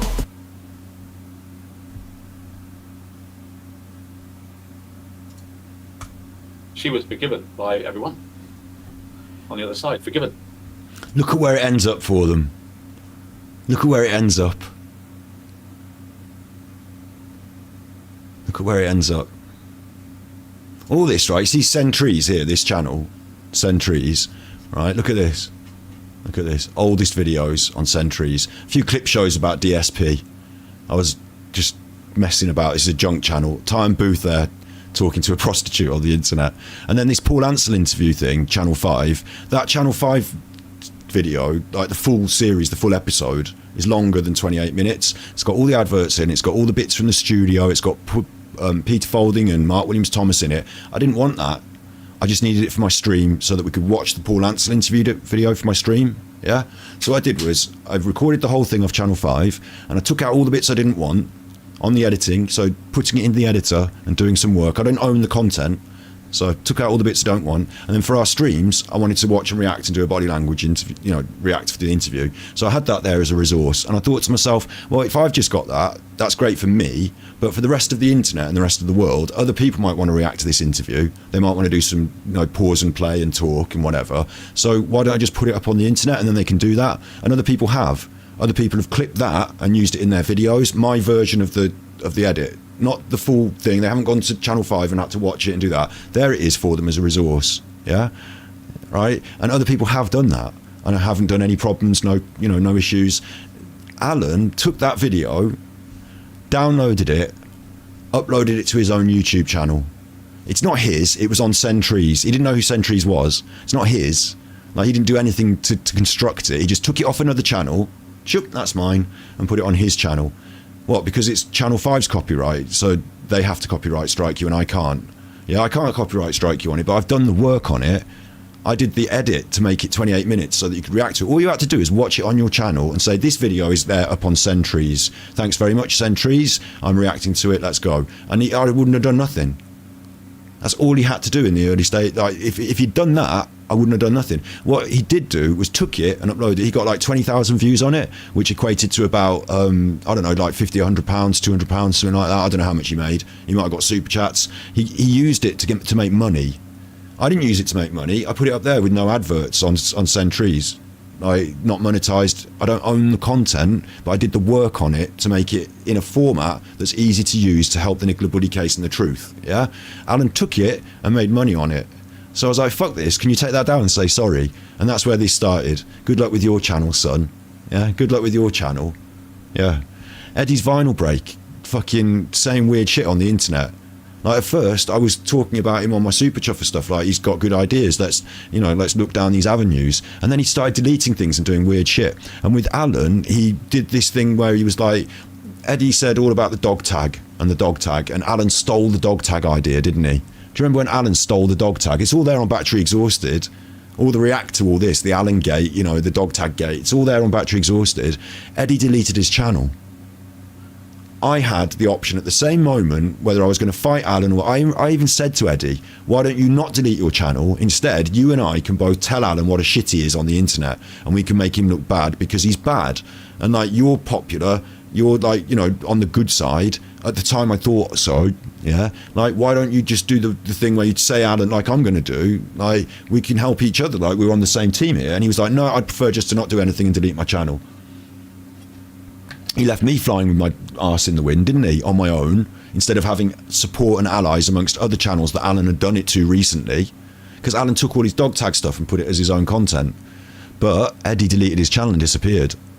It's almost like he wanted Alan to have that content, like he wanted to seed an idea and feed an idea and then like drop a stinky fart and walk away. And if I hadn't been on at Alan, Eddy would have disappeared, that information would have stayed on the internet as Alan's content, and it would have been Alan that to this day still had it on his video. He could claim it like the Shadows. But Eddy wasn't going to fight that, he was going to walk away. Yeah? He was going to walk away. And I fought it. I fought Alan's theft. Plagiarism, where you steal things off internet, like where you go and copy and paste something off the internet, whether it be Wikipedia or some website about a church or whatever. When you're plagiarizing things, like that's generally not the good, like, and it doesn't matter if you give a link and say I'll give credit, you're taking other people's content. Alan plays videos off the fucking news ad nauseum. In one of his recent uploads, he's played the entirety of a Panorama documentary on BBC. It's just content theft, not even copyright strikes. It's just theft, isn't it? He knows that's not his content. He knows he's not going to say basically anything about it, but he wants to present it so you can watch it. He's not the BBC, he's stealing it. And when he goes on websites and steals wholesale big chunks, it's because he hasn't got brains in his head and something to say, but he's stealing someone else's stuff. And that's what happened to me with Alan. He came in and he stole from me, and it wasn't my content. I didn't own it. I don't have the copyright. I'm never claiming that. But it's the work that I put in and the fact he didn't even just acknowledge it, instead he stole it. Like plagiarism, theft, content theft. A lot of people on the internet haven't really got good content. They're not doing research. They're not like making any inroads. They'll say what they see on social media, on the news. Alan's the worst for it. He always has been. But let's have a study group where we chit chat about what we see on the fucking TikTok. Bring it to YouTube where someone else can chit chat it, like, and not get anywhere and not do anything really, like for money and content. Yeah, like. Good old Alan. So we know what happened with Alan. Eddy's different, isn't he? Eddy like sneaky. Eddy sneaky. Eddy sneaky breaks. Eddy sneaky started dissing me, didn't he? He started working behind the scenes with people, calling them up, like causing issues, and like I stood up for people who have now taken his side, which is bizarre. Like you see in the long run, things come out in the wash, don't they? I want to shout out Vicky. I always call her Vicky Money. Because he was ripping off of like having merchandise. Fair play, Vicky. Like make as much money on your channel as you can. You do good content, well researched. We don't agree on every piece of politics, me and Vicky. But when I think she's doing good, I'm going to go in there and say I think that's good. Like I'm quite happy to do that. There's nothing wrong with that.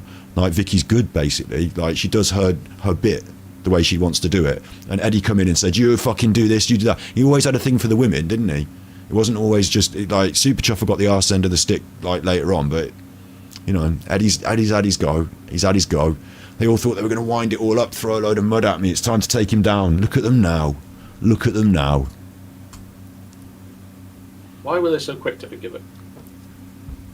The neighbour saw a similar truck to her the day of the murders. I could say 100 things. Destroy your SIM card before he hands it over.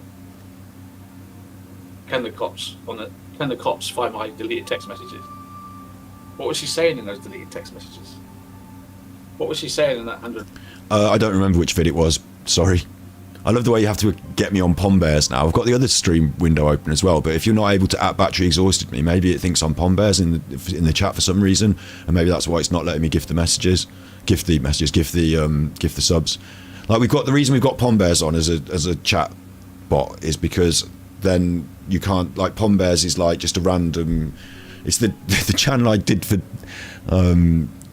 Blank Faces for a bit of a laugh, wasn't it? Pom Bears is there because you won't see the mod behaviour on it. Like, you won't see things getting deleted and stuff like that. It's just, but, you know, I don't know. It's no big deal. Yeah, but you can at me Pom Bears if you want. A minute phone call. I don't know. How can you not know? 111 minutes just before the murder is embedded in you. I don't know what we're talking about. Believe me, this gets a little bit better. Alan does finish strong on this. He starts talking about himself again a bit more. Probably an ultimatum. And then we've got a fun TikTok to finish. We've got pudding at the end. And I suppose we will also look once more at those pictures of Angry Eddis. I mean, do you think... Here's a question for you in chat. Do you think Angry Eddis is going to be angry today? Do you think he's going to be angry? Because he didn't have to have this. This didn't have to be happening. He didn't have to go on the internet and do what he did. And I gave you a little bit of the backstory then. Obviously, recently, saying things like... let's just say... slanderous, egregious lies, and I predicted this, and I predict more of it from the people that are doing it. Yeah, there'll be more. So what? Water off a duck's back. You know, deflect off my shield. I'm who I am. Your lies do not hurt me. Like, you're rolling around in shit in a snake pit, you get bit. Night before the murder, the morning of the murders, the following day of the murders. This oxycodone, where did that come from? Who, you know, what comes with it? There's so many things that are outstandingly not finished.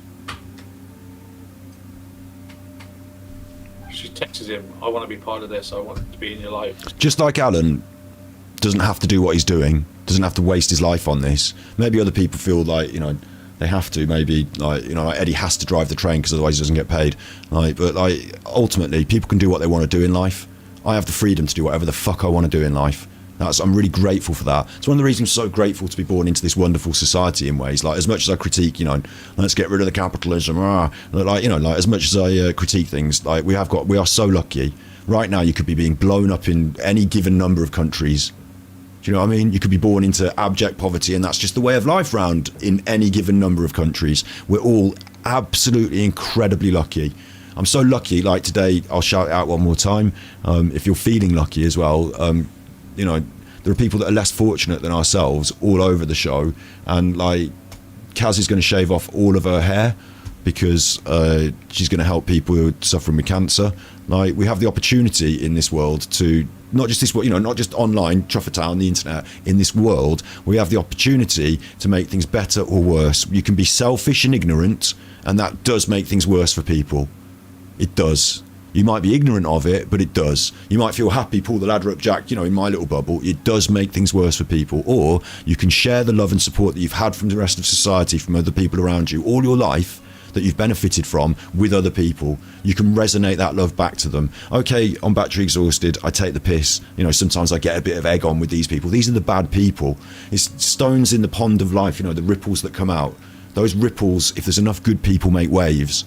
You know, you throw enough stones, things change. Like, enough small. I always say this about like the thunderstorms, and like, you know, it's a big, powerful thunderstorm, lightning, thunder, but each individual drop of rain makes a difference. So you've got to stand up and be counted when it matters. Like, when that storm is rising, like, that's why I was so proud in this country, and pride's not a virtue, but I was so proud of the people who went out and stood in front of the mosques and said, this small group of people, like Alan, this small group of horrible racists will not ruin our world, and we will not tolerate it. You know, like, we came together as a peaceful community to stand up and protest for things that are right. We always have done. Those rights are being stripped away from us. Yeah, don't clap when Just Stop Oil got 5 years if you know. Don't clap about that, but like, we've got such a just to the shoulders. All right, she's not having a head shaved. If she doesn't have a head shaved, like, thank God, right? But if she does have a head shaved, like, fair play. Like, but anyway, she's got lovely long hair and she's cutting it all off. That's all good. Like, I'm happy.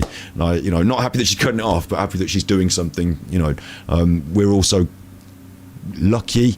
We've got the opportunity to make those positive ripples in life. I'm talking about resonance as well, right? Talking about resonance. I think that some people even believe stuff that I don't about wavelength of like it's some people's belief about frequency and something to do with like high energy and low energy and stuff like that. Yeah. So if that's your belief and you spend your time ridiculing someone on the internet in any way, like if that's your belief, you know, maybe you've got to like. I mean, for me, I think the ridicule is good of the bad people. Yeah. I think I can justify this. I think I'm vibrating at quite a high energy when I take down these bad chuffers, you know. But I think some people have got their heads up their arse about what they want from the world and about how they seek to go and get it and their behaviour. And again, I encourage people all the time to look right, look left and see who you're with. If you're in this chat with these people, you're in amongst good people, you know. Don't be in with a load of wolves in sheep's clothing. We've seen it from Luke recently. You know, if you've been a big supporter of Luke's, well, he doesn't think that single moms are, or John Wedger, sorry, shouldn't speak for Luke, but like, you know, single moms are down the negative end, ruining our society. Should have a man around. We need to go back to good old Christian values, and he's very much pro the rioters, isn't he? In a way, like, you know, can't understand what's going wrong in this country. These fucking Keir Starmer and all this. Like, Luke's just gone. He's just totally gone. Like, he always was that. I always told you he was that. But he's just totally gone. And Eddy as well, like Angry Eddis. Talk about wolf in sheep's clothing. Lovely Cherry Bakewells, everyone's best friend. Give him half a chance and he'll fucking go fucking vile, nuts, angry, horrible, nasty, horrible, nasty. You know, so like you want to just make sure you're in the, you know, in the good team and you're vibrating a high vibration. Otherwise you're not going to get anything you want. And that's for people who believe that stuff. You know, you're not going to get anything you want out of life, and you're certainly not going to get it by being selfishly asking the universe for it. Like, talk about karma. Do you think, like, you know, like I hope that by helping people in the world I can make that ripple in the world, and that ripple, it's not that it comes back to me, that karma, right? Let's say that you help someone when they're in a time of need, then hopefully when they see someone else in need they will help them. And it might not be me that gets helped, but it's that passing it along that gets helped. Like, so karma's not just about getting it back for yourself. It's like, I'm going to go and do this good stuff so I get stuff for myself. Karma's about making the world better with a ripple effect of other people doing good things too. Like, and you can reverse that. You can reverse it. You can go about being a malicious, evil, nasty shit. And then it takes people like the Chuffer Man to stand up and say, hang on, hold your fucking horses. We ain't having that nasty shit round here. You're going to get deflected, reflected, and rejected. Stick it in your pipe and smoke it. Something I crave to be in your life. Is there inspiration she's doing? It's not just me, it's all of you in chat as well. You know, it's all of you that support the righteous and the good. And you can see it with your own eyes. You're awake, you're woke, you're wide awake, and you can see it with your own eyes, those that are trying to deceive, you know? One thing's for sure. There's something going on. The scrutiny of the CCTV footage of Nate's, to me, proves there's a female on the drive, and it's a female that was alive. Seeing Shanam supposedly murdered, who is this female? Right. For the police. There's no female on the drive. You're nuts.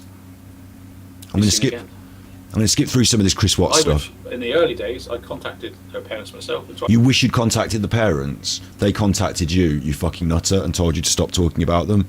Don't you remember? Like, you've had an opportunity to literally directly communicate with the family through the court proceedings where they've asked you to negotiate so you don't have to go to court, but instead we're here. I had to work with them, you know. But I didn't, you know, I didn't. They came into my chat sometimes and whatever. But it turned acrimonious when they told me to stop talking about the case. And I tell you, I couldn't stop talking about the case. Because of the money? Because of one thing. The money. The pings. The money. You were making all that money on the internet, When AK Alan. was in Saratoga Trail, she would use her phone, and the phone would come off the nearest cell phone tower, which was in Frederick. This happened, I think, 4 times. I can't bother to go into it now. But the previous occasions, the pings, which she has, I can't be bothered to go into it now. He's going to go into it now. she made up wonderful alibis. I was doing some chicken. I was checking out his carbs. I went in through the front door. She made alibis for the other times the phone pinged on the Frederick Tower, right? But she didn't make an alibi for the day it pinged on the Frederick Tower, which is the morning of the murders, AM. He's blinking a lot, doesn't he? I think that alibi was because she drove, like when you drive to work past that area, like you ping on that tower, was the alibi for that. Why give us detailed alibis for the other pings, but not the one of the murder? Well, if I was cynical, I would say because she doesn't want to be there on the morning of the murder. Or that she might not have been there. Like, that's another option. Or also, like, are you doing this now, Alan? Well, she phoned her friend Jim. Why? There is a bit of gold dust at the end of this, and we're going to watch his funny TikTok to finish. Now, a lot of people say, well, okay, even if she was there, she was on a stalking mission. Just driving by to see if okay, look, we know you love Nicole Kessinger. We know that you love Nicole Kessinger. Why didn't the police mention this one? We know, Alan. Oh, yeah. Distractors. Oh, she was on the way to work, and it pinged naturally because she's on the motorway. Bollocks. All the other pings pinged the same way when she was there. Right, so it's not just detractors, but it's the like the phone company and the police that were saying it. So you sort of have to go with them a little bit, but that ping. Do you know about the ping? We're going into your work to see if you came in on CCTV that morning. There's no sign of you logging in that morning. Okay, it's not about you want to harass the family. No. I wish they had the same bloody thoughts as me, because to me it's so obvious.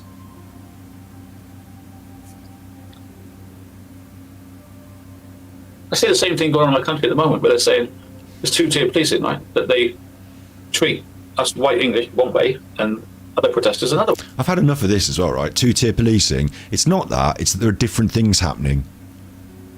Like, there are different communities of people doing different things.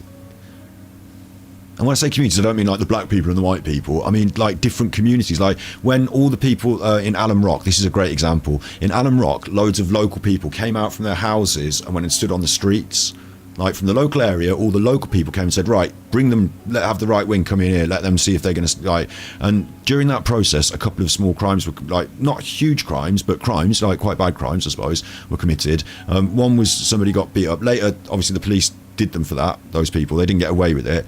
Because the process of policing, like with the riots, was to, like, stand off a little bit. You can't just wade in and cause more trouble, and, like, you know, there are times where you need to and times when you don't. And then also there was an Asian man pictured with a sword. A Sikh has like a ceremonial sword that when, like, they're called into action, like, obviously sometimes these days they wear it as a piece of jewelry or maybe in a comb, but he had, like, it's technically a ceremonial sword. It's a bladed article, public place, that's nicking, you get nicked for that. But because there's a huge group of people and there's this thing going on and he's not wielding it around, they just kept an eye on him instead.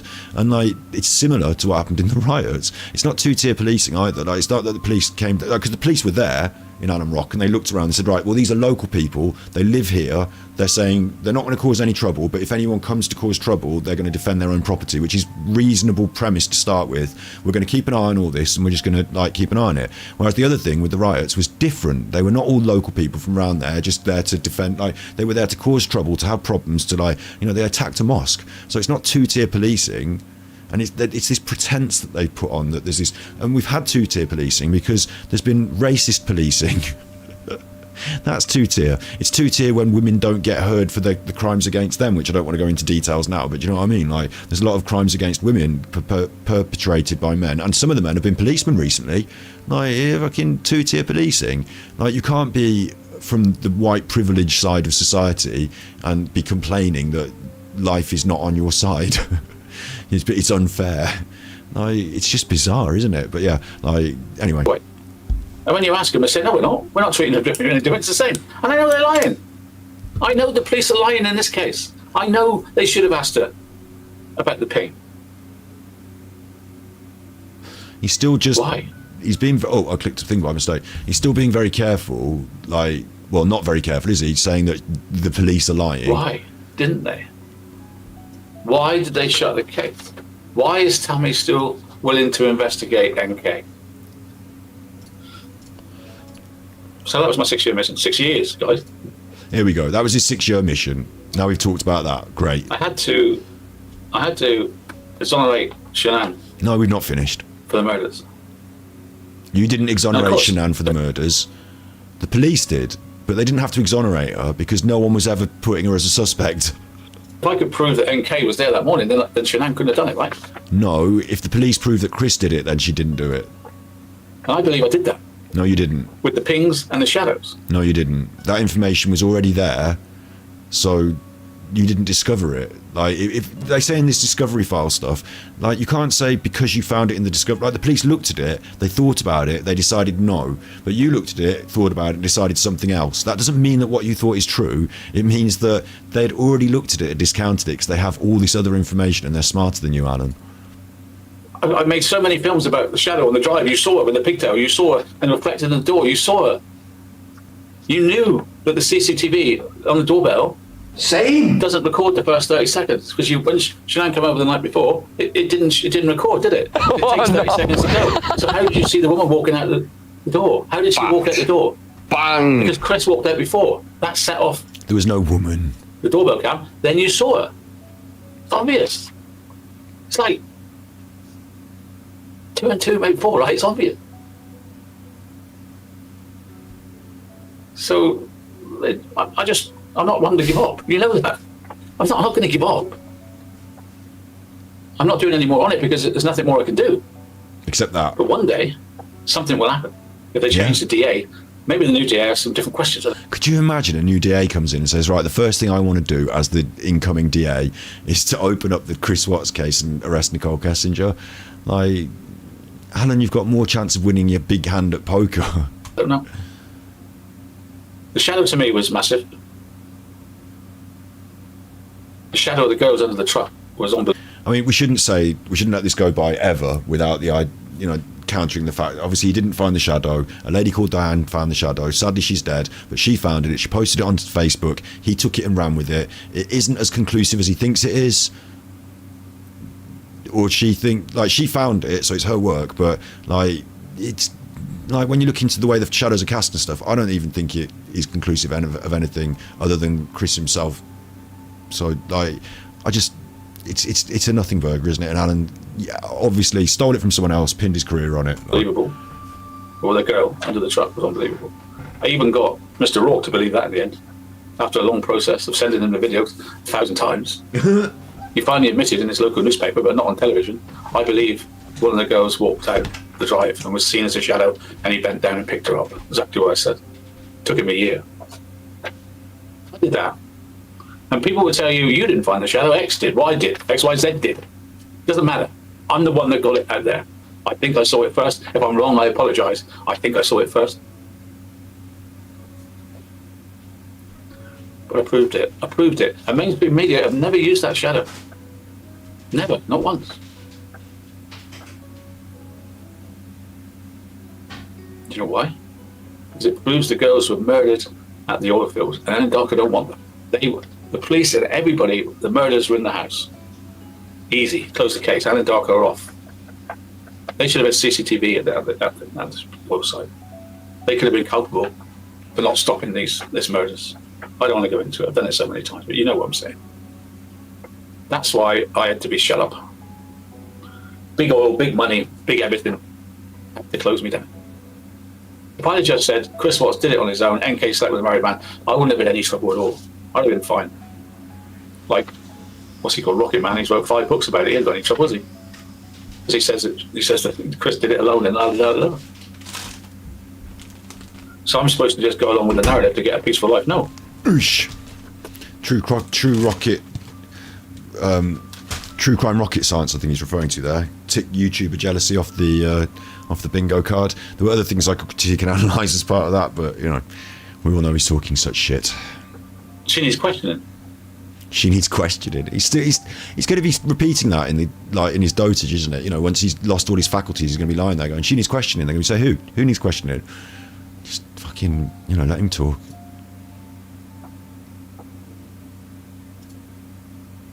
Big ups, Lonry. I don't agree. I don't agree. Pull the ring.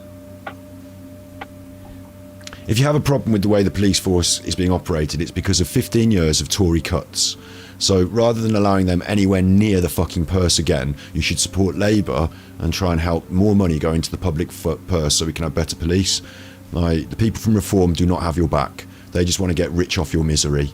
The people from the Conservatives do not have your back. They've already got very rich off your misery. It's not a political fight that we have to fight for the next 5 years. The next 5 years are about coming together to make society better. All this pissing and complaining and crying about stuff and getting tetchy because you don't have it your way is not helping anything. Like, I think protests are really important, but I think riots are bad. And I think the right wing are a bunch of arseholes and they're hijacking a situation, and the situation they're hijacking is people's unhappiness. So there's other ways around it.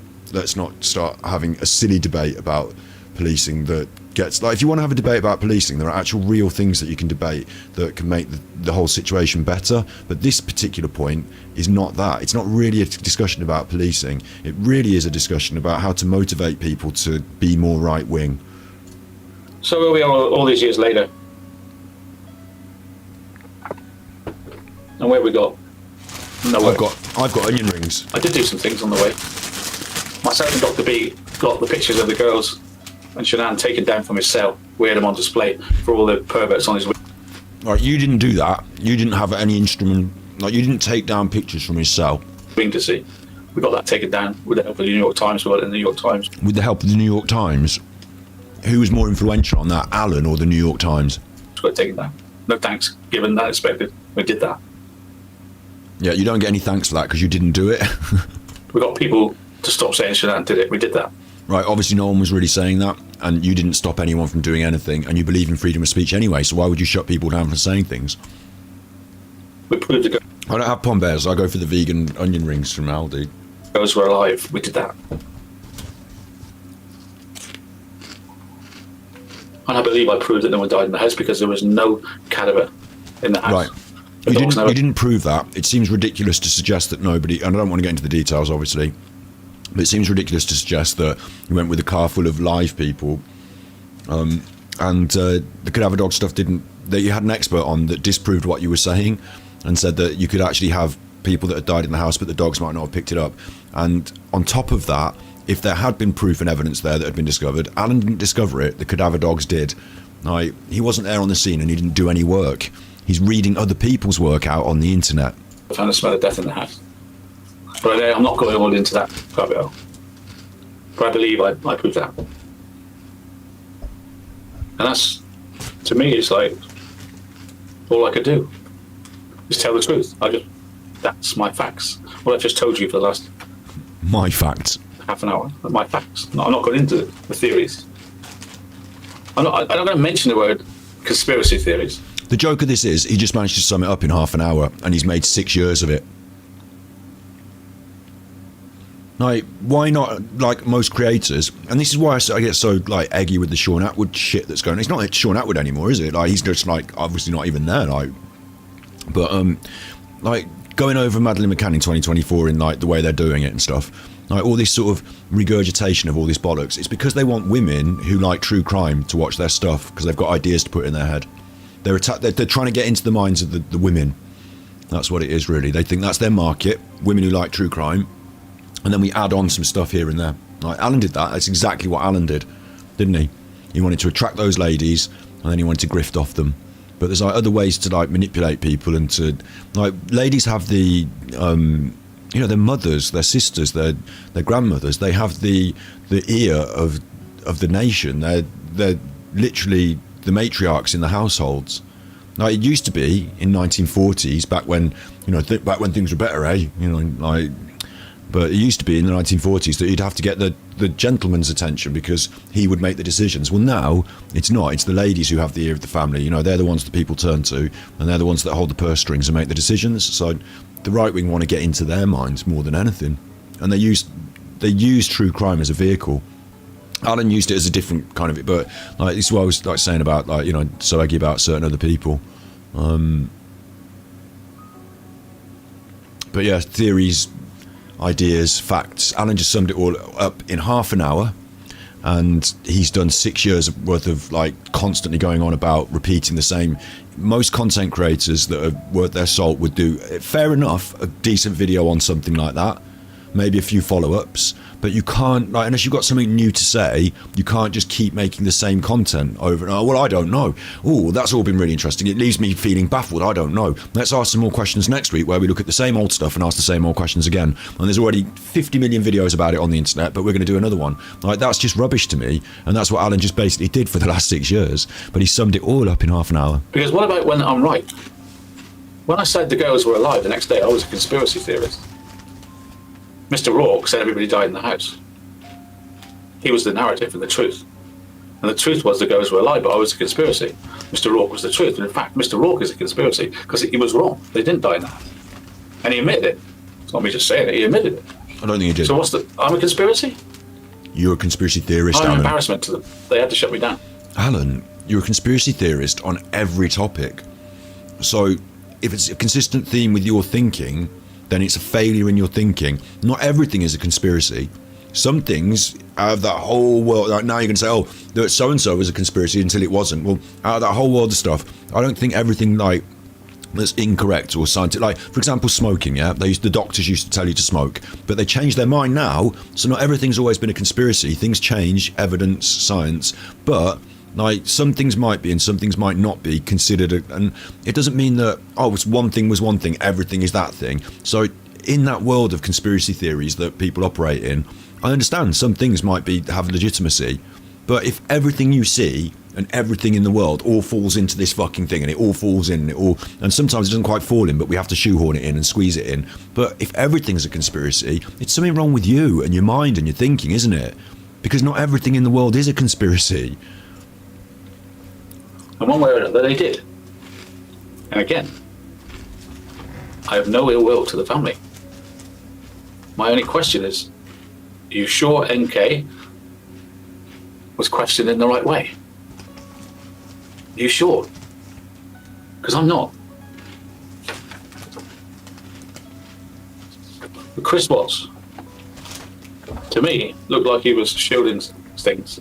I thought he said he was going to stop talking about this. I thought I said he was going to stop talking about this. I reviewed this to see if there's anything good, and there is some good bits where he talks about himself towards the end, but he was trying to get it all done and dusted the same way as Rourke was, the same way as the judge was. Whoosh. The quickest murder trial, and well, not trial, it was confessed, didn't it? The quickest clear-up of this in American history, right? For a case of this size, triple murder, it was just done. But was no stone unturned to get to the truth. He's been crying. And why didn't anybody want the truth? Alan, you've been crying. Why was she given so much rope? They gave her enough rope to hang herself, and she did hang herself. Do you see that? He said, why'd they give her so much rope? They gave her enough rope to hang herself. And the way he connects those things, because as I've said many a time, he speaks in cliches that he connects like Lego bricks. He gave us loads of clues. It's not hay fever, it's crying.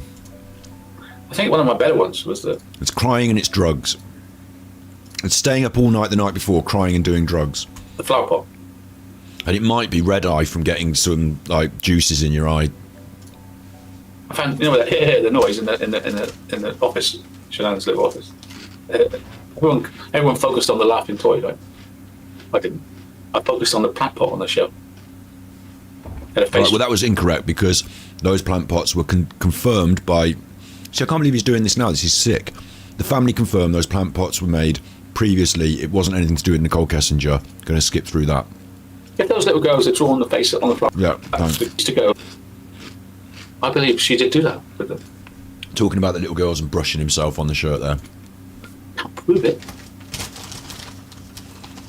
6 years later. If they fingerprinted the damn flower pot. Why is nothing fingerprinted on it when there's no little markers? And I really do think that. And I know the parents don't agree with me. That's their prerogative. And I hate the fact it's ended up with them trying to sue me and me trying to defend myself. And it's gone on now for years and years and years. It does not necessary. My beef is with a person called Nicole Kessinger, not Shanann's family. So there we are. That's it, really. 6 years. Do you know what's funny? Is that if Nicole Kessinger turned up at the court case and said, I did do XYZ and I was XYZ, then it wouldn't help Alan in any way, because they're suing him for the things he said about the family.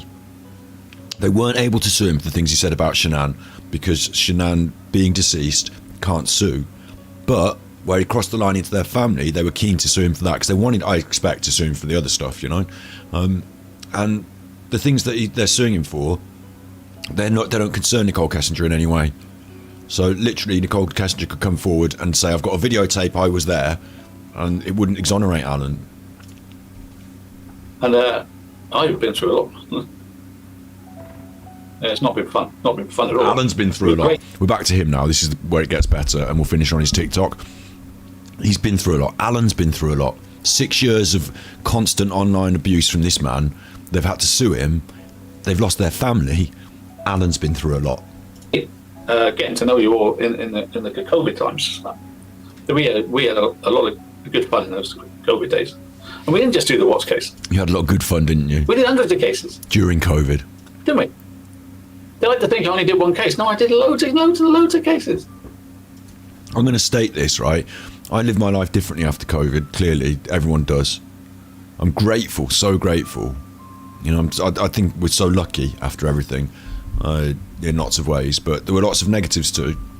Alan, I think, didn't change much during COVID. Some people didn't even care about like following rules. Some people make their own rules in life, don't they, Alan?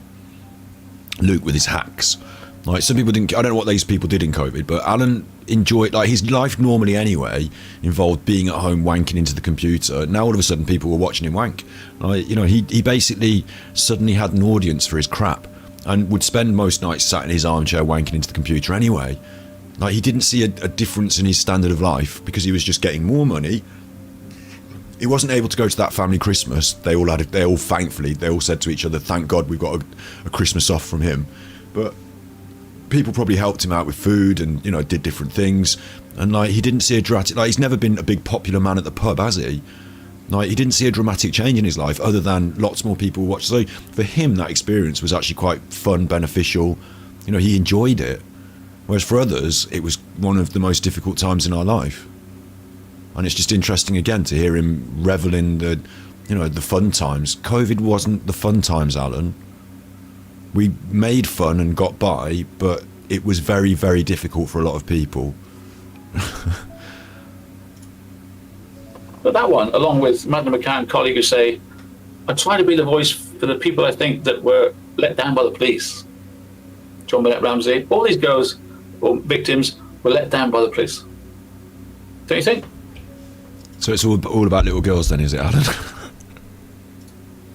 Who were let down by the police. That's the focus. That's the thing. I do. Kelsey Barrett, her lover killed her, smashed her with a baseball bat. Okay. Murdered. His mistress, Lee something. He's licking his lips while he's thinking about the gruesome details again. Cleaned up the mess. She's a nurse. She cleaned up the mess. That's what you're supposed to do. It's like, whatever. They never even put that to her. They didn't even put her in a position to go to the police. Just skip that. And I really am sorry the Ruseks have been through all this. Are you? You put them through a lot of it. Not just me on YouTube. I'm minor. You're not on YouTube anymore, Alan.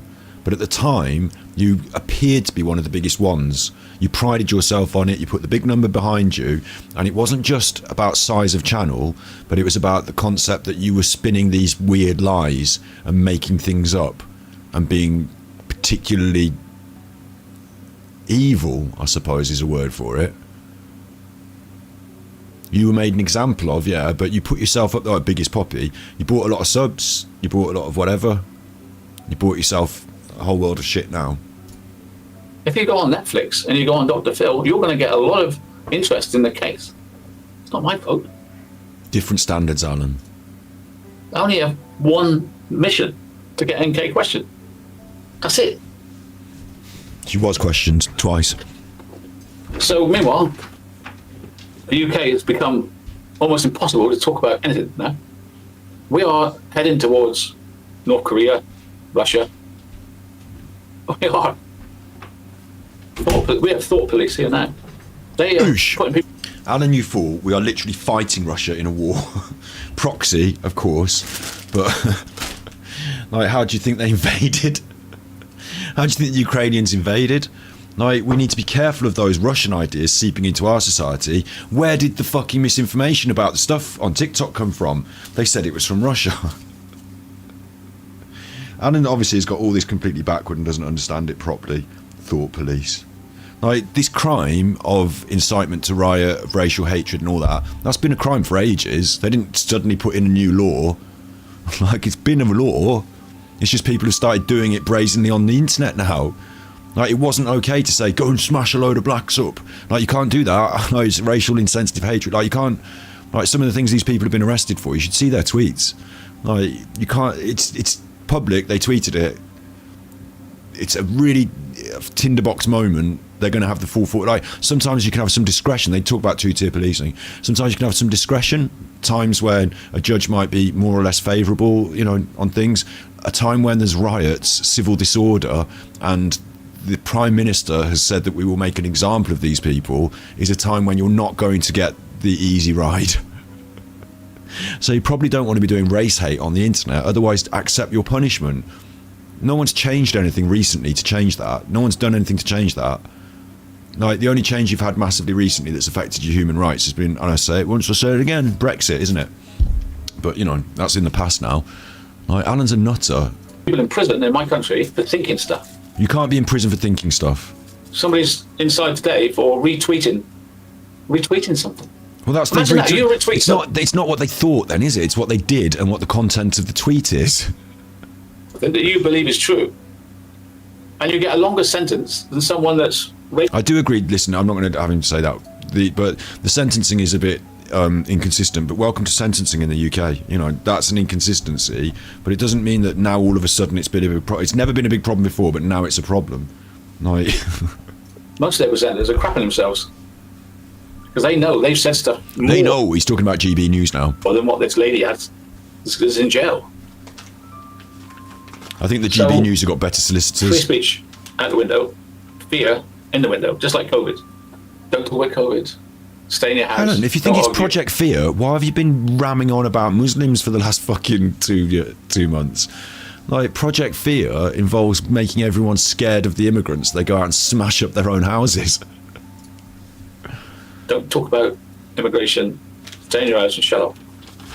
You don't have to. You can talk about it all you want, Alan. You certainly can. You are. I believe in this as well. I had a discussion, or me and a friend had a discussion about this the other day, about freedom of speech. But I don't know. I might be wrong in saying this actually, because I don't know the American nuance. But like, freedom to speak. But like, once you've spoken, you have to then accept the accountability for what you've said. Do you know what I mean? Like, freedom to speak. Like, you can say it. These people did say what they wanted, but then you're accountable for saying it. So not everything is acceptable to say in every situation, in all places. Like, people say you shouldn't shout fire in the cinema or whatever. You know, you're free to do it, but then people are going to be eggy, aren't they? I don't know where it's going to end. I thought the Labour Party were for us. I haven't got a house. But I thought us working class people without millions of pounds in the bank, that Labour was supposed to be here for us. They used to be. When I was young and my dad voted Labour were for the unions and the mine workers and the dustmen and the workers and the people with council houses. I can see what you're saying in chat. Like, generally, I hate bullies as well. At school, I was sort of compelled to defend people who were being bullied. I'll say that sometimes. And like, it doesn't always get you in the right, you know, on the right end of the, like, you know, I had to kick someone in the knee once because they're about that big, you know. But like, you know, you do feel compelled to stand up for people who are being bullied, don't you? That's exactly what's happened recently in our society. Like, people like Alan and his compadres, or the whipping up of all this hate, that's bullying people in society simply for being an immigrant or from a different country or from having a harder life than you're graciously given. Like, bullying them. So I'm glad we live in a society where we stand up to bullies. We stood up to the fascists and the Nazis in the war, didn't we? In the Second World War. That was standing up to bullies. That's what we're about. That's part of our British values. Totally agree. Sometimes, you know, telling people how it is, where the lines are drawn and your boundaries, it's quite acceptable.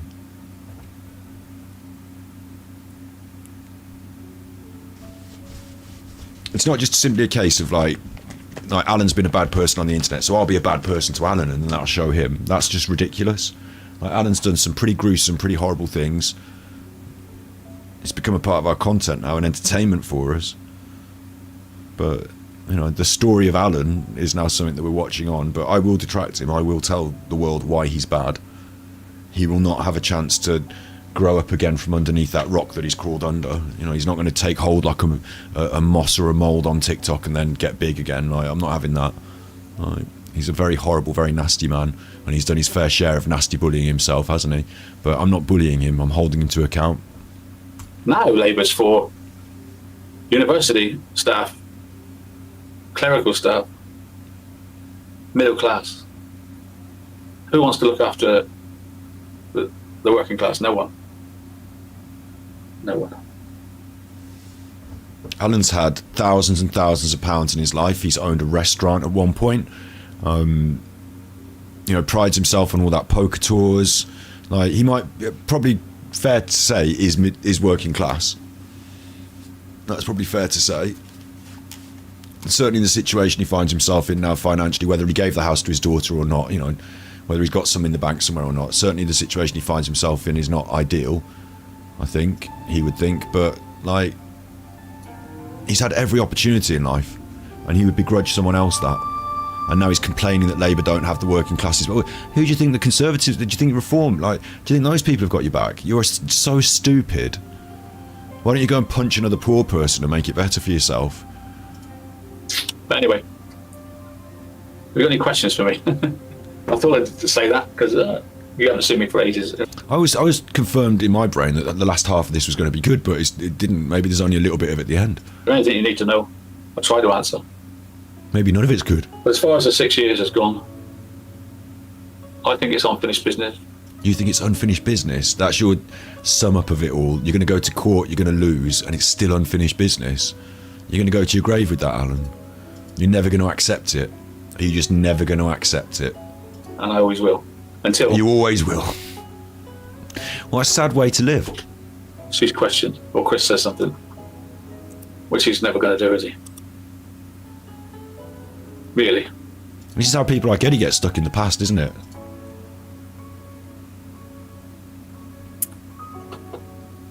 Labour out, says Scousco. Yeah. I know there's only a few of you here, that's okay. The main thing is that all the patrons be able to watch it in their own time. Doesn't matter when they watch it. But anyway, that's what I wanted to tell you all.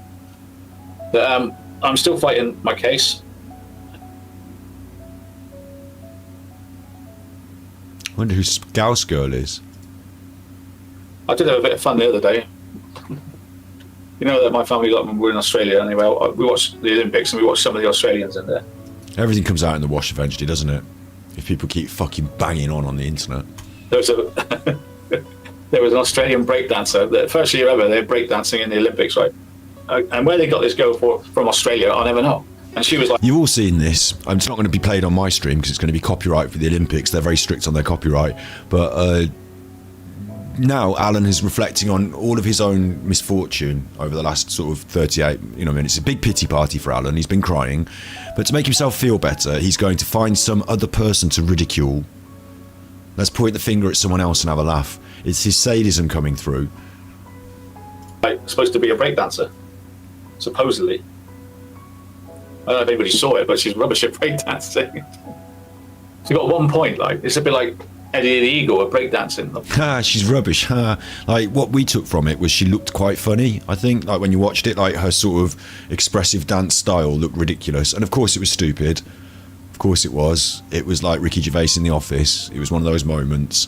It's been viral. Everyone's seen it. Like, Alan's just bringing it to the stream to make himself feel better that somebody else has had a worse week. Breakdancing's fast, just spinning around your head, right? And she's like, let's see if I can get a video of it. Hang on. No, see if you can get a video of it. I'll show This you will be good, yeah. Because this is what you really enjoy, isn't it? When someone shows you a video of something on their phone. I'm always like, just send it to me. Send it to me, I'll watch it. Put it in my inbox, I'll watch it sometime. But I don't want to look at your phone while we're talking. Like, that's really rude. I just hate it. I won't watch it. It doesn't matter what the video is. I tend to think I don't want to watch it. Send it to me, I'll watch it in my own time. Give me a laugh this week. That gave him a laugh this week. See, that's what he said. That's his cheer up moment. That gave him a laugh this week. The filter Spinning really around does the head, hard right? work. And she's like, I love the way his filter like doesn't know what to do with his neck and this like the greyness because he hasn't had a shave, but it tries to smooth it out because I think it's designed for ladies and makeup. So let's see if I can get a video of it. Hang on. The Australian breakdancer. That'll show you. That'll give me a laugh this weekend. that gave me a laugh this week. You see what I mean? Oh, and when he touches down like this, look, when his hand comes in, the filter just basically loses his face. So you see that he's much more dishevelled, much more red around the cheeks, much more unclean, unkempt, unshaven, as he gets his finger in his nose.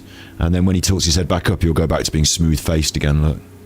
Oh. There he goes, smooth-faced again all of a sudden. It's mad how that changes, but it's a filter. Like, really looks like dog muck. Break dancer. So you've got these break dancers, average age 17, and she's 40 odd. She's like 40 odd. Oh dear. So I guess she phoned up like the Australian and said, look, I can do this break dancing because they didn't have anybody. So Yes, Laurie, racism in all forms is negative. We're against it. she said, yeah, go on then. Have you got a passport? Yeah. Well, that's it. You're in the team. You're representing. I can't find it now. Oh. I was breakdancer. Olympic.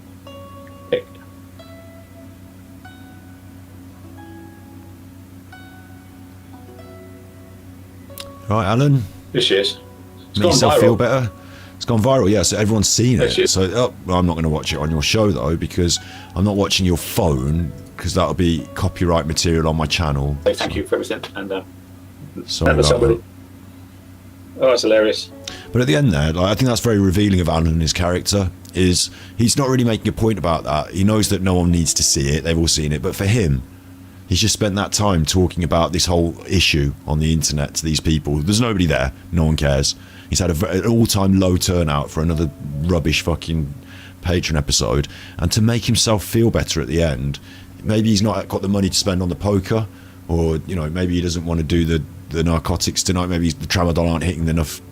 So he's just going to look at somebody else who's had a work. And like, his take on it isn't, look how funny she is when she dances, really. It's, she's awful, she's bad, she's had a bad week, she's bad, it's bad for her.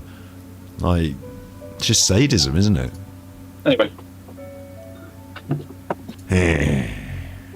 Well, you got to have a laugh at me. That's all You've got to have a laugh, haven't you? And it's to make himself feel better because he felt so bad. I was going to say. I just wanted to say thank you for everything. And why does he feel bad? Because he knows the court case is coming now, definitely October, and it's going to hit him in the face. And we can have a laugh. Remember when we used to have a laugh? You used to like me laughing, didn't you? You used to love it when we had fun, didn't you? Yeah, that's all over now, Alan. They're not even there listening to you anymore.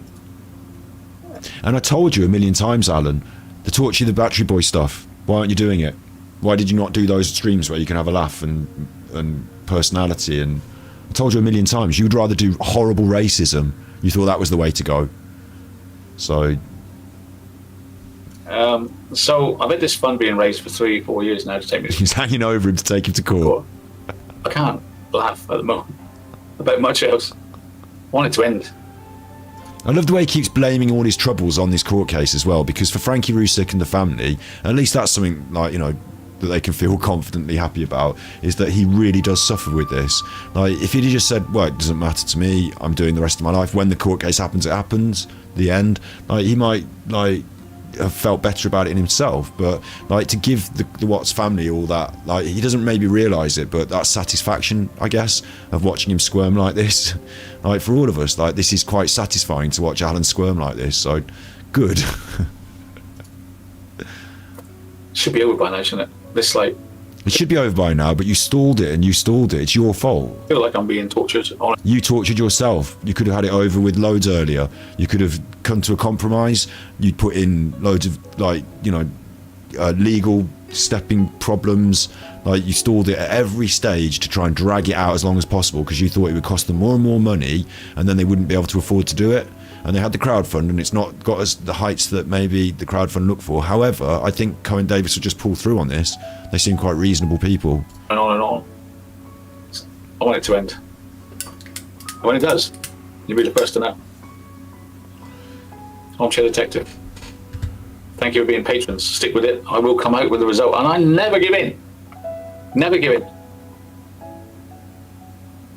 You'll come out with the result. You mean when you get the verdict against you, will you tell us? I'm sure that Frankie can tell us, ultimately. Like, whatever penalty Alan suffers, he won't be able to hide it, will he? He'll have to tell us how much Frankie will tell us how much he's getting paid, or surely that will come out at the end as well, so. They didn't realise that, did they? They didn't realise that you would never fucking stop, no, but fair enough. Goodbye, thank you. Goodbye, thank you. He's been crying. Alan's been crying. So he thought he'd put that as a TikTok, look. The Australian girl doing the dance.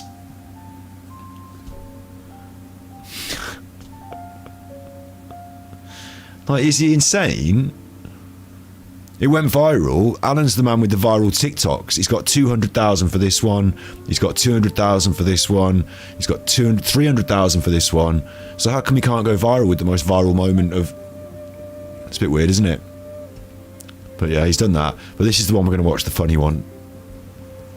Well, I was born in 1955, and United Kingdom was the United Kingdom. In 1955. All I saw was white faces. All I saw is white faces. I'll play you this again. Well, I was born in 1955, and United Kingdom was the United Kingdom. All I saw was white faces. That's what I saw growing up, and then gradually. Told you it was funny. This is just one of Alan's best. So this is our pudding for the end of the evening, and then I'll probably play a song and sign off. We'll look at the Eddy pictures one more time and just say how good I am again one more time, and then we'll sign off. But how does he think this is? This is like Alan Partridge if Alan Partridge was racist or something. Like, how does he think this is a good idea? Like, why would he do this? Like. Well, I was born in 1955, and United Kingdom was the United Kingdom. All I saw was white faces. That's what I saw growing up. Big ups DC Primetime. Clip that, Chuffer. Well, it's here on the stream. It's recorded. I mean, it's on his TikTok still. It's on his TikTok. He goes on to make it worse. Thank you for the 8-month membership. Listen, shouts out a lot of you. I know that a lot of people get gifted memberships because we have some quite generous people here gifting memberships. Shout out the generous people. And so when the month rolls over, like, you have to make a decision as to whether you want to be a member. There will be more members content. In fact, tonight I'm going to unleash what Luke and what Luke and John Wedger said. Luke and John Wedger did their episode about, or maybe I'll unleash it tomorrow. So like make it like from members to public, because I think in the context of all this going on, I think that one should be public. But it was pretty fucking savage, and it's about the Stockport stuff. So I didn't want to make that. Like, I don't want to try and make I'll probably not have it monetized or whatever, because it's like a bit weird, isn't it? Like the Stockport stuff. But I might make some of the old members content public, and obviously every month there's more members content. I've got 2 videos, one that's maybe too toxic for YouTube, and one that's just like a load of fun about this guy eating stuff. I've got members content coming up, so thank you to everyone who gifts memberships, and all of you get them. Can you fucking renew them like DC Primetime does? 8 months, look.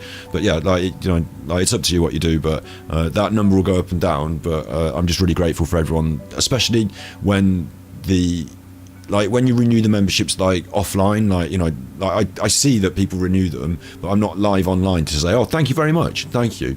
It just when I come to stream, I'm like, oh look, a bunch of people renew their memberships there. So I'm grateful for that as well. So if that's you I'm talking to, or you're thinking about doing it offline, then thank you. And then gradually.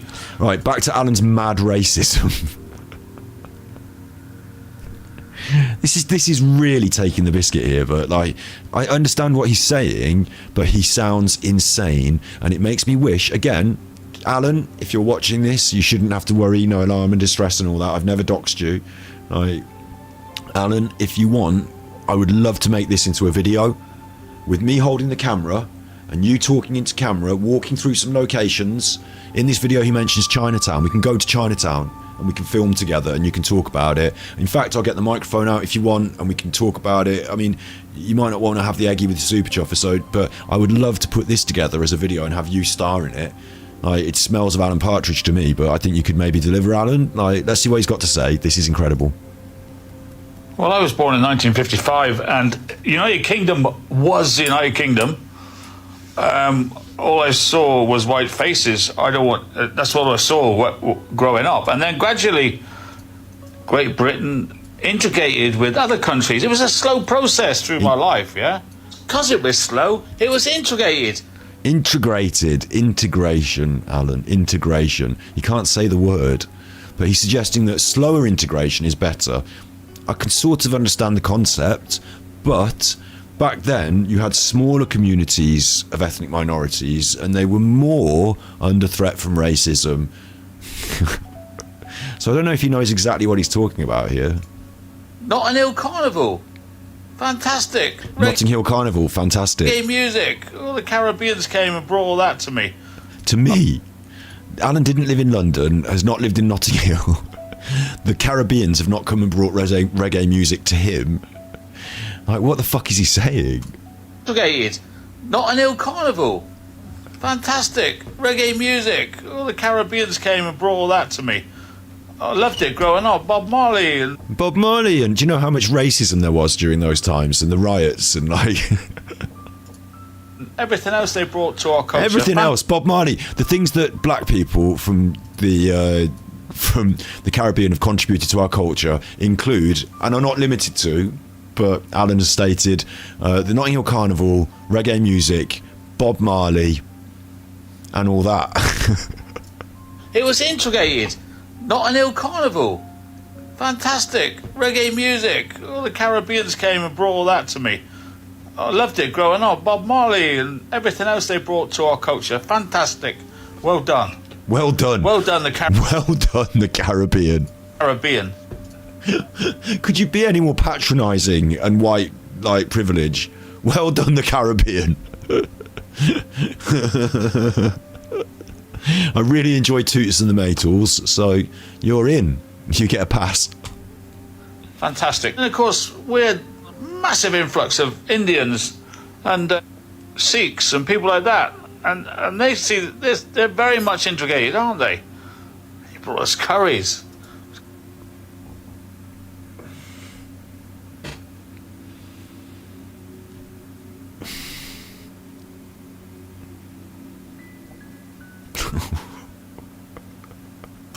Curries regarded as #1 delicacy in the UK now. It's a slow process, and they were part of London. Chinatown.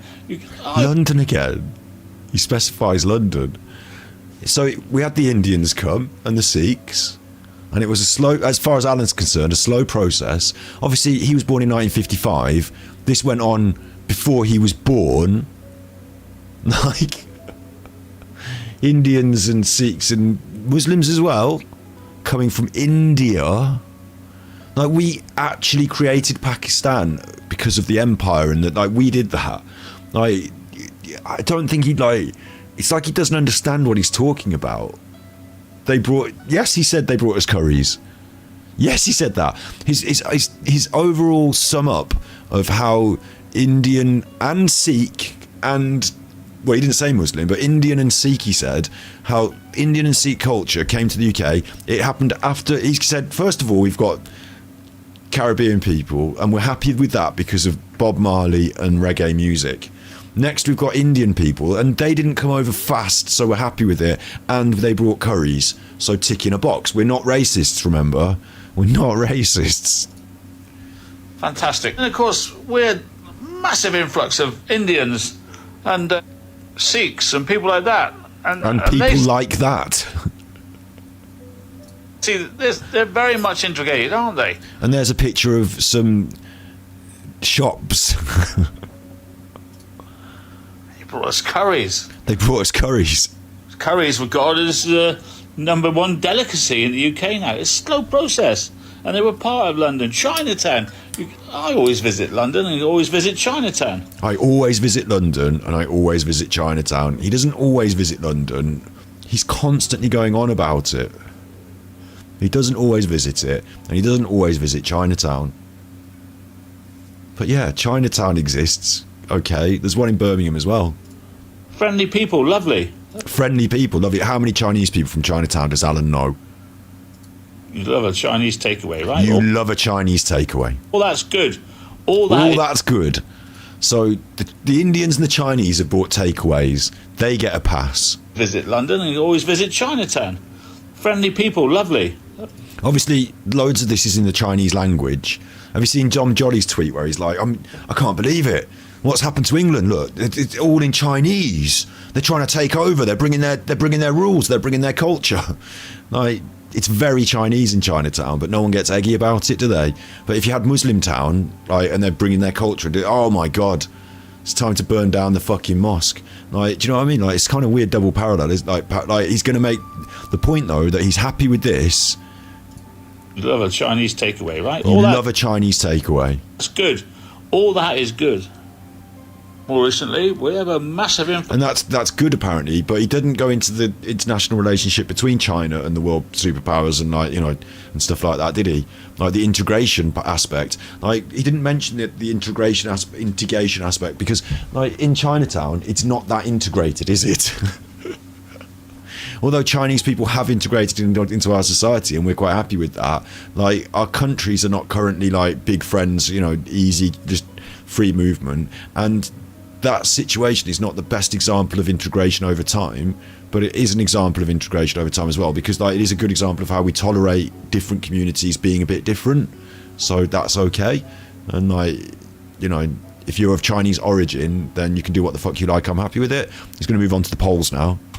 Like of Polish people, they're all over UK, and again they've integrated. They've got their own shops, which is fine. I don't particularly like Polish food, so that's one takeaway I won't be going to. But the Polish people have come. They've integrated. It's fine, but I don't like their food. So this is turning. Like, in one way, it's a sort of pseudo racist rant, but in another way, it's a food review. It's some kind of like culinary world tour. We're going to do Italians next. Ireland here. What do you think he's going to say about Irish people? Then we got the Irish. They've always been here, haven't they, right? Irish, great for a laugh, great crack. Love the sports. Love the drinking. Love St. Paddy's Day at the Paddy Bar, right? Fantastic. Integrated. Because drinking and St. Patrick's Day. No, just like utilising a stereotype, but quite a negative one, about being always drunk. But that's a tick in the box for Alan. He enjoys St. Patrick's Day. So, no, we've got a long and storied history with integration in Ireland and the UK, and there's some issues, and like we had the IRA and stuff. Alan's all right with it overall. Right, to Kelly, welcome to member. Thank you very much. Overall, right, the Irish people again. They've always been here. They're fine. We haven't got a problem with Irish people. We did have when we put no blacks, no dogs, no Irish. But as far as Alan's concerned, that didn't happen, and they've just always been here and fine. We all enjoy getting drunk. They've always been here, haven't they, right? Irish, great for a laugh, great crack. Love the sports. Love the drinking. Love St. Paddy's Day at the Paddy Bar, right? The Paddy Bar. The Paddy Bar. Is that potentially a slur? He's saying it's nice and he likes them, but he called it the Paddy Bar. Which is fine. Which is fine. No, the Polish people have got shops, which is fine. This is just a massive mess, isn't it? And people are going to be saying, let it play, let it play. I might let it play one more time at the end because I just love it so much. Turn. Friendly people, lovely. You love a Chinese takeaway, right? All that's good. All that is good. More recently, we have a massive influx of Polish people. They're all over UK. And again, they've integrated. They've got their own shops, which is fine. I don't particularly like Polish food, so that's one takeaway I won't be going to. But then we got the Irish. They've always been here, haven't they, right? Irish, great for a laugh, great crack. Love the sports. Love the drinking. Love St. Paddy's Day at the Paddy Bar, right? Fantastic. Integrate. Right, so what you might find, Alan, as well, is that we've had like if you listed all the different cultures that are in the UK, you'd probably get a quite long list of all the different kinds of people from all over the world that have settled in the UK, and like you could say, you know, identify as different cultural, like you'd make, like, because it's all over the world people now, isn't it? Because we went and did an empire. Yeah, lovely, slow process. But then now, recently, since Tony Blair decided to open the floodgates and also open the gates to our borders, it's like too many different cultures that aren't integrating. They're just right. So now it's too many different cultures, and they're not integrating. He's not specifying, but since Tony Blair. And the thing that happened since Tony Blair is they bombed Iraq and Iran and, like, you know, destabilised the Middle East, didn't they? So maybe he means a certain type of person here. But everyone else has got a tick and a pass. And what Alan hasn't seemed to understand, which I don't understand this myself, is like he said, I've lived through it. And if he'd lived through it, he would know that there would be absolute turmoil. Like, you know, not all those communities, I've not seen many riots in Chinatown, but, you know, not all those communities have had an easy, like, well, I like your reggae music, why don't you come in the pub? Like, it's not been like that for this, you know, this story. There's been a lot of conflict, and it's been sad and tragic, you know, a lot of racism. But those people have integrated despite that, haven't they? Because, like, the tired racists can shut up and we'll allow them to integrate, thank you. But, like, now he's got a new community that's in, like, on the line. Like, every other one got, okay, eventually integration tick pass. This, though, this community, no integration tick pass for you. What if you set up your own Chinatown with, like, Muslim town? No integration tick pass for you. What if you integrate into this? What about if on this Palestine march, Save Gaza, there were people from all different communities, all integrated? No. Not having it. It's the bad Muslims. On them parallel lines, starting off their own ghettos and their own societies, and it's like we're wondering what's going on. And I don't remember London or England anymore. It's just not England anymore. It's the United Nations, but it's countries now that don't really understand us, and we don't really understand Iran, Albania, Iraq, Afghanistan, Syria. Right, so it's those countries. Everyone else is welcome. Some of these people are very opposed to the British way of life, and we're not integrating. It's just not happening. It's like, well, that last image was quite integrated, like, because it was English, Pakistan, England, Pakistan, like, they're all together there, integrated. So big ups DC Prime Time, thank you for the $9.99 super chat. He's the worst, even Kevin thinks so.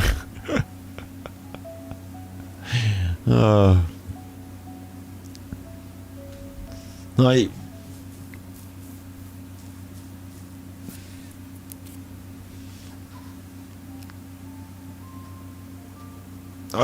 Riz Ahmed has got a really wonderful. Have you seen his English stand?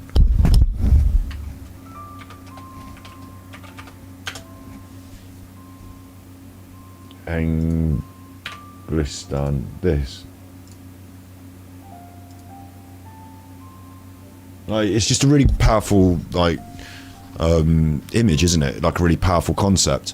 Like, Riz Ahmed is one of our fine actors and talented musicians as well, and he's from Pakistani heritage, and he lives in England, and he's English, and he's from, like, and, like, that's just a really powerful image, isn't it? Like, you know, of how he is and who he's as he identifies. Thank you, Kaz, for the gifted membership. Big ups, Robert. You got green, Robert. Robert, you've gone green. You've gone green. Big ups, Robert's gone green. You'll like that. Like, we're one nation of many different people who identify with their cultural, long DNA heritage, whatever you want to call it, but also identify as a modern English person living in Great Britain today. And that's what it's always been. That's what it's always been. And that's what it is today. And we're proud of it, and we're happy to have it. Like, that's what being British means.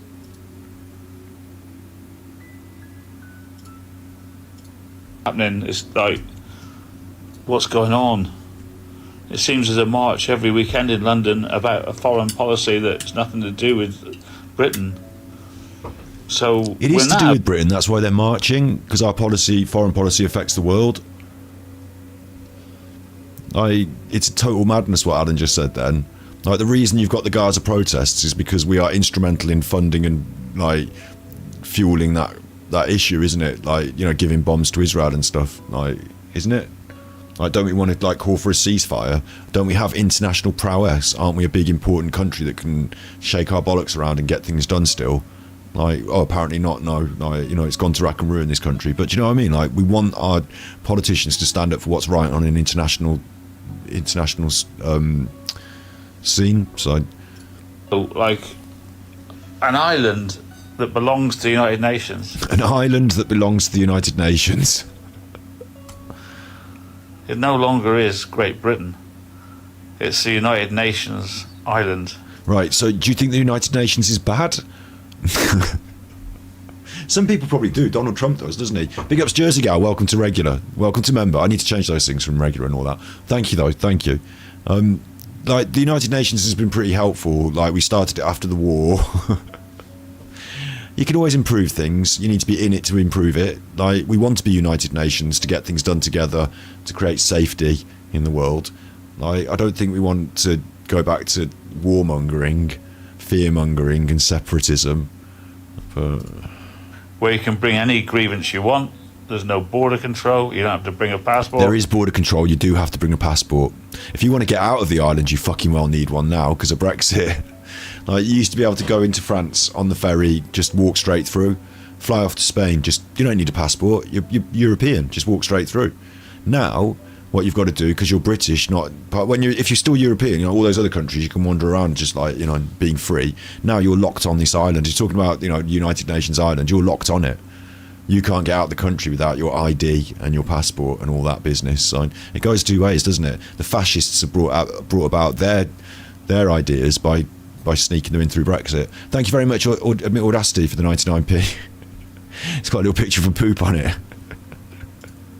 Because in you come, you're having your own laws, and if we don't like it, too bad, right? Well, this is Great Britain, where it was.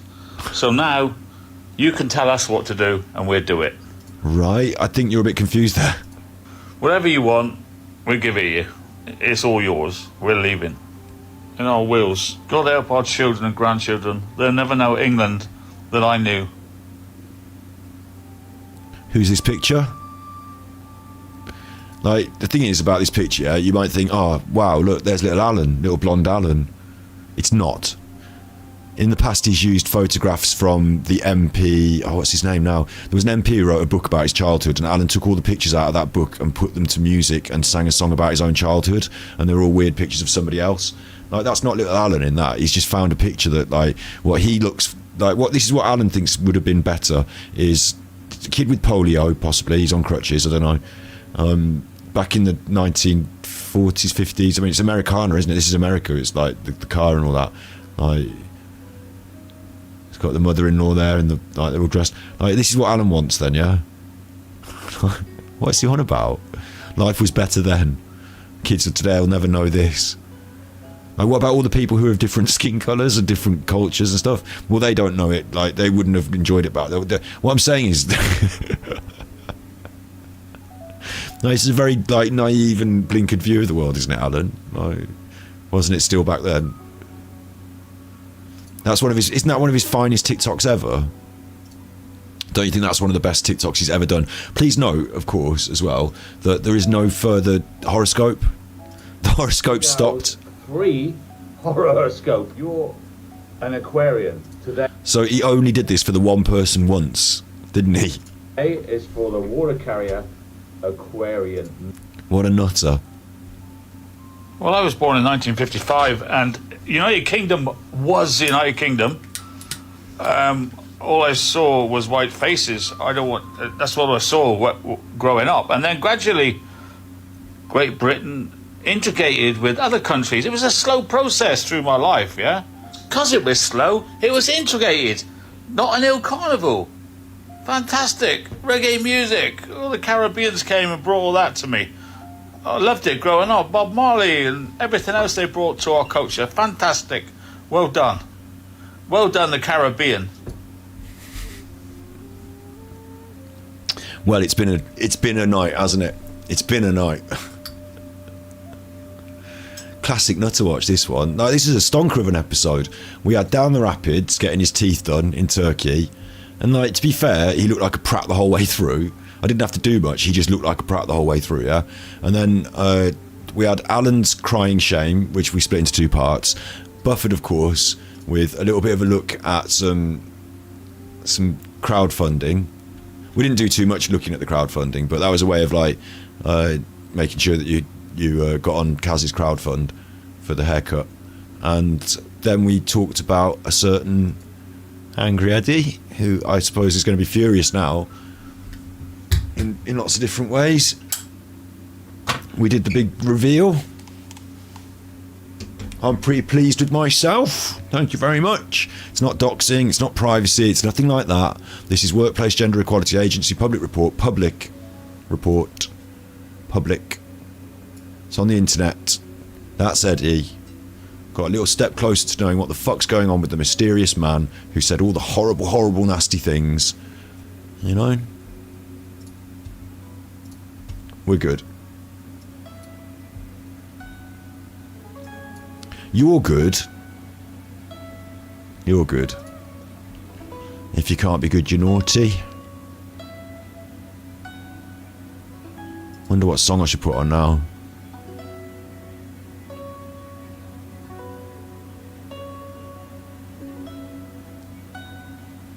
I should have prepared the final song, really.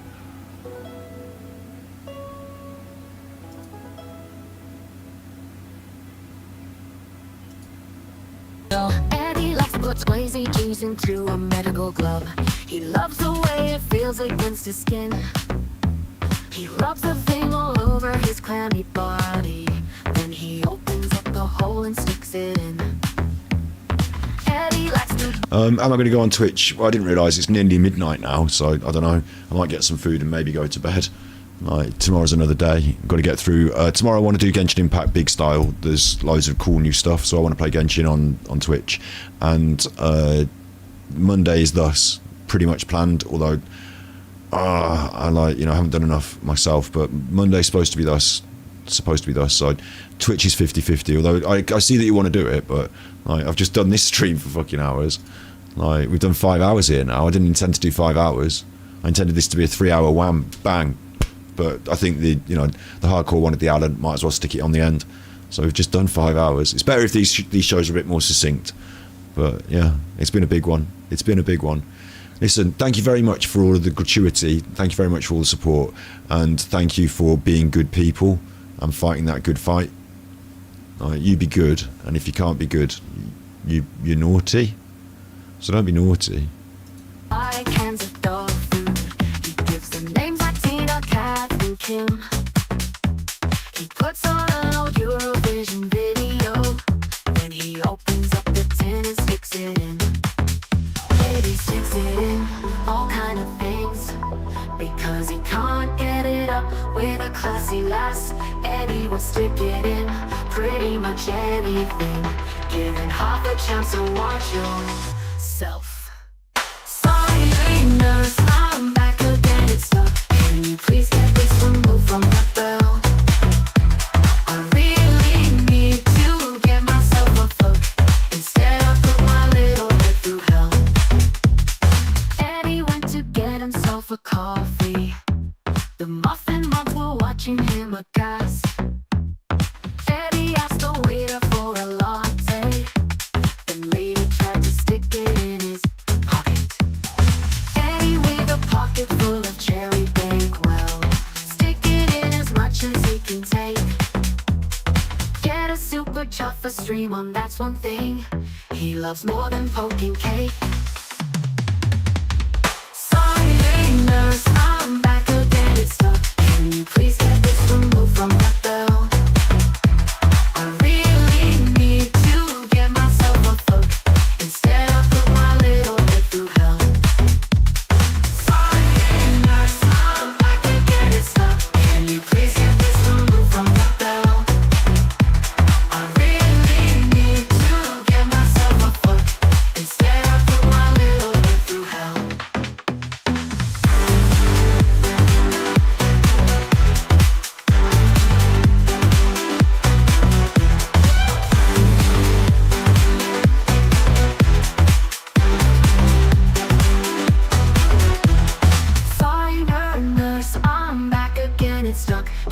Please get this removed from the